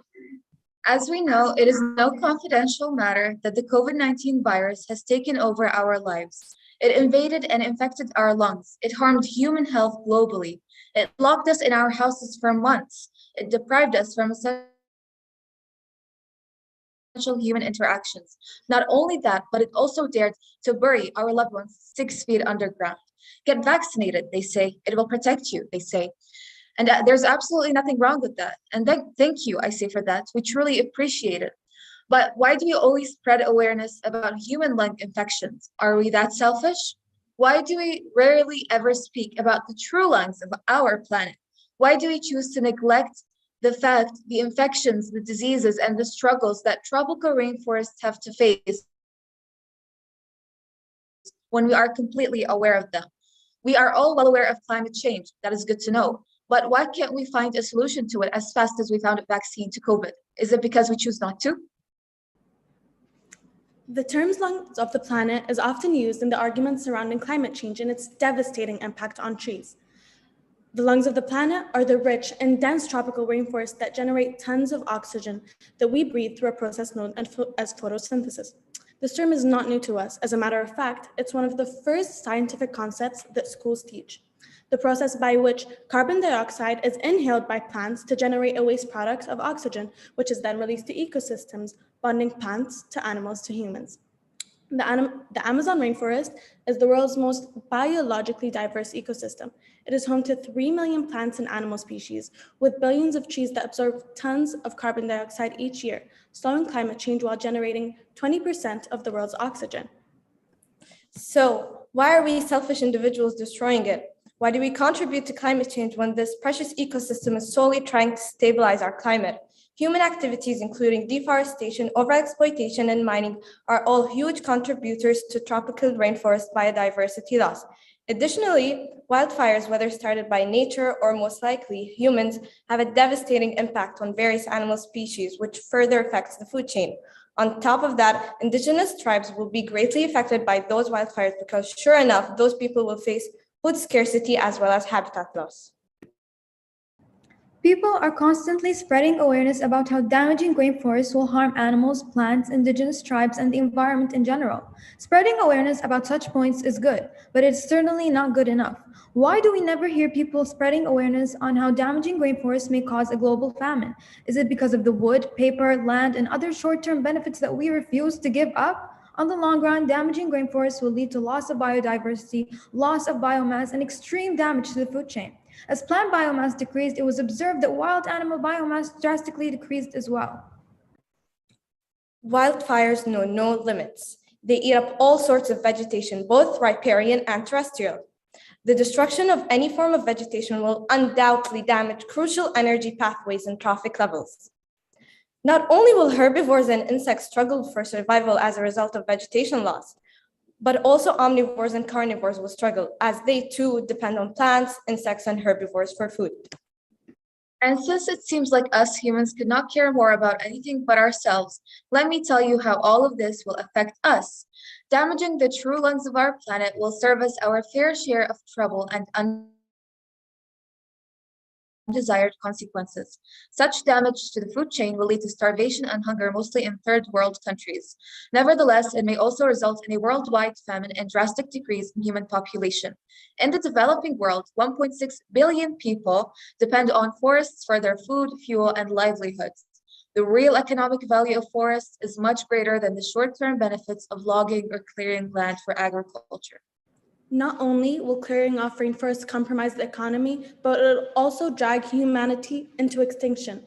The environment we'll live in contributes greatly to our health. Damaging our environment will only reflect back on our health with respiratory diseases, infections, and various health issues. With that being said, the burning of fossil fuels and overexploitation on rainforests both will inevitably work to cause pollution, increase global warming, and decrease life quality. We are surrounded by nature and trees of all shapes and sizes every day. The acacia, date palm, cedar tree, and ghaf are just a handful of the various plants and trees that adorn the UAE's landscape and are among the country's treasures. And it is our mission to help conserve the land around us. Our country has implemented a number of rules and regulations to safeguard our climate and our environment, such as the UAE Council for Climate Change and Environment, which was established with the goal of forming partnerships with private sectors and conducting studies in fields related to the ministry's work. The United Arab Emirates is also the first country in the region to implement a new energy strategy that includes nuclear power, solar energy, and natural gas. The UAE wants to increase its clean energy generation target to 30% by 2030, which includes nuclear and solar energy. Along with all these initiatives, the United Arab Emirates will host COP28 of the United Nations Framework Convention on Climate Change in 2023, focusing on the economic case for inclusive climate action. With over 45,000 delegates from 170 countries, the UAE has established itself as a natural host for high-level, large-format international conferences on climate change and sustainable development. As we have witnessed, the UAE has been educating younger generations about environmental issues through a variety of initiatives, such as the Eco School Initiative, Our Generation Initiative, Sustainable School Initiative, and Emirates Environmental Group. Moreover, one of the UAE's biggest achievements is Masdar City. It is a low-carbon development that includes a fast-growing clean tech cluster, a business-free zone, and residential communities with restaurants, stores, and public green spaces. Yet another initiative is Gharas UAE. Gharas UAE is a database of local plant species created by the Ministry of Climate Change and Environment in order to preserve biodiversity and protect natural habitats. It is available to download on the App Store and Google Play. Last but not least, the government has adopted a number of local and international awards of appreciation to encourage climate action and environmental awareness, such as the Zayed Sustainability Prize, the Emirates Energy Award, and the Dubai Award for Sustainable Transport, among many others. In conclusion, we must dare not put a price tag on our planet's lungs. They are our life supporters. By killing them, we are signing our own death sentence. We can contribute to protecting our ecosystem and preserving our health by reducing, reusing, and recycling. It is time for us to step up and save our home, our planet Earth, and set our world into a cleaner, greener. It has been an honor to be among you and to be able to present our perspective before you all. Thank you and good day. Thank you. Next team, Woodland Park School, Dubai. Please get ready to share your screen.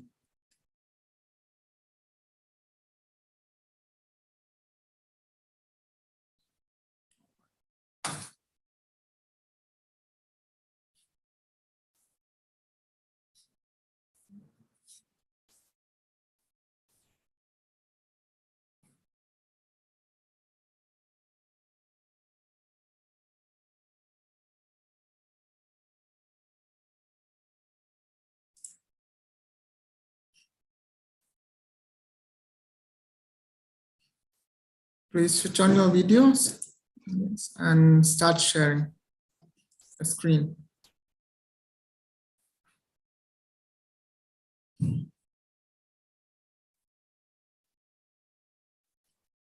Okay. Ready? Please make it full screen.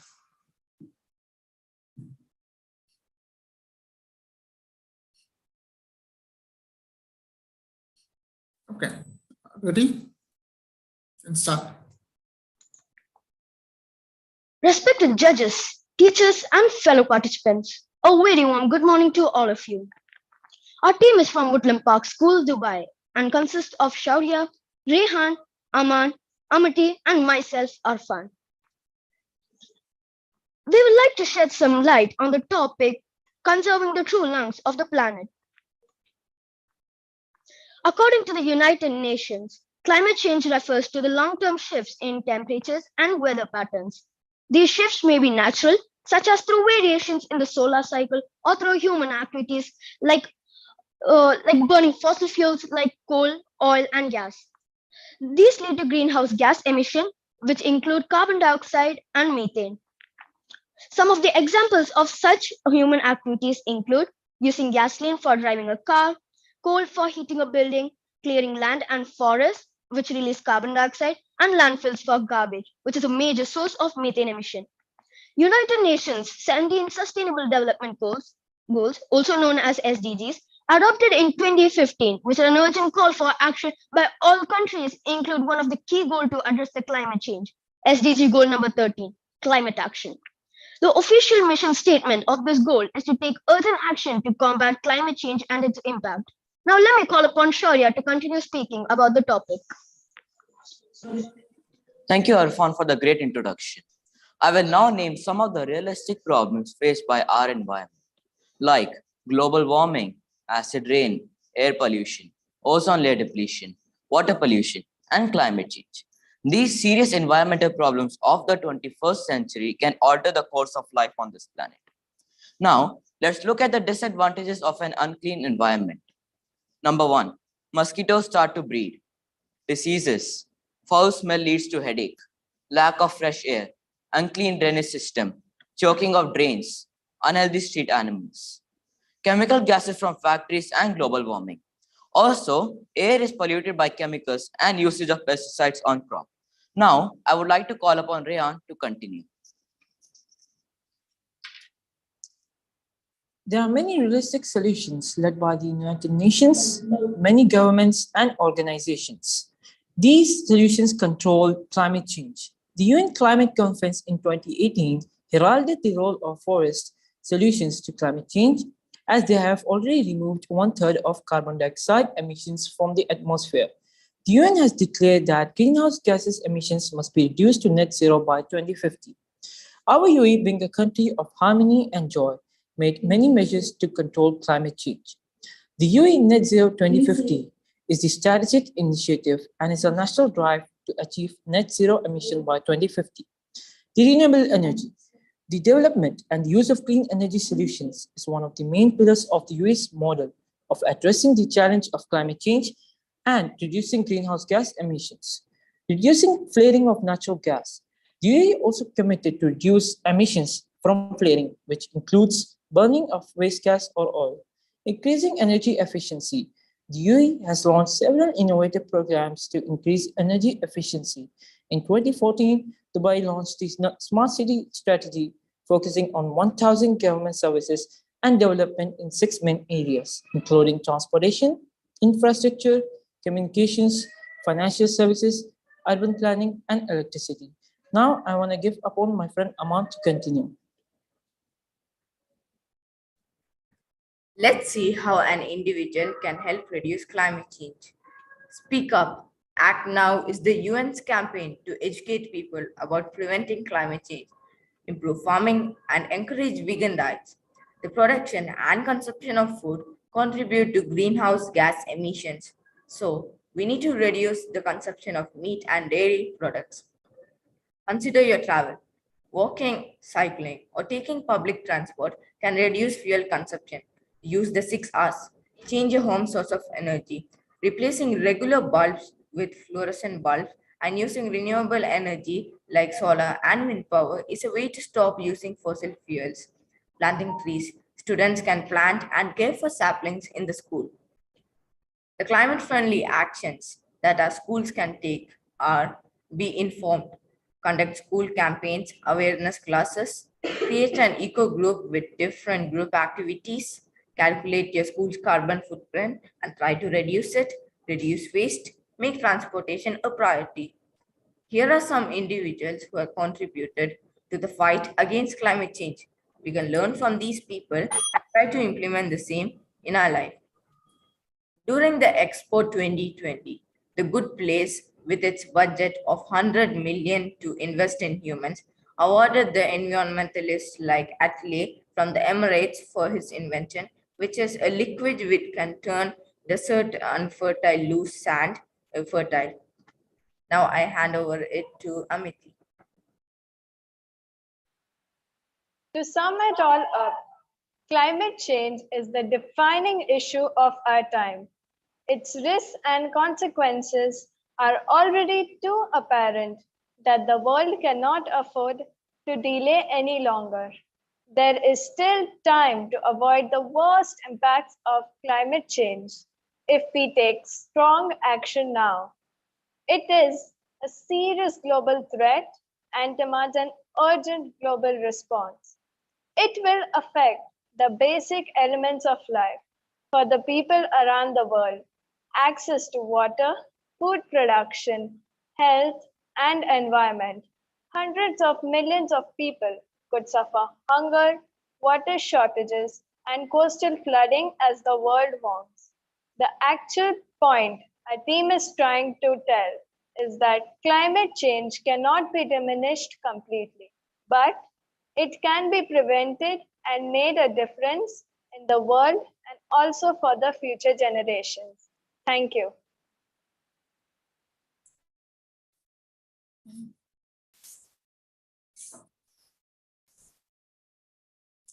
Thank you, students. Next team, please share your screen. Diapa High School.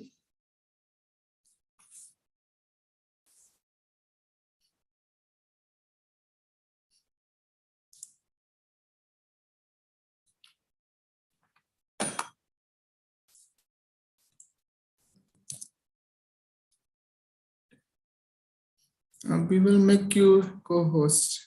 You'll be able to share. 1 minute. You should be able to share now.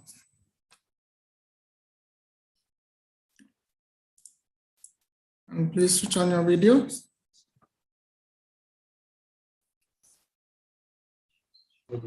Hello? Wait. Yes, we can hear Hello, you. can you hear me? Yeah, we can hear. Okay. Good morning to the esteemed judges. Good morning to the esteemed judges and everyone over here. We are here to share our opinion on how we can conserve the lungs of our planet Please and ask how to trees are considered symbol of hope, life and transformation. Be it a coastal redwood or a dwarf willow, these are the lungs that allow our planet to redwood or a dwarf willow. Are the lungs that allow our planet to provide for us, providing oxygen, absorbing carbon dioxide, and many more. But this isn't the only benefits of trees. Let's see their true importance. To begin with, trees help.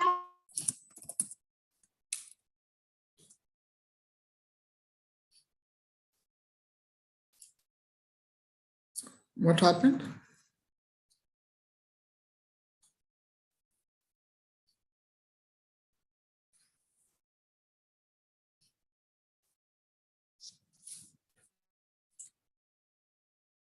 We can't hear you. Can you unmute yourself? Sir, we got disconnected from the call. All right. You reconnect. And please ask your friends to reduce the volume on other laptops or computers. Because there's an echo, Sure, sir. and the judges will not be able to understand. Okay, sir. And the audience. Do we restart Yeah, you may restart. from the beginning? Yes. Ready? Anand, please switch on your video and start. Yes, sir. Yeah. All right, ready, start. Sir, can you hear me, sir? Yes, we can hear you. Okay. Good morning to the esteemed judges and everyone present here today. We are the representatives of Al Diaf High School. We are here to share our thoughts on how we can conserve the lungs of our planet and how to prevent climate change.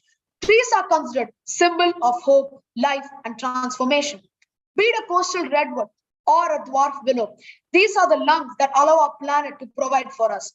As we all know, trees have been key to Earth's existence by providing us with oxygen, absorbing carbon dioxide, and many more. But these are not only the benefits of trees. Let's see their true importance. To begin with, trees help purify the air. Please unmute yourself.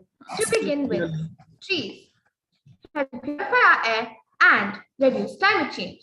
Forests are carbon sinks that remove carbon from the atmosphere and absorb it into themselves, hence reducing and slowing the process of climate change. Today, trees absorb approximately 1/3 of the world's global carbon emissions every single year. Do you know that trees also help to cool our streets and cities? Via tree leaves and tree branches, tree canopies provide shade, which means less demand for energy required for heating and cooling. This also results in fewer greenhouse gas emissions from power stations that are powered by fossil fuels. According to an article by businessmirror.com, trees also help to protect us against floods and water pollution. Communities are protected against flash floods and landslides if there are mature trees.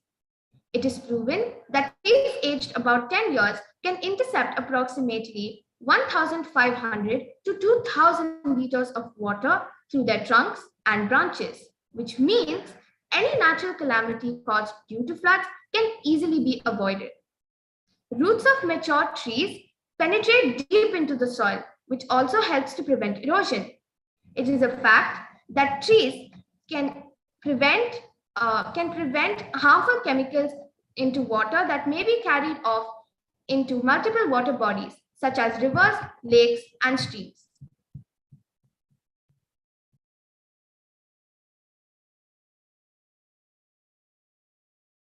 Unmute yourself. All these factors have been extremely beneficial to us in our environment, yet we fail to see the prominent effect of trees today, and that is only due to being cut down every day. On average, 2,400 trees are cut down each minute. But the burning question is, what will happen if deforestation is continued at this rate? We must first know the causes of deforestation to solve this problem. A few common causes are: first, when forests are converted into plantations such as pulp, palm, and soy or other land uses. For example, grazing, residential areas, and construction of new roads and buildings. Second is illegal logging. It also is contributed by mining. It occurs in all types of forests across the globe. This not only destroys nature and wildlife, but also takes away community livelihoods and distorts trade. Forest loss is causing and influencing climate change. Climate change can damage forests by causing forest fire or droughts. In the US, an annual average of 7.5 million acres were affected with forest fires from 2011 to 2020. This showed consequences on biodiversity, climate, and the economy. Now that we have a basic understanding about the causes of deforestation, we must understand the severity of the situation. According to Ritchie and Rosa, many countries around the globe have lesser forests now than compared to in the past. Nearly half of France was forested 1,000 years ago.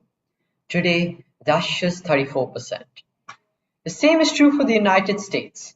Back in 1630, 46% of the area of today's USA was covered by forest. Today, that's just 34%. As the population grows, so does the need for more lumber, more fuel, more food, and more space. Another data showed that agriculture is the largest contributor to deforestation. In between 1900 to 2018, forest composition has gone down from 48% to 38%. Worldwide use of land for crops has increased from 8% to 15%, and grazing from 16% to 31%. All this deforestation has resulted in huge loss of trees and will result in severe climate change. Trees capture carbon dioxide from the atmosphere to make glucose through the process of photosynthesis. Mature trees also store carbon in their trunks and serve as long-term storages of carbon. Deforestation of trees, therefore, contribute to global warming. After knowing the importance of bringing deforestation to an end, we must know how to put this motion into action. All we must do is follow a few steps, like recycle. Recycling can require lesser demand on raw materials coming from forests and lessen the need for mining and clearing out said forests. Limit your use of paper and purchase products that are certified sustainable. Support products that are legally and sustainably produced to lessen your carbon footprint. Support organizations or fundraisers that try to conserve trees. Raise awareness by supporting organizations and speak up to your friends and family. Last but most important, plant trees. Reforestation is a critical part of the solution to climate change, and restoring previously degraded ecosystems provides essential habitat for threatened species. Recently, a technology using drones to plant new trees at a more rapid pace has been developed. This technology helps reforestation companies to intervene with forest recovery by 10 times faster compared to what humans can do. In 2021, the UAE started the GAF Tree project in Sharjah's Maliha Desert, an afforestation project that uses drones. A number of 10,000 trees were planted in just a few hours. Imagine how much greener the planet would be if more countries did the same. We are facing a severe crisis where not only the environment, but even we are suffering All it takes is for us to make an effort. All it takes is for us to take action. All it takes is to plant one seed. It's time we make a change for the better. Let's take one step for mankind and a leap for the environment. Thank you. Thank you, students. Can we have the next team get ready? Abu Dhabi Indian School Branch 1, Al-Watba.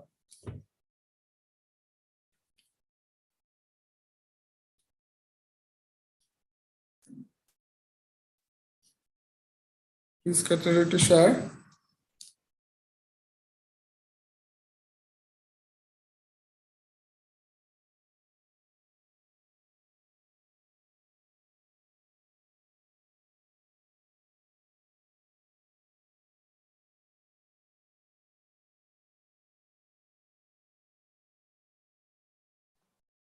Yeah, okay, thank you. Could you give us a countdown before starting the time? Wait till we present.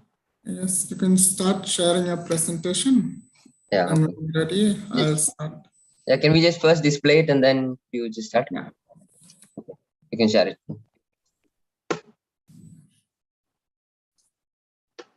Is it visible? Yeah. Okay. So you can start the time. All right, start. Let's just go ahead in time. It's the end of the 21st century. Several island nations are already under the waves. The world's forests are getting chipped off every day by tidal waves of desertification. As the last of the resources dry up, violence and wars sweep the tropics. Glaciers have already bid adieu, and the ice caps are following suit. A very good afternoon to one and all. What you have heard and seen is soon to be our future.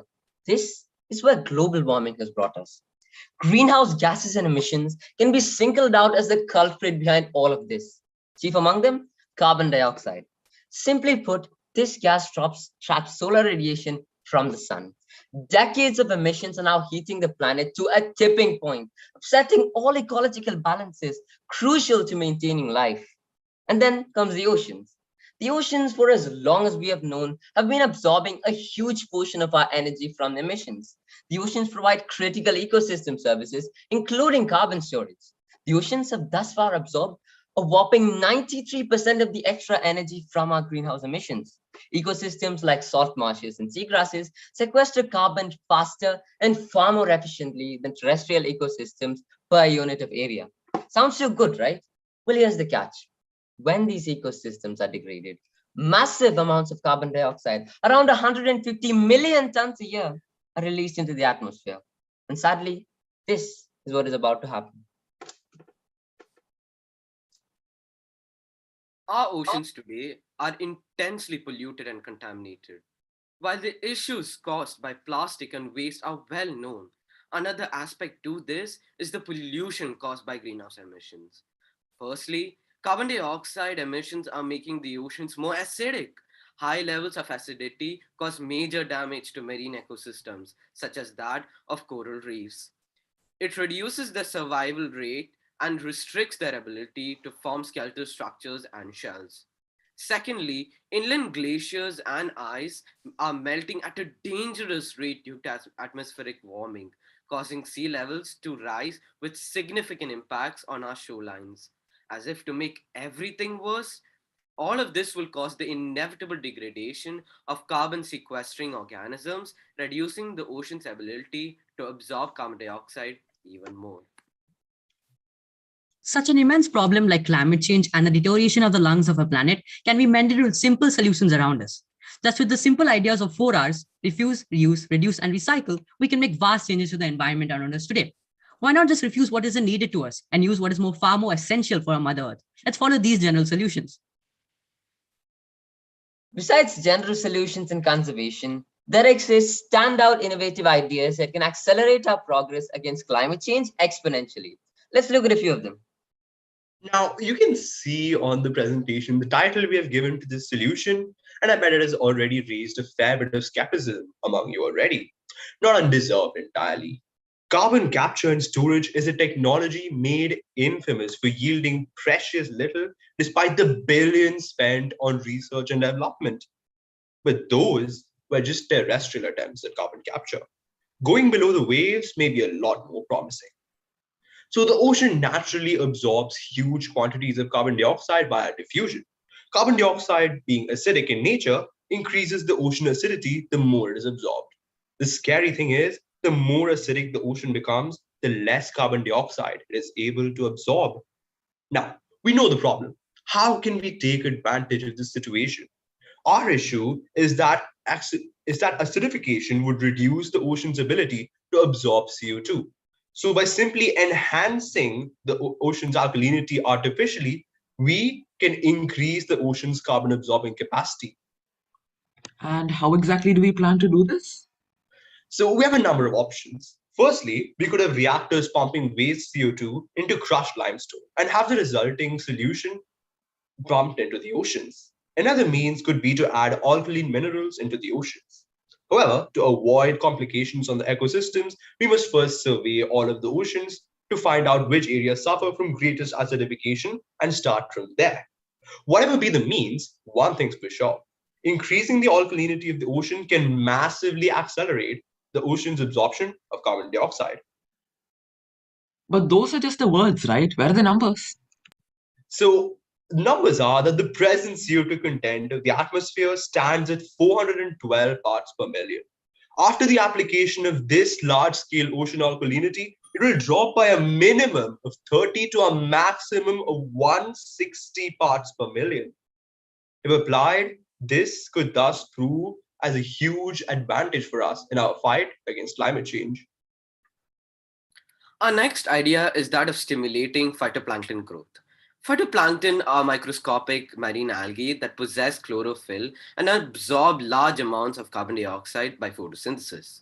When they die off, they deposit all of that carbon dioxide into the seafloor where it eventually joins the sediment. In a nutshell, our idea is to fertilize large areas of the ocean with phosphorus or iron, which acts as agents for stimulating the growth of this organism. The goals associated with this topic are SDGs 12, 13, and 14. With that, SDGs have been a pivotal focus when designing our solutions. Firstly, manufacturing items sustainably is an important step. When we consume and produce in a responsible manner, utilize our resources sustainably. This is responsible consumption and production. Secondly, these steps also play a critical role in our stand against climate change. Solutions we give reflect the same purpose: innovation for climate action. Finally, through the solutions we gave, we protect and preserve all the organisms and ecosystems which call the ocean their home. Life below water is thus promoted and preserved. The ocean has always been a source of livelihood for humans. We have utilized the waters for transport and our food for nourishment for years. We now know that the ocean also plays a critical role in stabilizing global climate by absorbing a large proportion of heat. Heat energy in the ocean can warm the planet for decades, and it is already getting out of hand. This is a huge setback to present day and age. Saving the oceans, our true planet lungs at this point, needs more than just conservation. We need to initiate innovations that will augment our progress in the fight against climate change. As we believe, the only way to discover the limits of the possible is to go beyond them into the impossible. We hope that our presentation has conveyed this message and inspired many to work towards climate action. Thank you. Thank you, students. Next team, Bright Rider School, Dubai. Please get ready to share your presentation and switch on your videos.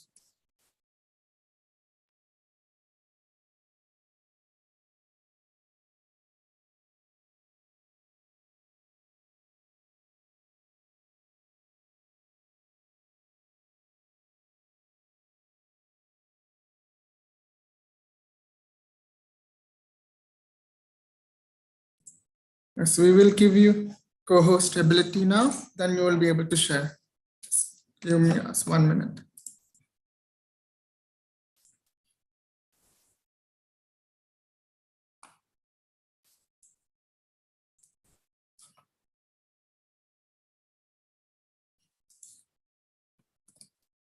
All right, please share your screen.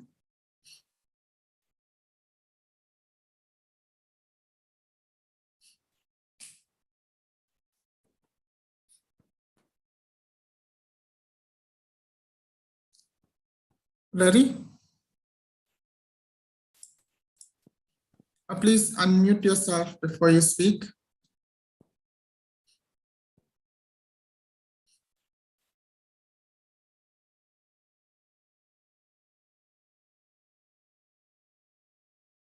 Unmute yourself, Simran. We can't hear you.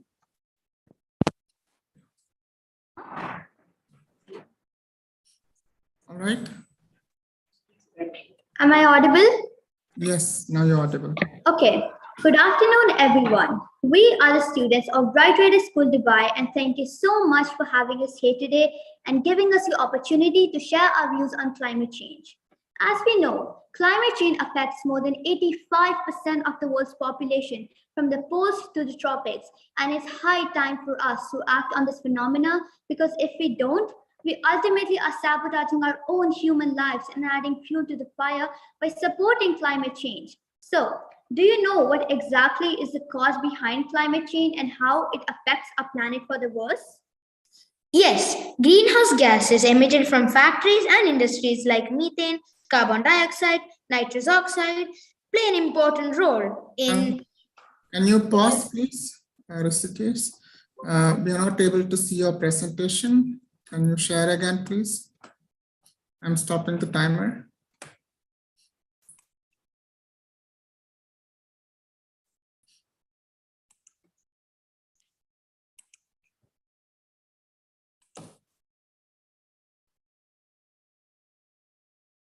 Sir, can you see now? Move the camera option aside. This one. Yes.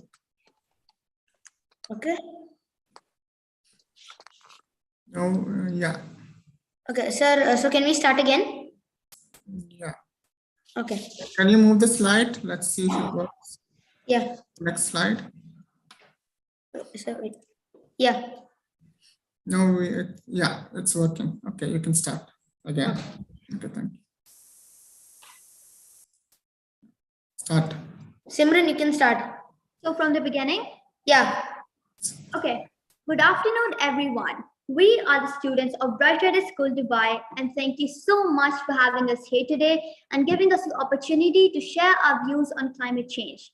As we know, climate change affects more than 85% of the world's population from the poles to the tropics, and it's high time for us to act on this phenomena because if we don't, we ultimately are sabotaging our own human existence and adding fuel to the fire by supporting climate change. So, do you know what exactly is the cause behind climate change and how it affects our planet for the worse? Yes, greenhouse gases emitted from factories and industries like carbon dioxide, methane, nitrous oxide play an important role in affecting the climate change. As a result, global temperatures are rising, resulting in global warming. Then, how do you think we can protect our Earth or the bane of our existence? We can do that by protecting the true lungs of our planet. True lungs of our planet? What do you mean by that? Of course, oceans. Oceans are incredibly important to the Earth, and because of climate change, they're slowly being polluted and the sea levels are rising due to global warming. Oceans feed us, regulate our climate, and generate most of the oxygen we breathe. Phytoplankton is a tiny plant-like organism that live in the sea and are responsible for at least 50% of the oxygen that we breathe on Earth. Not only oceans, rainforests too are the natural lungs of the planet. They act as the world's thermostat regulator by controlling weather patterns. They provide approximately 80% of the world's diet. They also help in increasing the amount of rainfall, which makes it very efficient. Also, forests are vital to the hydrochloric cycle and they help maintain the world's most fragile soil. Rainforests absorb tremendous amounts of carbon dioxide from the atmosphere. Some compounds from rainforest plants are used to treat malaria, cardiovascular problems, muscular tension, etc. Yes, even though we have approximately 6% of our planet covered with rainforest or 1.84 billion hectares, we still face intense climate change. Why do we face such climate change despite having this significant area of our earth covered in rainforest? Why do we still suffer from it? We still face climate change because of several factors like pollution, greenhouse effects, deforestation, and carbon footprint, which is the amount of greenhouse gases generated by human activities. So, is human activity the only factor that adds to the monstrosity of climate change, or are there any more? Yes, there are more factors like wildfires and bushfires, like the Amazon wildfire, which occurred in 2019 and killed many animals, causing a lot of air pollution. Same goes for the Australian bushfire, which took place in July-August 2019 to April-May 2020 and destroyed various species of plants and animals that were inhabitants of the forest. So, is deforestation the only method the trees get destroyed? Absolutely not. Electricity and heat production takes about 25%. Agriculture and forestry and other land use, including that, takes 24%. Industry takes 21%. Transportation takes 14%. Buildings take 6%. And all of the other energy is gone to waste by 10%. Recently, IPCC has done a survey about climate change. According to that, the global net anthropogenic emissions are completely high from 1992 to 2019. Emission of greenhouse gases are increasing above 40%. Even BBC has done a survey on the other causes other than greenhouse gases that cause climate change. For example, buildings, power industries, and other sectors. What can we do? We can plant trees on barren land on special occasions, which are more effective than planting trees on depleted forests. We can use the 5 R's to maintain our ecosystem. We can spread awareness using social media and by writing articles. Global goals like SDG goals, number 13, climate action, 14, life below water, 15, life on land, are the environmental SDGs initiated by UNESCO to provide a clear understanding and to help us protect and conserve our natural surroundings. Decreasing of burning fossil fuels and using renewable sources of energy like solar power, hydropower, and wind energy. The Middle East Green Initiative works to help the climate crisis through amplified and enhanced regional collaboration. To control the effects of climate change, UAE has been controlling emissions, reduced flaring of gases, and has been increasing energy efficiency. Though COVID-19 had a negative impact on human lifestyle, it also had minor positive effects considering climate change that has been decreased by a certain amount by the pandemic, resulting limitations on transports and other economic.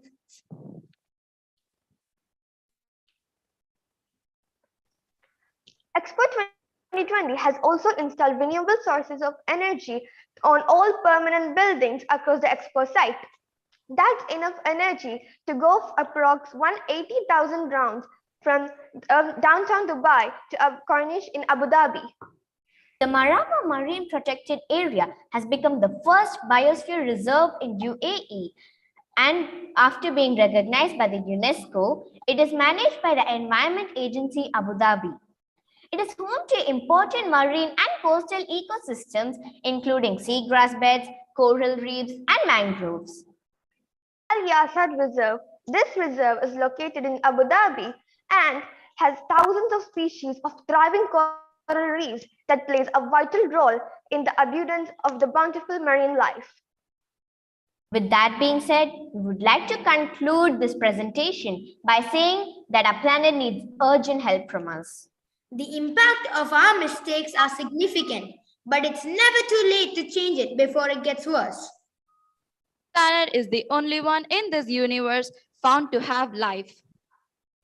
To preserve that, we need to take climate change seriously and start now. It may be just a small step for you, but it's a huge leap for humanity because after all, our earth is stolen and we are the thieves. Thank you. Thank you. Thank you. Thank you, students. Thank you. Our next team, Abdullah Al Salim School. Please get ready to share your presentation and switch on your camera.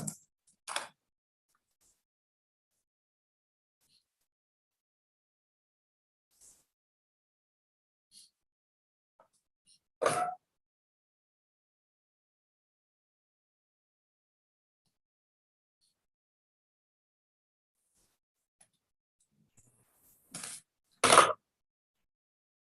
عليكم. Walaikum Assalam. You can start. Please share your presentation.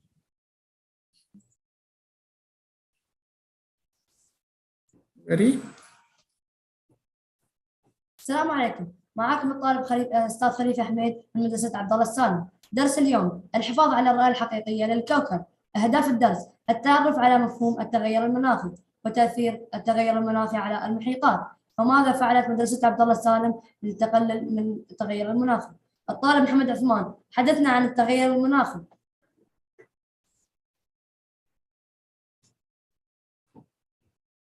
السلام عليكم ورحمة الله وبركاته. معكم الطالب محمد عثمان محمد صالح.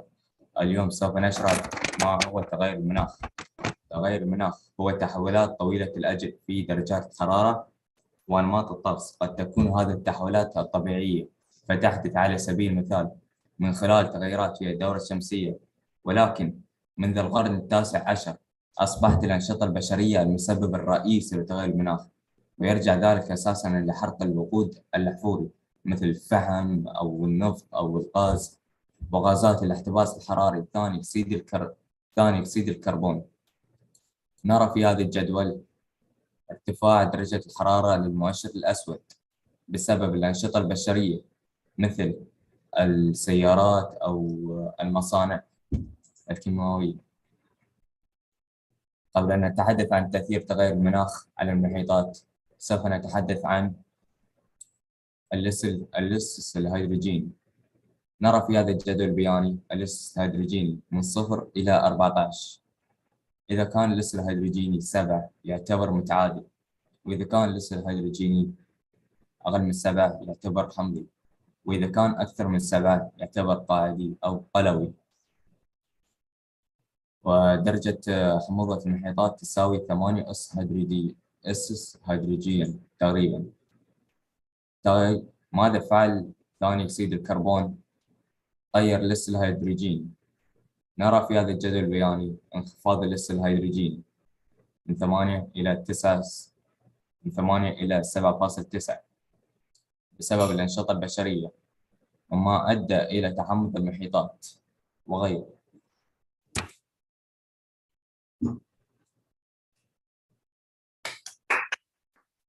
أحسنت، بارك الله فيك.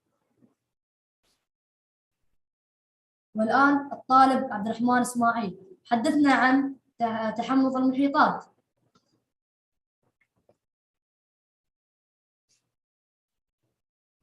تحمض المحيطات ذوبان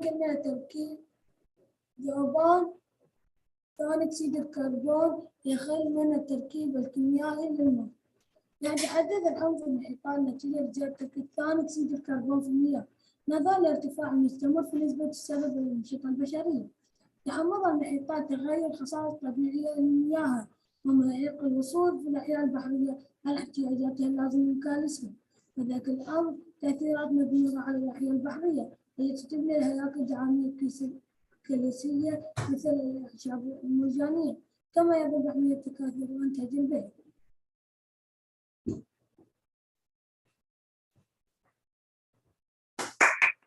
أحسنت، بارك الله فيك.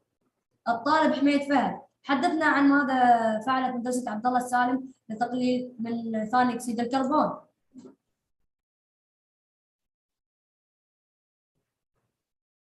أنا الطالب حميد فهد.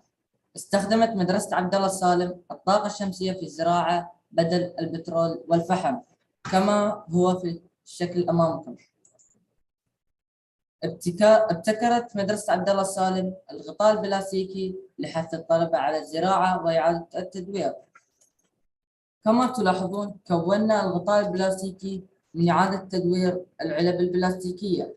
هذا الغطاء يعمل على تقليل أشعة الشمس على النبات في الصيف بالانكسار، كما أنه يحل مشكلة ندرة الماء وري النبات بالتكثيف وتقطير المياه المجمعة بالرطوبة. هذا المشروع يحل مشكلتين: إعادة التدوير وزيادة الرقع الزراعية.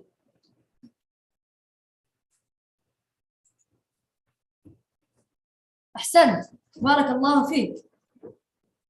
أيضا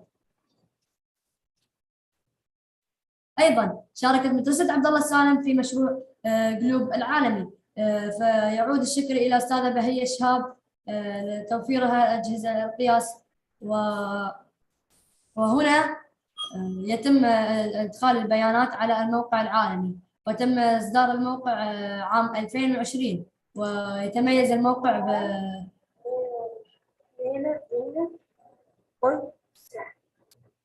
بالأماكن وال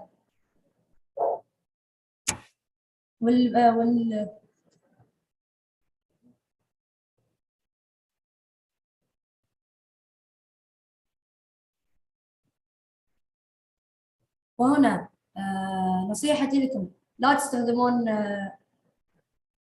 قنينة الماء هذه لأنها مضرة للبيئة. استخدموا مطارة المياه لأنها لها عدة استخدامات. وشكرا.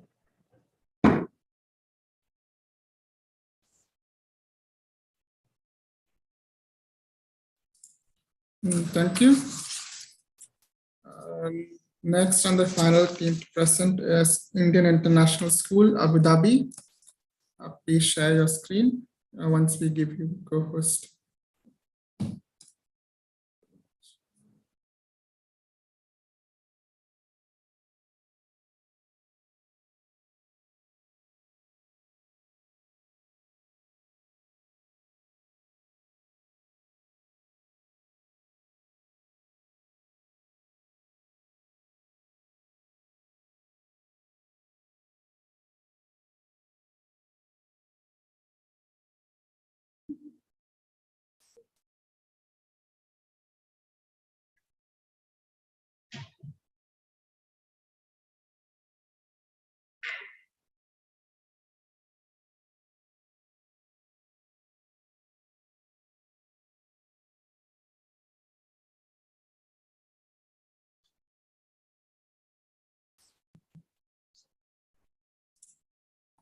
Please make it full screen and start.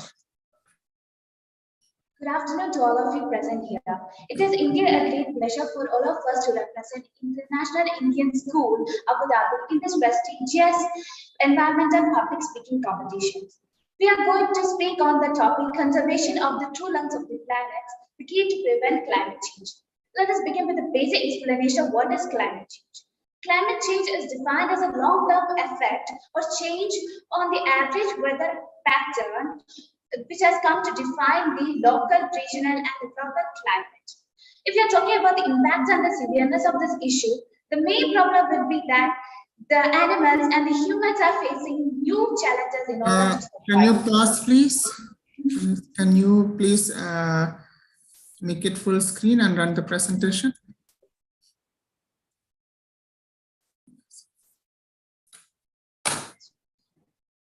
Okay. Okay. So if you're talking about the impact and the severeness of this issue, the main problem will be that the humans and the wild animals are facing new challenges in order to survive.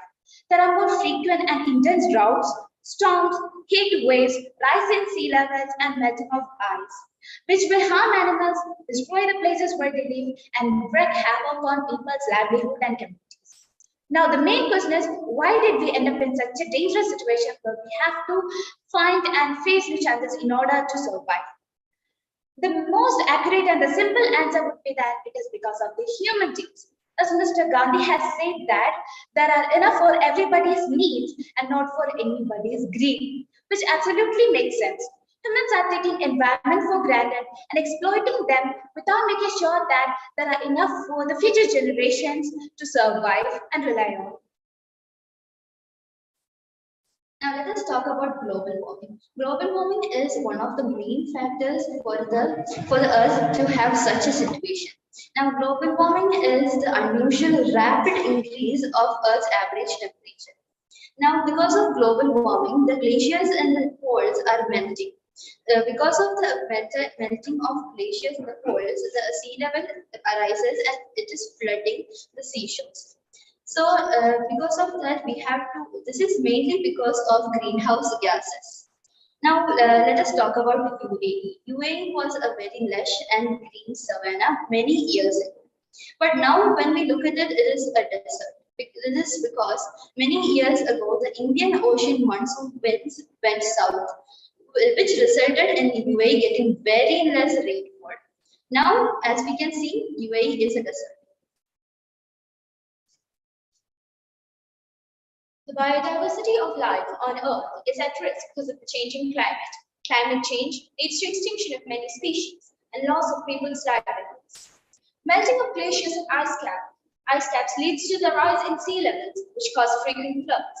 Increased heat leads to warming of oceans and the Earth's surface, which cause droughts, which lead to crop failures and leading to ailments. It allows the occurrence and strengthening of frequent storms and hurricanes, and also the prevalence of pandemics and epidemics, which is highly relatable to the current situation.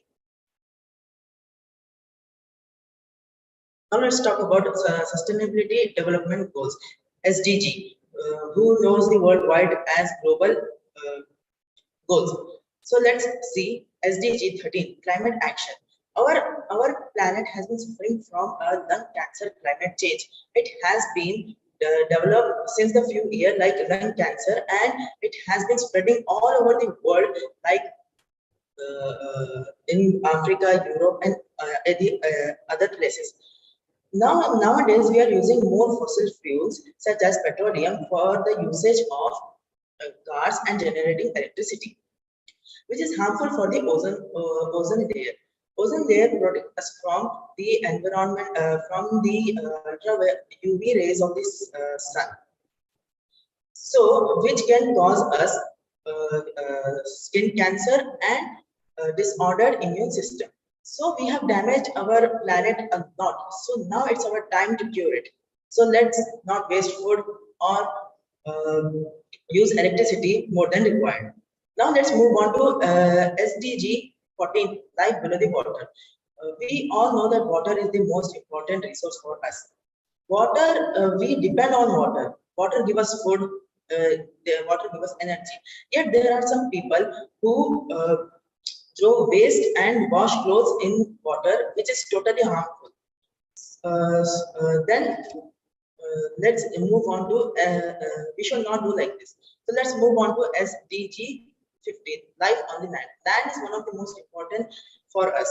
We should protect it. Our actions are greatly impact on land and the life on the land. So if we do not protect land, we will be like animal living in a forest. We can't find food and all. Now let's move on to SDG 17, partnership for the goals. We all need a team. If we are in a team, we will be in success, and no failure can touch us. Now let's move on to the climate change chart, the statistical data. This chart is from 1961 to the 2020.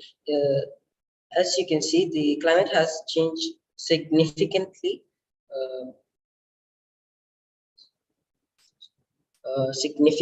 The temperature has started from around 26.6 degrees to 28.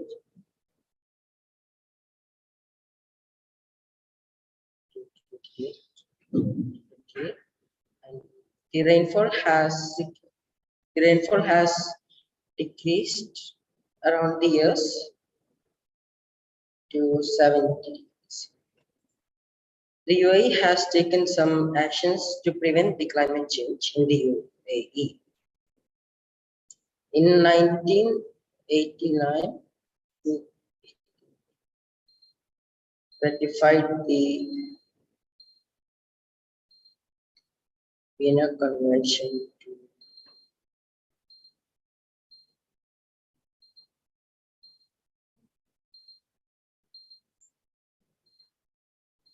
Thank you for your time and energy. I believe we added some knowledge so that we can make this planet a better place to be born. Have a great day ahead. Thank you.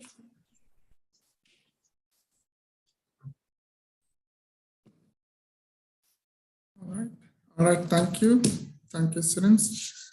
Ladies and gentlemen, that brings us to the conclusion of the topic for today, conserving the true lungs of the planet, key to preventing climate change. You have heard all of our contestants for this topic. Thank you to all the speakers today. You've done an excellent job with your presentations. We shall now take a final break of 15 minutes while the final scores are being tallied. We will return to announce the result.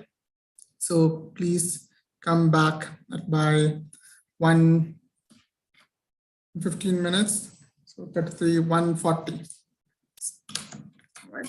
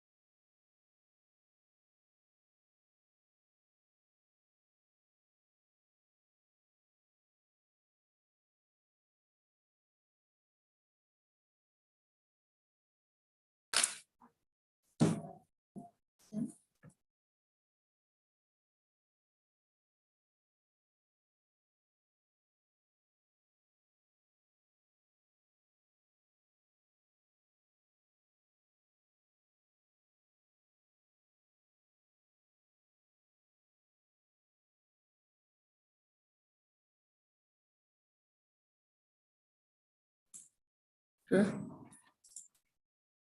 Welcome back, everyone. Yes. Everyone, please switch on your camera and videos. Before we begin with the awarding ceremony, let me just go through a few housekeeping points. That an email that containing the feedback link will be sent to your teachers after the event. Please note that all of the teachers and students are required to answer the feedback form to enable us to issue the certificate of participation. Your answers and suggestions in the feedback form will be of great assistance to us when it comes to meeting your expectations in the future events. The crystals and framed certificates of the winning schools will be delivered to the schools next week. May I please call upon our distinguished judges for the sub-senior category to present the crystals as token of our appreciation. Thank you. So let us give a big round of applause to our distinguished panel of judges. We truly appreciate you taking the time off and honoring us with your commitment. And ladies and gentlemen, now for the moment we have all been waiting for. The results for the second day of the competition are in. The judges have done their work. And before we announce the winners, we would like to congratulate all the contestants for their efforts. You have all done a commendable job, and each one of you is a winner in your own right. Let us begin by announcing the runner-up and winners for the topic, Conserving the True Lungs of the Planet, Key to Preventing Climate Change. I would like to invite all the judges and Mrs. Habiba Al-Marashi on stage. Thank you very much. Sarah said, Assalamu alaikum. Right, another hectic day, mashallah, 28 teams. Dear judges, you all look nice and fresh, and I'm happy to see that. I know you had a lot of competitiveness, and you had to remove numbers and add numbers. And anyway, alhamdulillah, I hope it was as stimulating to you as it was for us here while we were watching the teams, and to say that all our efforts have been rewarded. So I thank the students that our efforts did not go to vain, that you really exceeded our expectation. And thank you very much for all the good work that you did. And my salutes to the teachers as well. So as Varun mentioned, mashallah, having it on online and getting all the results immediately in there is just very satisfactory and satisfying to see all the codes and all the numbers coming together. So we come to the second runner-up on today's topic. And the second runner-up is Pristine Private School.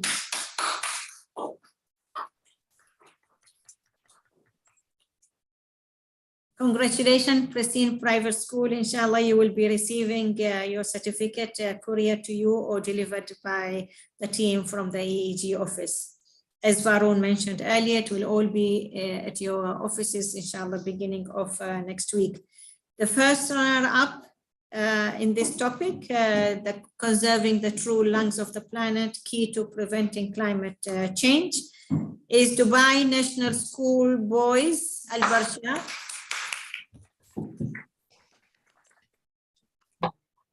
Again, another award bagged by the Dubai National Schools. Yesterday, girls, today we have the boys. And the winner of the first topic, of this topic, so the winner is Global Indian International School, Dubai. Can we have the team put the camera on, and congratulations and a big hand to all of you, really well done. I will show you the crystal that you will be receiving, inshallah. It will come to your office in this week. Am I showing it correctly? Yes? Yeah, it shows. All right, good. So congratulations, the school, the girls, the boys, you all did very well. And I'm sure you're all very tired from all the work and the tension, and but the energy was strong. We could feel it coming from the different rooms and different places that you were gathered. So thank you very much. And dear judges, thank you very much for giving us 2 days of valuable time. I appreciate it very much. As usual, you are all dear friends and you never let us down. You make me personally, as well as EEG, proud of your valuable contribution. Our simple token of appreciation, inshallah, will reach to you. The team will be reaching out to you, liaising the contact details and the location to send you your crystals. So thank you very much. I think Varun has got a few more points to share. I say goodbye and I say thank you very much to all the students and to the teachers. Please keep up the good work. Teachers, you are doing an excellent job. This generation in the UAE is amongst the best, and I promise you, I'm not just saying that, this is a fact. Comparing the student community in the UAE with any student community in any other Arab countries, there's no comparison. So thank you very much and may God bless you all. Thank you. Thank you so much. And thank you to all the students and schools and teachers for all your efforts. Really, it was a pleasure judging the competition. A lot of very, very good presentations. So thank you for that. Your efforts haven't gone unnoticed. Thank you very much. Nancy, you want to say something? Yeah, I think Habiba, all the credit goes to you, to EEG, and I see the improvement year on year. I think it's your hard work and the work you do with the schools and the teacher it's making the big difference. So thank you very much. And thank you very much. Thank you. Maya? First of all, I would like to thank you for this opportunity to represent Ajman University in such a huge competition. And it makes me really proud to see all the students involved in climate action. And I would love to see you one day in our university helping me to do the same. Thank you very much. Definitely. Sarah, is Sarah with us? Yes, I'm here. I would like to first thank EEG for giving, again, having the privilege of being part of this competition. I want to say how proud I am of every single team that participated today. You've impressed me with the great work that you've done. I see you guys as the future. You guys are ready for university. You guys are presenting in university levels, not high school level. So hats off to all of you. You all are winners. Great job. Sarah, would you like to send them, extend an invitation to the winning school to visit your research facility, the DIWA research facility in Ain Shams, in the Shams Solar Park? Of course, of course. We have in Mohammed bin Rashid Solar Park in Qadra, a building that's dedicated to solar energy and renewable energy. For those who are interested, please contact EEG and we can plan a trip for the top 3 schools. Inshallah. So we have the yesterday's winners and today's winners. We will liaise that, and Sarah, we will update to you accordingly, inshallah. Again, thank you very much. Allah yakhallikum, Allah yawafiqkum, inshallah. God bless you. May you continue your Ramadan peacefully, and may all have a wonderful and blessed Eid. And inshallah, we see new teams next year for the inter-school sub-senior category. Thank you. Varun, the floor is yours. Thank you, judges and Mrs. Habiba, for doing the honors. Congratulations to all our winners and well done. You should be really proud of yourselves. Please have a look at the screen where the scores of the teams are displayed. We will be displaying them shortly. And please do take a screenshot of your scores. We kindly request the winners of today to join us on Thursday, 21st of April, which is the last day of the competition, during the afternoon session, when the overall winners will be announced. Again, an email that contains the feedback link will be sent to the teachers after the event. Please note that you are all required to kindly answer the forms to enable us to issue the certificates. Please note that now with this, we come to the end of the second day of the competition. thank you to all the teams for your continued participation in today's event. Tomorrow's competition is for the senior category, where the topic will be growing cities, redesigning infrastructure towards net zero. Thank you for everyone for attending. I'm Varun Vishnu Prasad, your host. Say thank you and stay safe. Wishing you and your family health and prosperity this Ramadan. Thank you.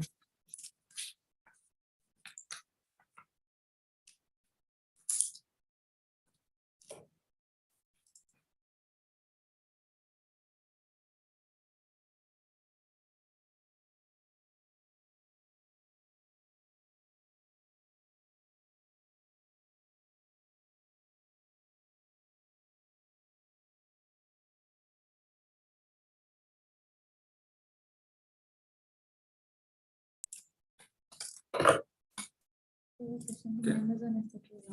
Thank you, everyone, and congratulations to all the winners. We look forward to your active participation. Thank you. Take care. Bye.